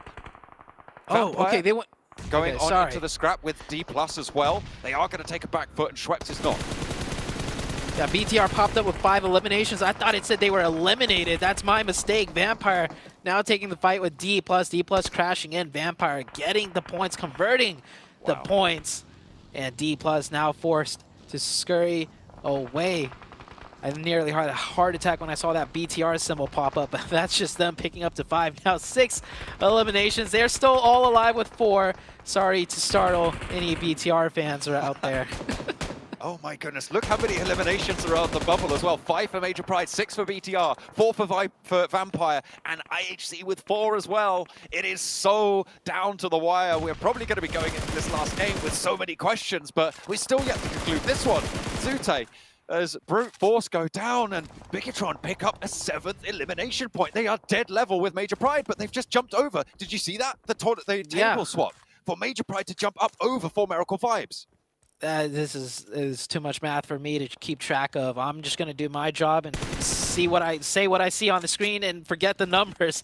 BTR now controlling that northern side just a little bit more. IHC still has a foothold up there in the form of, I think that might be Demo on that northern half. Yes. One of the players of IHC, as BTR is desperately trying to hold him out. Satar actually gets a little bit of that zone. That makes him a lot more comfortable. But hold on. East from the backline sides, slowly scooching around, finds an angle onto Satar, and he had the zone for the BTR team. Angle for Xiol on this ridgeline as well. The blue zone going to move in about 25 seconds. Can BTR hold it down? They still have that knock for Satalis, and he is kind of isolated for the time being. Boysil yet to make that break, yet to make that cross. Sure, you have safety, but for how much longer? Demo does spot it, does get the flush. BTR, I think they are going to have to concede this one, but that does force them into a more risky rotation here. They're going to have to go back to the spot that Satar went down at, and maybe with the zone closing a little bit more, it is more isolated, but Xiol has something else to say about it. Steps a little bit too far ahead. They forgot to account for the fact that there's 2 back there. One player playing anchor. Great job out of BTR to keep one back. Almost a sacrificial play for Gen Force, but a much needed one. Trying to fight for this high ground position. IHC take the shots over towards Genfos, and now it's just Lapar left standing for BTR in a bit of a turn of events here that I don't think you would have called. IHC playing with 2 though, as Xiol is down, a little bit exposed, and can't really go for these bold peaks to get this flush. Demo's close. He's pushing up. He's right close to Lapar. Neither of them have really got the HP to be going for this, but Lapar might just flank around the side. The res is being enacted by IHC, and they're looking to close this gap between Vampire and look, they've already leapfrogged. Vampire are alive and in the zone, so maybe they can go a little bit further, but at the moment, IHC ahead. They have Lapar to go in against the DPS is there, and it takes 2 of them very, very low, but it will not be enough. BTR down, and they are below everybody else still. The top 3 stays the same. That is crazy. And where was this IHC all tournament long? That was BTR they just dismantled in a very convincing fashion. It was a tough fight too, a lot of angles to consider, and IHC played that masterfully. This IHC team really turning up to make it into that survival stage. Vampire, the only team with 4 players alive, I believe, at the moment, on the eastern side at a crucial juncture. Looks like 4 Miracle Vibes might have spotted Schweppes on the outside there. needs to be very, very careful. Might even invest some smoke to get back to the rest of the team. I don't think you can hold this off angle for too much longer. For Miracle Vibes going to be pushed up towards IHC though in the meantime, and Schweppes does regroup. Schweppes makes the regroup. How many of their 4 players can make it in? And don't forget, we still have Major Pride that's been in here this whole time. Racked up to 7 eliminations, a 3v2. They've been on fire. They could maybe take these 2 out. Vampire hop in, almost crossing, fully intact. Stone gets knocked, might get reset there. Major Pride pushes in, 3v2. This is good. They already got the opening. It is all down to Kenny.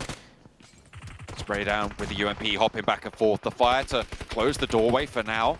It will burn through, but they'll put a nade in as well, and Kenny stays on the outside, just gets away from the building. Sem9 trying to survive. They are close enough to the bubble to be very, very worried when the time comes. In the meantime, though, Vampire on the outside getting lit up, getting torn to pieces as they try and cross. They are shredded. I don't know how many players they have remaining, but it can't be that many. I think it's just Ravenclaw.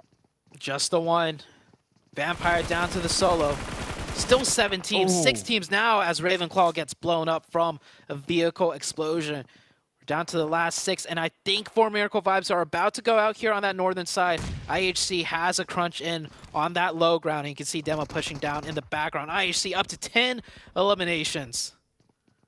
That is a massive game for IHC. This is, if they can, well, they already have had a good game here. This is the 3rd back-to-back solid performance from IHC to claim the 11th place spot. They might even be able to jump up over Sem9. If Sem9 go down right here, IHC have a chance to get even further. They have 3 players alive. Only Major Pride on the inside have that contest. This is the ridgeline that I was talking about that had so much strength before that IHC have now been able to claim. Yeah, and this is circle number 9. We're going down to the absolute nothing. IHC is most likely going to have to leave that ridge line first before the team's a little bit more central, but the team's more central is still focused on one another as Kenny's still alive. They're going to deal with him now. We're down to the top 4.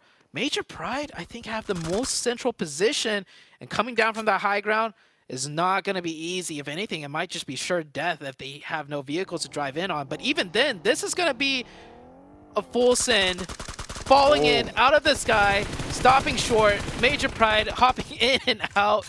Yeah, there was not much that they could do, but the fight rages on.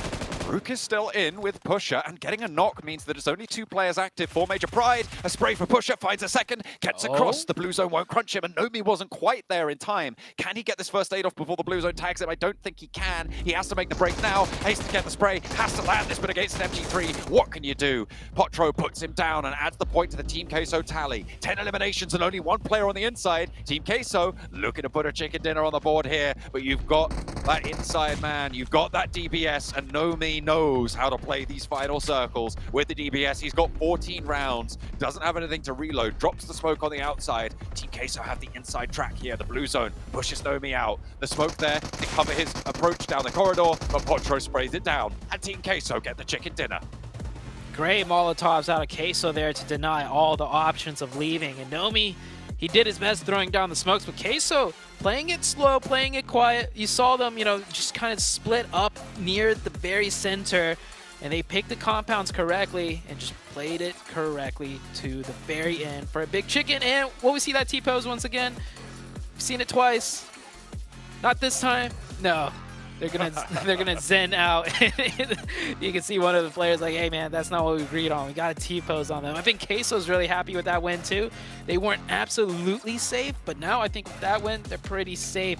But what a wild game. So many maths to do, right? Like, Mate, yeah. There's so many moving parts here. I think Major Pride might have actually been able to claim top spot there. It's going to be close, certainly. Vampire getting a lot done, but will it be enough? Because IHC got even more out of that game, and they were so close right towards the end. A really big shakeup. I think BTR just still outside as they got cut out of that circle a little bit earlier. Weibo Gaming may be at risk now. There's so much that happened there. You're right. There is many math to do, Zute. Much maths to consider. Not my job, above my pay grade, but I did call it out while we were behind the scenes. I told you, if there was one team in the bottom 5 currently, and that was 2 matches ago, I was like, I asked you who would it be, and I said I'd like to see IHC make it to the survival because I think they have a lot more to prove. I think they're a much better team than how well they've done so far, and come out the last day, they are playing like a completely different team. They're playing like a team that knows how to play the game at a high level. It's not to say that they didn't before, right? Zute, right? But no, they were terrible. They weren't performing. They absolutely weren't. And the thing we've criticized them for was losing players early on. They were able to keep it together a little bit later into this match, get quite deep into it. But what a shake-up for those final tables. Weibo going down early, Vampire getting a lot done, but IHC outperforming them. Big games from Major Pride as well. Goodness me, Ness, what do you make of it? See, this is what we love about competitive PUBG Mobile. So many teams in contention, so much mass to do. But it's obviously coming down to crunch time for all of these teams. Some of them looking safe to obviously make it into our survival stage. Some of them not too safe as Vampire fallen out of top 11. Whereas at the top of the leaderboard, as obviously John and Zute hinted at, Major Pride, I think, taking that first place back, and Weibo falling out of top 3 as they were leading in first place. It's getting tough here for all these teams, but you know what? As his viewers, we love it, right, Cameron? Oh yeah, and it's going down to the wire. There was a couple of teams in the middle there, looking at like 6th through 9th, 10th or so, that are relatively safe, but right on those bubbles, both of them. This last game is going to be so impactful here. Queso with a nice win here, 18 points total, but our attention is going to be on Major Pride, on IHC, For Miracle with 7, and then Weibo with 0 down there at the bottom. 7. Are you alive? Jason. Are you here? Are you noticing what we're currently seeing? Yep. Vampire Esports, first of all, outside of top 11. And then on top of that, Weibo, they had a great first half performance today. And then the second half, they got a 13th place, only 2 elims. And then in this last one, not being able to get any points as well. It's going to be tough for them, man. I actually didn't think nobody was going to be able to pass Weibo in regards to the first place. And then on top of that, you have BTR at least being able to put up some good points there in that last Miramar. Anybody can get kicked out of top 3, honestly, going into this next match. Major Pride, though, with that performance, right, you can see right there, being able to have 179 points. I feel like they are a team that's going to be safer. But for 4MV, for Weibo, BTR, anything can happen between those teams. Yeah, those 3 teams, I mean, technically Major Pride if you really want to get into the maths, but I don't want to. I'd say, though, Team Queso, Brute Force, Dam1, or D+, I should say, Rook, Influence Rage, probably pretty safe. I think as we look down towards the bottom of the leaderboards, though, you got 7-9. Still possible for them to come out of this one. IHC, the results they had, the 10 eliminations, able to get themselves to 11th place and an 8-point buffer up against Vampire. But unfortunately, Demorte, they've had so many chances today to overtake Vampire, to get themselves into 11th place, but they have floundered, unfortunately. And right now, Vampire, the pressure is all on them. They need 8 points and IHC to get 0 to get back into this. Okay, Demorte, it's not done for them just yet. I actually personally would have included them in the gold lining here on this ranking because they're not that far behind. It is very possible for them to jump both Vampire and IHC, and then maybe even throw 7-9 in the mix if IHC continues to perform well as well, because it's not, they have a harder job than perhaps Vampire, IHC, or 7-9, but it's certainly possible for them. However, looking at this graphic, 7-9 up here on top Miramar performers does make it a bit trickier. Yeah, and I don't think the Morts is going to be able to actually pull an outlier performance. They've been able to get a chicken dinners. They've been able to get up to, like, I think it's 10 elims. That's the max they've been able to get.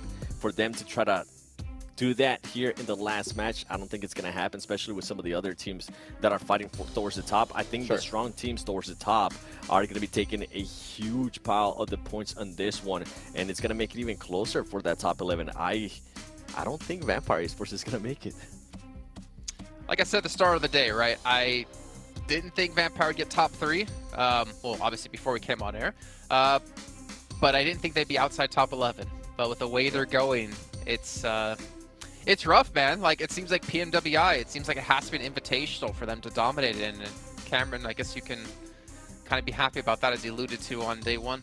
Yeah, I can give the lore about the mythological creature that is their namesake on why that joke should have been delivered better. It's whatever. It's fine.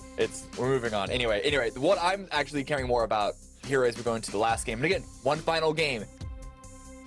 It's 2 points difference between 3rd and 4th place. Only 4 points above that for 4MV in second, then Major Pride only 4 more points above that. We could see Major Pride falling out of the top 3. How close it all is, I think that's very unlikely considering they're the best Miramar performers of this entire top 4 bunch. But I'm just illustrating the fact that like we're seeing these top 4, like it's musical chairs here. Every single game, things are swapping around. It could be anyone's time to go, not home, but like to the survival stage there.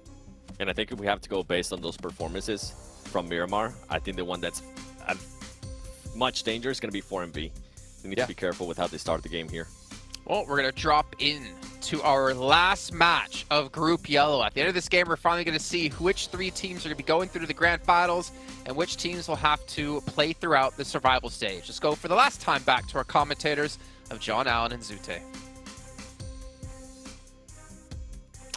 So many teams stepping into these groups, but only 9 of them will be making their way directly to the Grand Finals in Türkiye.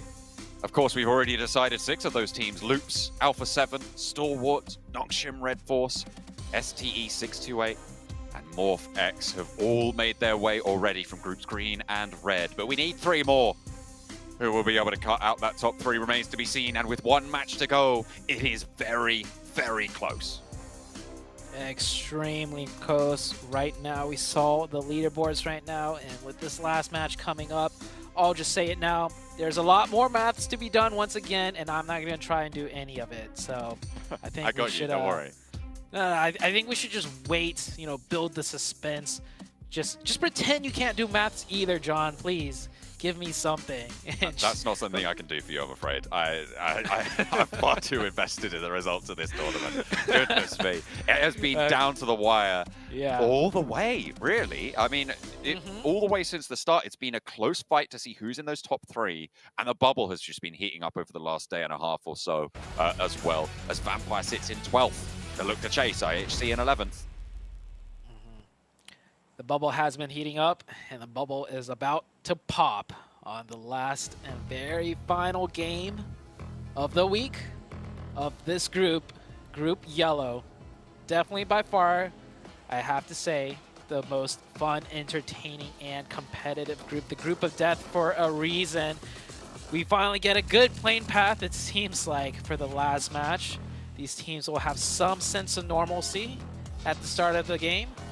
The first circle, we might even see a fairly normal circle too, along with it.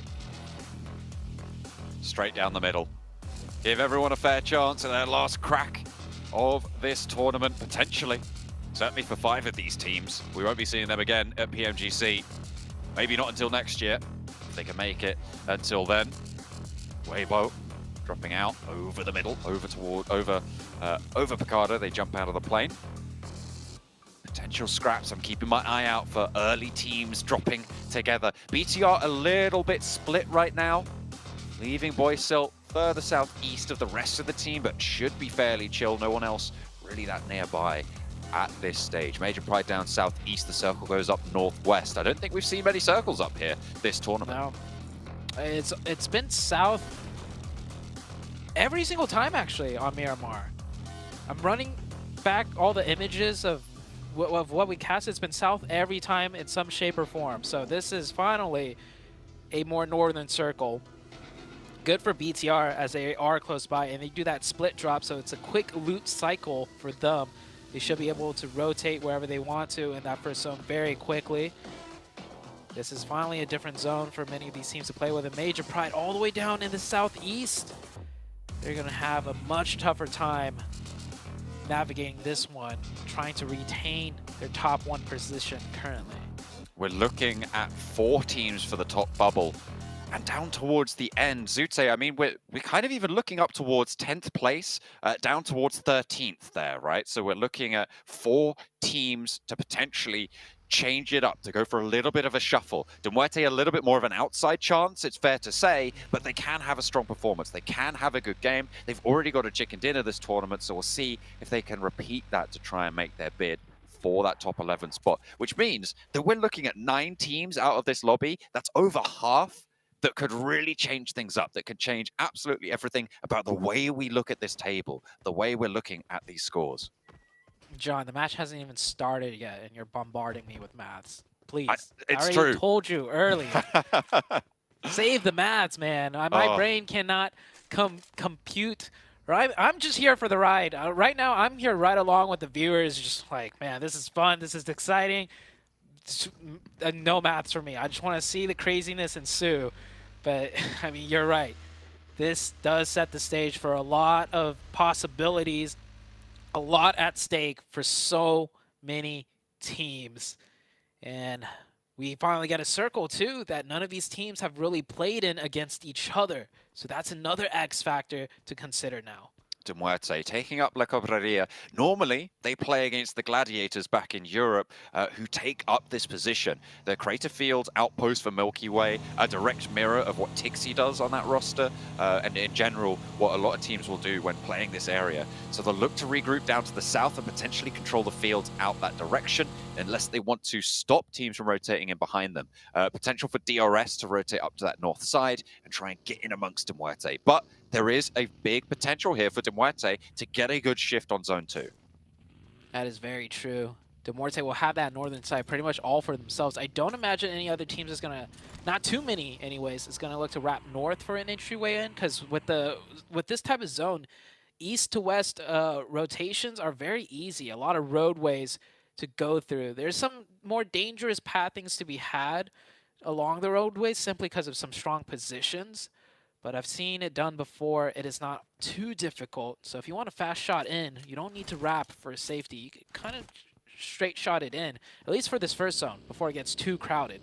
One of the teams looking to do that is Genesis. BTR already set up dead center right at the roadside compound south of El Pozo. They aren't going to go for that high mountaintop, as Brute Force has already secured a player up there.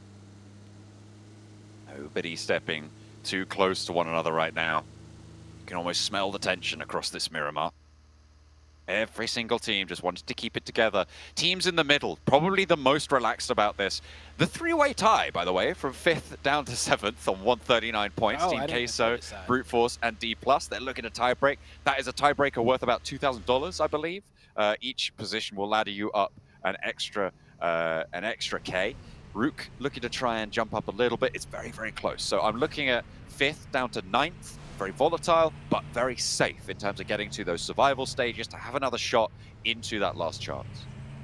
Yeah, it's crazy that everyone's chewing their nails besides 5th to 9th. They're the most relaxed. They're the ones that's going to just chill and have fun this match. Pretty much everyone else just like, oh man, the nerves are running high. See Weibo Gaming rotating there. Weibo Gaming looting from Picado, actually not able to make use of that position for a fast rotation. That's typically what Picado allows you to do on this map, but with the way the zone shifted, the way the plane path started from north down south, just works out in a way where they have to be a little bit more careful. Here comes Queso coming in from the south here, rotating up. Might actually cut ahead of Weibo Gaming right there, as they're very close to nearing each other. And on the north side, we do have a few teams wrapping in from the north. I mean, this is De Muerte. They started off here, but Influence Rage wrapping north, DRS, a little bit more on that northern side, and Rook, of course, coming in late on the north. They aren't going to take control of that high ground. Influence Rage and DRS taking that away from them. Weibo on the southeast side, very much in danger. It's been up and down all the way, a yo-yo for the top 4 spots. And Weibo, they made a massive climb to get back into the midst of it all. It looked like we had our 3 decided at the start of today, but Weibo changed that song. They rewrote it, and now they're in that 3rd place, but only 2 points ahead of BTR. If they go down early, BTR has a window. Yeah, it might get rewritten again back to the save state of the start, where BTR is in the top 3 and Weibo Gaming is not. And what's even crazier, and this math I can compute, is that if BTR last game did 3 more points better, we would see Weibo Gaming go from 1st to 4th in a single match on the very last day. Usually, you know, day 1, that's normal. Points are way more volatile, but coming into the last game of the very last day, that could have been the case where they dropped from 1st to 4th. That's just beyond me. Yeah, it's It is absolutely crazy, and there's still potential for that to happen this match, right? Major Pride could very well drop out if BTR put up numbers, if the rest of those top 3 go in. Oh, the fact you just said that. Oh, God. I know. Look, and Major Pride are coming in from the far southeast, way out. Okay, and what if, you said it, John. Everybody in the lobby puts up numbers? You said it. What if everybody in the lobby puts up numbers? There we go. It's everybody's on an even footing. Okay, right, we're back to normalcy. Goodness me. No, you said it. you said it, John. I did it. I did say it. You're right. I did. Hey, I'm just happy EU's here to play, right? Major Pride right now at the top. Probably not going to be able to hold on to it, but I'm hoping that they can hold on to that top 3 spot. As Southeast shifts away from the teams near El Pozzo, back over towards San Martin and Picado, and the hill that Vampire sit on.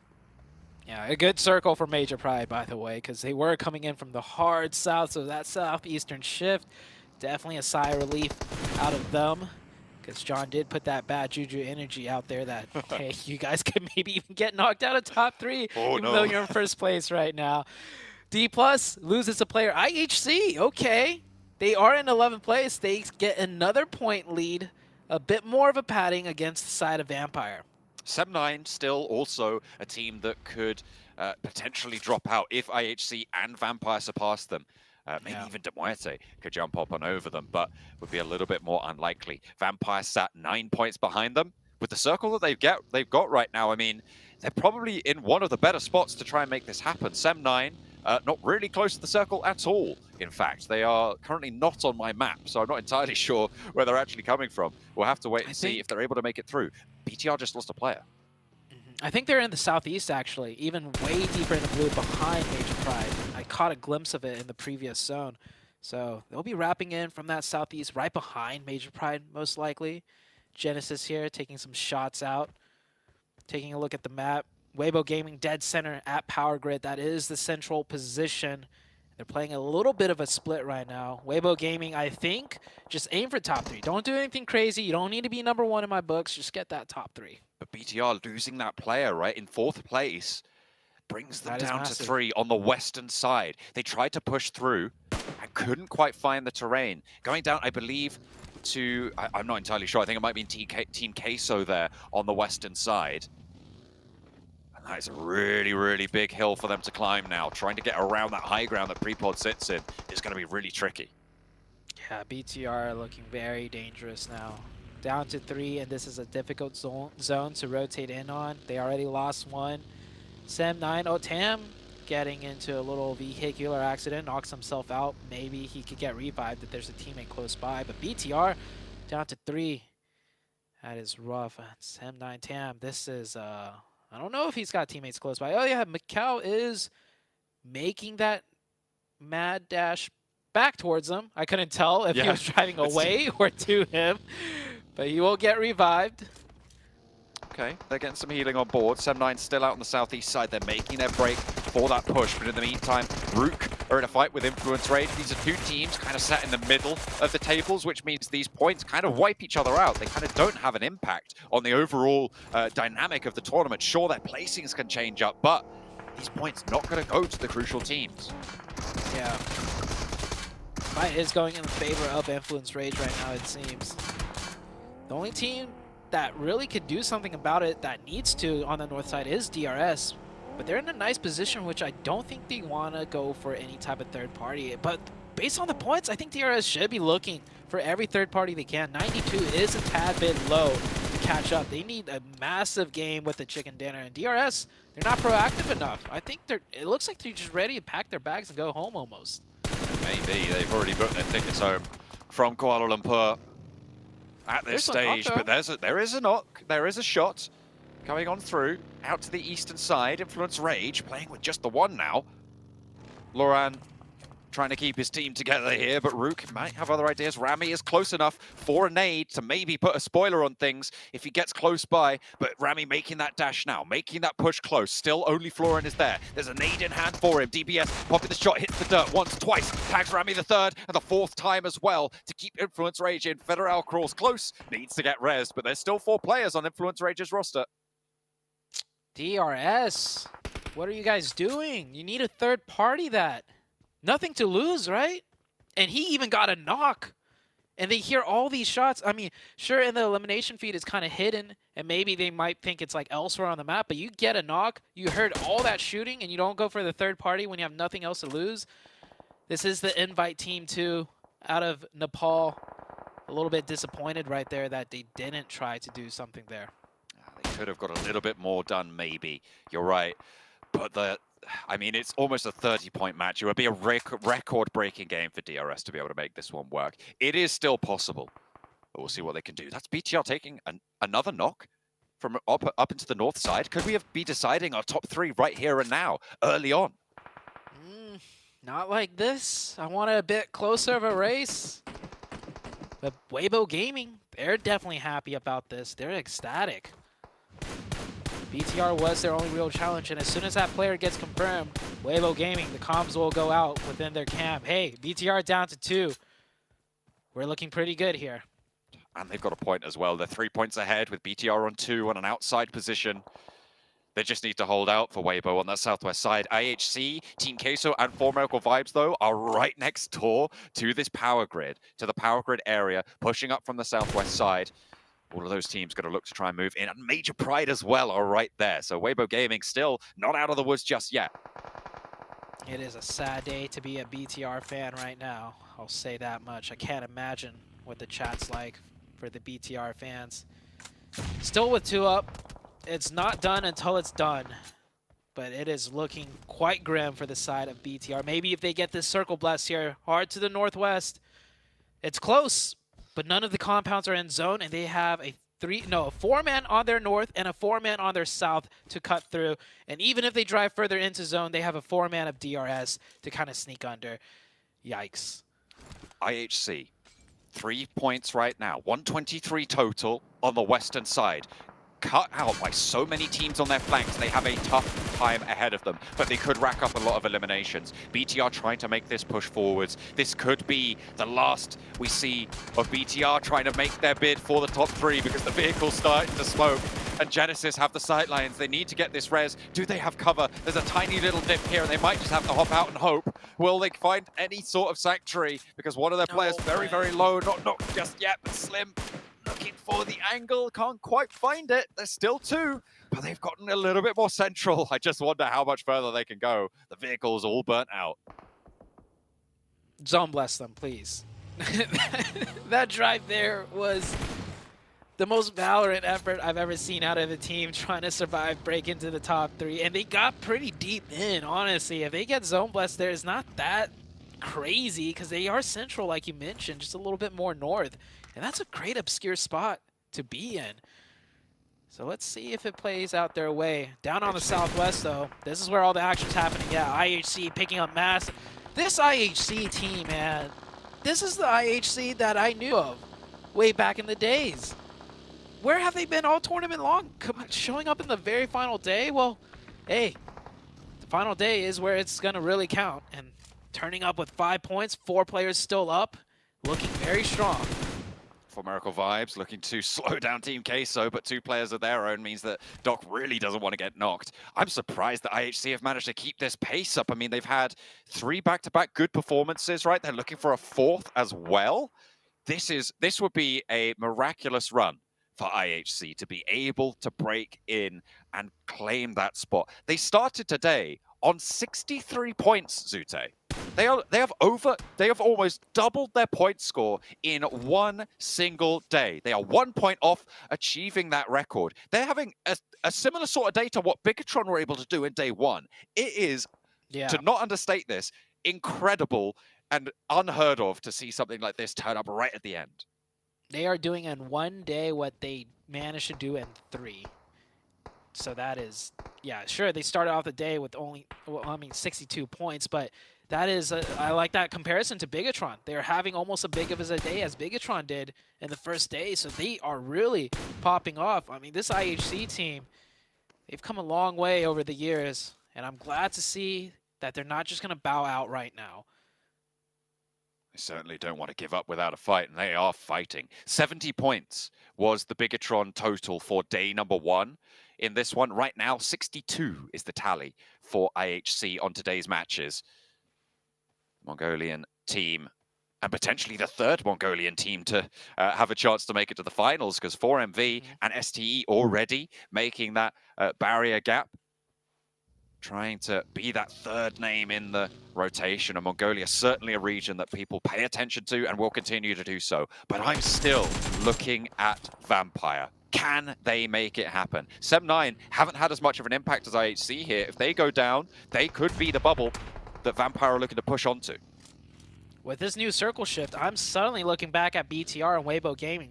Weibo Gaming have IHC and Major Pride surrounding them, both with formats. And this zone shifted in a way where the close edge is going to be heavily contested. Weibo Gaming could go out right now with only 2 elimination points. BTR, sure, they haven't picked up any points, but they're in the zone. And if they're in this zone, they could get the next one, and placement points could be coming in, because they are in a very obscure spot. They might not even be found until way later. They do need to profit on this match, though. They were 2 points behind with the 2 eliminations that Weibo have. That puts them 4 behind. So they will need to ladder up pretty late into this game and try and stay alive for a long, long time. They don't have a vehicle there, remember, as well. So unless a team crashes them and they wipe them, they're going to have a tough time getting out of there. Weibo lose another player. Gap down on the outside. Major Pride starting to move on through, and IHC want more blood, as if it could get any better for this team's totals. IHC playing like it's day number 1 and they have everything to win, trying to make it into the top 3. This team just playing perfectly right now, getting the knocks, putting the pressure, getting close, adding more pressure. Maybe they will commit into here. I don't think so. Committing here would be very dangerous, as Weibo Gaming do have the UMPs, the DBSs, and a third party close by from Major Pride. Ever so imminent. All of those teams looking for that bubble. All on 2 players remaining. Actually, Weibo did get that rest, so they're up to 3. But remember, 4 Miracle Vibes only have 2 players, and they are just ahead of this engagement right now. As a shot from Demo puts another player from Weibo down in the dirt for now. Another knock over to the back line as well. The spray's coming through. IHC just farming up those points wherever they can. 7 eliminations. They are looking to challenge and keep their pace. Keep up the momentum into this final match. They're up to 64 points on the day. Weibo Gaming go down. They are on that bubble mark, 174. Can BTR make it happen? So I asked for it earlier, but maybe I'm regretting it. I'll be honest, more of a Weibo Gaming fan than BTR, but still, with BTR's day 1 performance, I'll be just as happy with BTR making it on up there, because that means we still get to see Weibo Gaming. It's not the end for them, even if they don't secure that top 3. But man, this is a nail-biter of a game. Vampire in 12 with a great position. They're going to be looking to pass up Sem9, most likely, not IHC. And Vampire with 4 in a great position. Sem9 a little bit further to the northeast with 4, but they're in the urban environment, so if they lose that zone, Sem9 could go out way earlier than the side of Vampire. We'll have to wait and see. IHC just stretching out their legs right now. Major Pride take a lick from the north side, making it a little bit more difficult to move on forwards. We've already decided 2 of the teams making it forwards, remember. It's not fully locked in just yet, but it will be Major Pride. And of course, for Miracle Vibes, both of them on the south side right now, making that top 3 spot. It's just a question of Bigatron or Weibo. Weibo right now win the tiebreaker. So Bigatron need that 174 to be able to get in to that 3rd place spot. IHC finally being cut down out in the open, but they've already put up a lot of numbers this match. SEM9 might struggle now as they're right on the edge of this compound. IHC down to just the 1. Genesis rolling in here. Major Pride will also look to do the same. 4 Miracle Vibes right in front with 2. Very close by to Ziol from IHC. How long can these duos and solos last here? There's also the big push out of Sem9 that have to be made on the northeast. And Bigatron, they're not in that new zone that popped up. They're forced out into the open. A lot of shots to be had here. No knocks, no points. And Influence Rage, they know there's players down there now. They should do. Boy still might have the off angle. Lepar gets run down, unfortunately. Lil Boy across the way, and now it's up to Boysil. How much further can he go here? Because he is on his own. There is no way. Actually, with Influence Rage, leaving a player out the back there, that bleed out could go to BTR and add a point to their total, which could be really, really important. They need 5 points. and so that could bring it down to 4. That could bring it down to 4. He needed that one, though. He almost got that player in the buggy. But he's going to be able to get into zone and stay alive, I think. No one really has sight. No, actually, DRS. Actually, no, the hill. The hill is good. The hill blocks the view. He's going to live to fight on. And they let Boy Soul survive. And he gets that 1 point. That's massive for BTR. Unless someone steals it away from the BTR tallies, we're still waiting on that bleed out to come through. Wasn't able to get that res. That's Major Pride out, and they are now with 4 eliminations, maybe being chased by 4 Miracle Vibes, but I feel like with only the 1 player to go in, we might have decided our top spot. And hey, Zute, I don't think I would have expected it, but EU able to take a top spot in the group of death. Yeah, it's, I mean, the way the Major Pride team has been playing, the decision-making. Uh-oh, hold that thought. He is spotted. But Genesis is playing a split. The other 3 members contesting the south side, and they need all 3 players there, maybe even 4 there to contest. Yeah, just as I say that, the Genesis player gives that up, doesn't want to worry about it. More of the major fightings on the south side, so BTR, they catch a break. He gets spotted, but the only player to know of his existence is focused elsewhere. And because he was outside of the zone on that high ground, he had to reposition, right? Yeah. He had to make a choice, and Ichi doesn't want to risk it. Doesn't want to go for that one. Bigatron on a mission right now to take out Weibo, team from China. Moving forwards, SEM9 now with a chance. They've got 1 point found, but they get cut across on that crossing, trying to fight off against DRS on the inside. This is good news for Vampire, but the more points that SEM9 are able to get, the harder it becomes for Vampire to survive. They haven't got any eliminations themselves just yet. The circle shifts away, and SEM9 are going to have to leave now. It's over to D+ as well. I think BTR is good in that zone. He just needs to crawl up a little bit more. He won't get into more sightlines of any more enemy players. Unless if someone looks towards his way and goes out of their way to clear out the backside, placement points are going to come into effect. BTR didn't get that elim point, by the way. They're still sitting at 0 elimination points. Well, that is unfortunate for that one to have been stolen away. That might have gone over to Genesis. I mean, they've got 9 eliminations right now, Zute. They are still on 100 points, which means that they are 22 points, actually, with the elimination short of that mark. So very unlikely that they can make it, but they've stolen that point away and could have a big impact on the top 3. Crossing from SEM9, and Vampire have an angle. Stoned lights them up, but it's Killer to open through. Vampire not happy that they won't get the point, but happy that it's going over to SEM9 because that is the mark still. 122. They need 10 more points this match for Vampire to be able to claim that 11th spot, that last spot in towards the survival stage. They get the zone, too, in a very strong position. They don't get the elims here. They can get the placement still. Tem was knocked by Vampire. He did get revived. Desperately trying to get the points. And he does get knocked, but to who? No, it is DRS to take that one. Vampire having these points just drafted on over to the DRS players. Although 3 players trying to get up the stairs there, making it really quite tricky to get on through. DRS struggling against SEM9. SEM9 have started to lose players now, and Stoned picks up a point. 2 eliminations for the Vampires, and they find Killer as well. Maybe a 3rd added onto that tally. SEM9 caught on the inside. This is brilliant news, but how much value can be extracted for SEM9? They've got 2 points themselves, and another knock goes out their way. SEM9 now trapped on the inside. 3 points apiece for both of these 2 rosters, but SEM9 in much more of a poor position, and Vampire close it down. They add those points as well. That actually came through from somewhere else, I'm not entirely sure, but Vampire now on the chase. 10 points needed more than what they have right now to be able to close it down. When with 4 players, with so many other teams weakened right now, D+, the only other strong team with 3. Vampire, they're feeling it. They can very well do this. BTR, he's forced to move way too close to D+. With that new zone shift, he didn't get a knock. He gives away his position. D+, they're going to leave him be.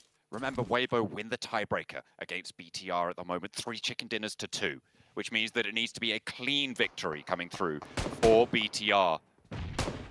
A really close sport game, but the taps are there. They know he's in, and this might be it. BTR going down here would mean that Weibo are able to take that 3rd place spot, but a couple places more and maybe things could change. 4th? An aid over from Tony K to BNS, and that might help the tallies. Bigatron Are they going to be right on the cusp here? Because they are the top 4 teams now. If Vampire can clean out Federal first, if they can find another player onto D+, there's a chance. Oh no, he's running in the open. He has to. Blue zone's closing. Federal doesn't have to move. He's still alive, 1 HP, and he is out. He is done for. Is that enough? 4th place. Points will have to be tallied. BTR, what a run. It's not over either way though. But Vampire, can they get the 10 points? They still need that 10. With the placements coming in, with 4 elimination points, they're looking good. D+, oh, they're not aware. Federal is spotted though. Shots have to be made. Federal is out. We're down to the top 2. D+ versus Vampire. Vampire need that little bit more. They need to win this fight. I think if against D+, they need to find these points here. A really close match for this roster. It is nail-biting. Vampire, PMWI champions, 2 years in a row, on the cusp of being eliminated, have their chance, they have their shot. The circle has given them their wish. But against D+, who have been playing strong today, there's no smokes, however, in the D+ bank. There's little utility, and Vampire have an area closer to the center of this circle. Yeah. Vampire, they need to be careful not to smoke out too much of their own vision. I don't know if they are aware of the fact that they have center control. D+ has to push out first, but they're blocking all vision of that happening. Maybe Vampire want to go aggressive first and sweep in onto one of their sides. It looks like that might be the case as they're all mounting up to the right-hand side. Dueling with these shots, burning on that ridgeline, the smokes breaking out into the roadside there. A lot of Molotov power, and in comes the rally. Vampire going all in on one play. Swipes over the first, and it's now D+ to try and hold it out. It's going 1 for 1. Oh, South there, and they're lighting him up. Vampire are falling in the face of it, and Stoned is there to try and hold it down. The last player alive for Vampire against Nobu with the backline. He's low, he makes the cross. It's a 1 versus 1 for their tournament lives. He's trying to play in the strength for Vampire. He has got that first aid. It's ticking away. A nade for Nobu. For D+ display spoiler. He's dropped an ankle. It's out wide, but no! Vampire are shut down. Have they done enough? And second place with the eliminations. It's all up to the tables. Do they know? Have they made it? It's all up to this. It's right down to the wire, and D+ take the chicken dinner, but it's all eyes on Vampire. How many points did Vampire confirm at the end? I think I caught him confirming 1. That was it. I don't know if that's enough. But either way, I might be too harsh. They didn't have to push. No one on their team spotted out the fact that they had the advantage. D+ had to push out of the ridgeline first, and they had a small bumps, a small hill to work with. If Vampire don't make it in here, Sertani's gonna have a mouthful with the team. That was a throw by the Vampire team if they didn't make it in here. That was so close. I don't know if they were able to pick up those flashes. It certainly would have been a good idea to in a 1 versus 1 to be able to pick up those points, but Vampire need everything they can get in order to make that bubble. They might have that chance, but it could have all just been thrown away right there and then on a 3-player in a vehicle crash. No one playing backstop, no one playing that off angle. They had a chance, and Vampire potentially throwing it away. Also, BTR, could it be that that single point taken away from them after they got the knock is going to be crucial up to the top spot? There are 2 bubble questions that we have right now. We need to go to the desk in order to find out the final standings, but it is so close. I'm looking at all of this, and frankly, I don't really care about what else is happening. It is on Vampire and Bigatron, the 2 chases. Have they been denied? Have either of them been allowed in, Sute? I don't know. That's a maths question. You did say. I am not going to partake in maths here, but I'll tell you this much. I was entertained. You were entertained. The crowd was entertained. I think everyone viewing this was entertained, but it will have to come down to the points and the maths, and we'll let the desk cover that one. Well, ladies and gentlemen, I have done the maths. I have tallied everything up. And the answer to whether Bigatron made it into the Grand Finals and Vampire made it into the survival stage is... Oh, I'm actually being told we can't reveal that yet. All right, instead we're going to talk about this game here, gentlemen. Seven and Cameron, this was a game for the ages. A lot of moving parts, a lot of teams on the cusp of potentially qualifying into the next stage, whether it be the Survival or Grand Finals. But I don't know. I wasn't keeping track of the mass. I didn't want to know the mass until we get to that final graphic of our overalls. Where to start? I mean, Weibo, a team that has been very consistent in regards to their performances. When it comes down to Myanmar, they weren't able to put up a performance here, even though that was a team fighting for that first place. 4MV as well, a team that has been inconsistent, being able to at least secure some points. But then it comes down to Vampire Esports. I was very against, as we were watching the game, of how they were just sitting out. They were just being very, very patient. It kind of ended up working out for them, but I feel like they really needed that chicken dinner. D+, though. Finally, we got a chance to see their final form there towards the end with those 17 points, but is it enough for BTR? 0 Ilums, dude. Yeah, oh, man. Imagine Boysil coming in, Cameron, for U-High, and it all comes down to him to get them into the Grand Finals. Right? That's a lot of pressure. Yeah, I can only imagine. Like, 0 eliminations, trying to salvage that one out, snake that one out. How many teams were left when it was just down to Boysil? It was like 12 teams, and he was able to crawl it out to 4th place. That is more than you could expect, and still, I don't know if it was enough. But that just shows how, like, this whole group was a scrappy group. This final game, it stayed scrappy all the way to the very end. Yeah, and I have to give some props there for IHC because they were sending it to a lot of teams that were winning those gunfights and those 8 points, especially with the lead that they had to start off. Oh, I thought we were going to see the overall right there. Yeah, to start off on Vampire. This whole time you guys are talking, I'm like, I don't know what graphics come up next. I don't know if it's going to be overalls. I don't know what we're going to. But yeah, for IHC, they kind of took their future into their hands by being able to just look for those points themselves, making sure they secure the gap to Vampire Esports, and ultimately, I think IHC is definitely going to be safe. Yeah. Well, it was IHC and it was Major Pride who really punished Weibo there in that compound, right? Because you got a knock from Major Pride as IHC went for the push, and that potentially could be what keeps Weibo out of the Grand Finals right now, Cameron. Yeah. Honestly, Weibo just falling apart, just collapsing there, getting surrounded on too many angles, too many sides. But here it is, overall rankings. Weibo just barely holding on to 3rd place. BTR tie break loss there in 4th, and Vampire Esports, because they were not able to get the win. They did not have the eliminations from that compound, from the low ground compound to the center of the zone. They needed that win against D+, and that 4-man send just did not work out, and they're going home.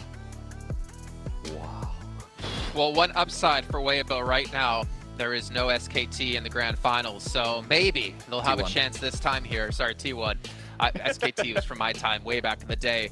And Vampire, 1,800 points short. Okay, I'm not that old. And then even John informed me, IHC getting 75 points on the day, more than Bigatron got day 1.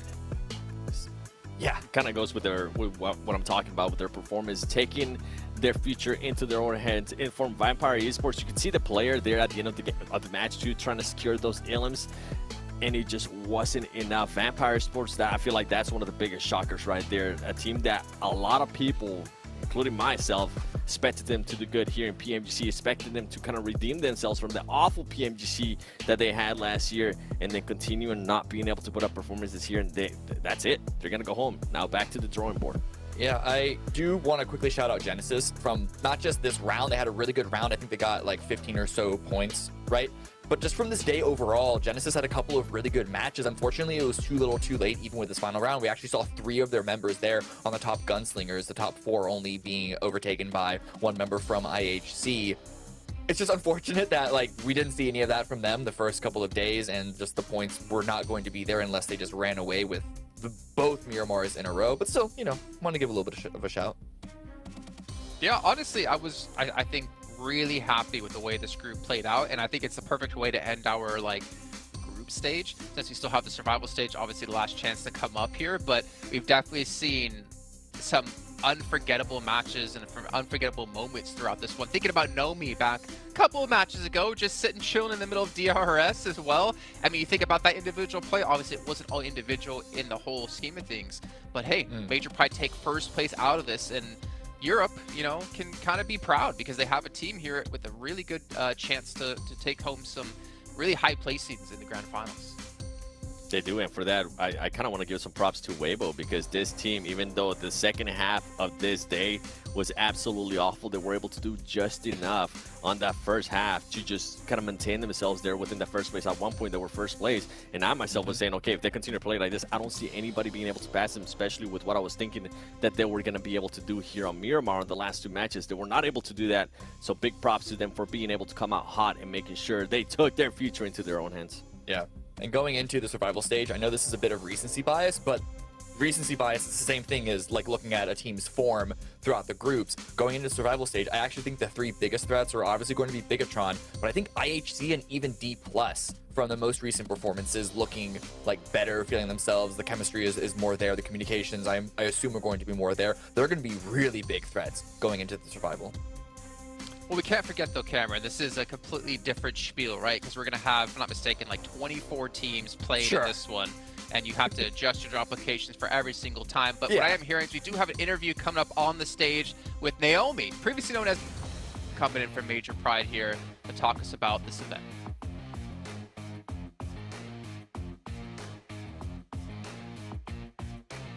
The team that's shown us the most consistency, the team that shows us despite other teams holding on to the first and second place, they can manage to come up on top. Here with me, I have Major Pride, Naomi, how to pronounce it? Naomi. Naomi, nice to meet you, Naomi. And with me, our winner for Group Yellow for this week. And honestly, I'm not surprised that you made it here. How are you feeling right now, making it at the top here of the Group of Death? Наоми, прежде всего, поздравляю тебя. Мы очень рады тебя здесь видеть. Мы рады видеть тебя на первом месте. Как ты чувствуешь себя? Как ты чувствуешь себя на вершине со своей командой? Чувствуем себя прекрасно и просто отлично. Очень рады находиться здесь. Очень рады то, что вы получилось выиграть группу. Дальше больше.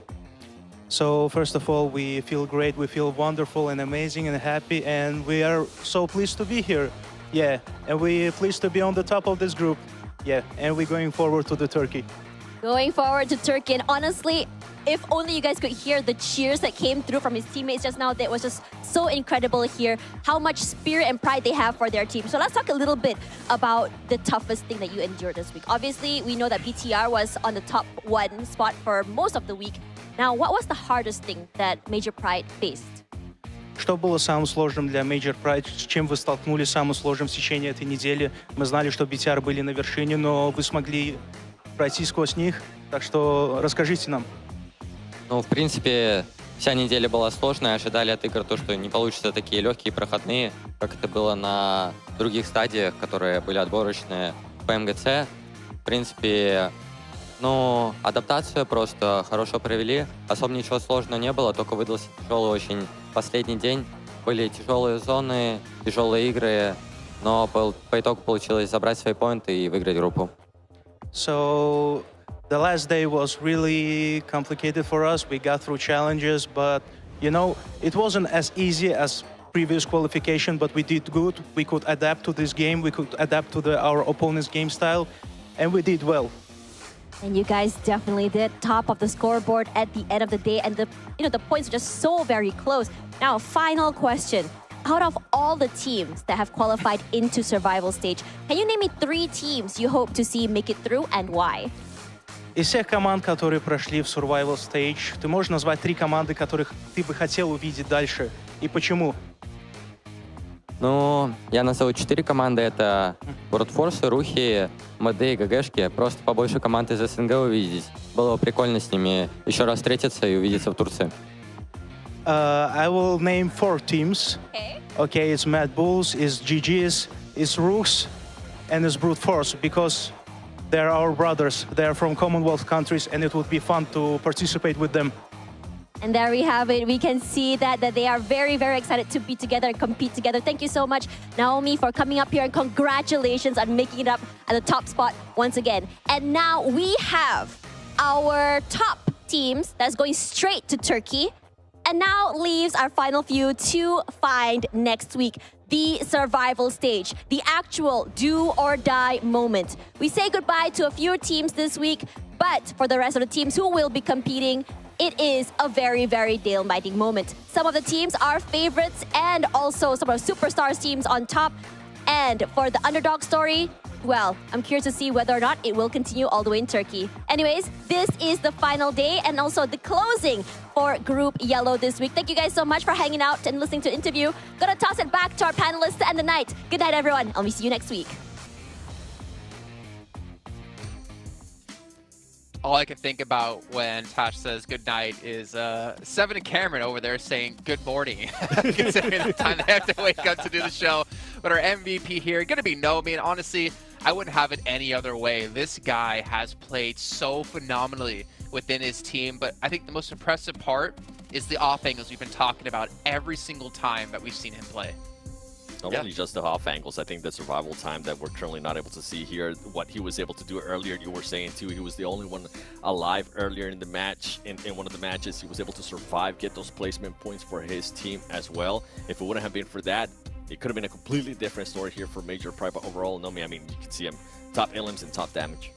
Yeah, just his ability to play those off angles and be the closer of a bunch of these situations is really, really strong. Usually, that offside, when it's a 3-1 split, that individual solo player can be their make or break moment. In fact, that was something criticized for Weibo on the commentary team earlier on. But Nomi, every single time, knows how to play that position, rarely ever gets knocked as a solo, and has those off angles to close the rounds. And even when he's the one up left, gets something out of it. Clutch player, just brings so much to the table, and Major Pride should be very glad that he is on their squad. Well, there we go. Our team's going straight through to the Grand Finals. We have Major Pride, For Miracle Vibes, and Weibo Gaming. But of course, it's not the end of the day. It's not the end of the tournament for these other 8 teams making it through into the survival stage. Some of them coming a little bit closer than the others when it came to getting straight through into the Grand Finals. But unfortunately, they're still going to at least have, or I should say fortunately, they're still at least going to have that second chance to get there here. And as we look at these teams, I think IHC, with the performance they put on today, as you mentioned before, with 75 points on the day, they have shown their true potential. But it just gets so much more difficult going forward. You're going against, obviously, still really strong teams with the bottom 5 from each group taken out now, so the lobby technically gets only stronger. But it's going to be even harder considering the amount of drop locations they're going to have to switch with having a group system, having to bring teams in and teams out. You're going to have to prove your adaptability if you want to be able to succeed. Looking here at the Grand Finals, man, the 9 teams that have already qualified, God, just looking at all on the same page, it's actually hitting me how strong already the lineup is looking. Yep, we got 2 Brazilian teams, 2 Chinese teams already coming through, you know, proven to be which of the regions can be the strongest. Honestly, I think for me, like seeing Loop's Alpha 7, like we've covered them throughout the entire year when it came to the Americas regionals. I think we have some high expectations for these teams, but then again, we know their weaknesses. We know how slow teams like Alpha 7 can start events. We know how strong some teams like even Stalwart Esports here coming in from Group Green can be. Yeah. I don't know who's going to win the Grand Finals, but one thing I do know, I'm excited to see who's going to get there and who's going to come out on top and be the one. And I'm excited to see survival stage because just look, we're talking about groups of death. We're talking about what's going to happen here between those league stage. Well, now we got a chance to see it, and then we're going to be going towards survival stage and a lot of hungry teams. I'm going to be looking at Group Green. I mean, they have Prestigious there. And then if we go to Group Red, you have Inco, a team that has been here before. Maybe they'll be able to use the experience that they got from this last year, so they don't have to actually end up going to last chance. And a surprise team that I'm going to be looking at to seeing how they perform, No Surprise and Hyper. I want to see if they're able to even do a little bit more research. Remember, their full roster from what we've seen in the past is not there. Are they going to have enough, or are teams just going to be picking on them? Yeah. I mean, that is, again, a little bit of bias here because of how familiar we are with Hyper, but the fact that they're coming in with what essentially feels like an entirely new roster because of the sub situation, the fact that they are even in survival stage to begin with was, I'll be honest, a little bit of a shock.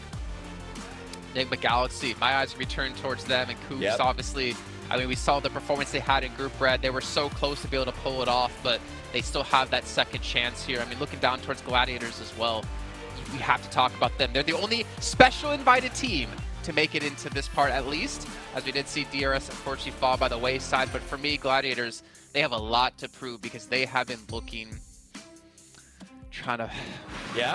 not great. Say it. Not trying to be PC here. Not great. I agree with you. I mean, it's a team that was barely able to make it in from talking to some of the people that were actually doing week one, especially with how Juicy was saying if it wouldn't have been for the match that they had in the last day, they probably wouldn't have made it in. And it comes down to, okay, you can't be relying on just one match. I feel like a lot of these teams that were able to make it even from our group, they had a lot of ups and downs. We need to start seeing a little bit more consistency. Bigatron, definitely one of them. We've been talking about how Bigatron has been able to just kind of save face by after day one, after just being able to put up a good performance. And boy, that ended up backfiring for them. And then if we go to some of the other teams, right? FaZe, remember FaZe during Group Red? That was one team that actually ended up surprising this game because they started off awfully, but then they started getting hot. Yeah. Yeah, I mean, but this is the real struggle for teams going into the survival stage, right? Is that we saw how long it took a couple of different teams to realize what the meta was of this current lobby. Bigatron took full advantage of that on day one. They got a whole number of points while teams are playing a little more slow. But now that it's a new lobby, so things are kind of reset. But then again, teams are also, you know, hopefully more aware that they need to or should want to start faster. So it's always interesting when lobbies like this get shuffled around to see what the start looks like. If anyone is going to be able to take a lead, what sort of lead is it, and how does that maintain itself going through the rest of the stage? Man, I'm just looking forward to hot drops, honestly. With having the groups rotate, it is going to be ridiculous. You're never going to feel safe, and hopefully the claims you make over on socials are going to be enough for you to maintain your position. But before we get to end off the show here, I got to remind you guys once again about our official smartphone sponsor provider here at PMGC 2023, the Infinix GT10 Pro. You guys can pick one up and dominate the lobby because you know what? It was born for you. It was made for you. So go out and put in the work. Ladies and gentlemen, that's going to round out our entire group stage. We still have the survival stage to kick off. However, we're going to be having a 2-day break until then, which means Wednesday is we're going to be back at the same time to kick off our survival stage to find out which teams advance through into our last chance and, of course, into the grand finals thereafter. Hope you guys have a good 2 days off, and we'll see you Wednesday for the continuation of PMGC.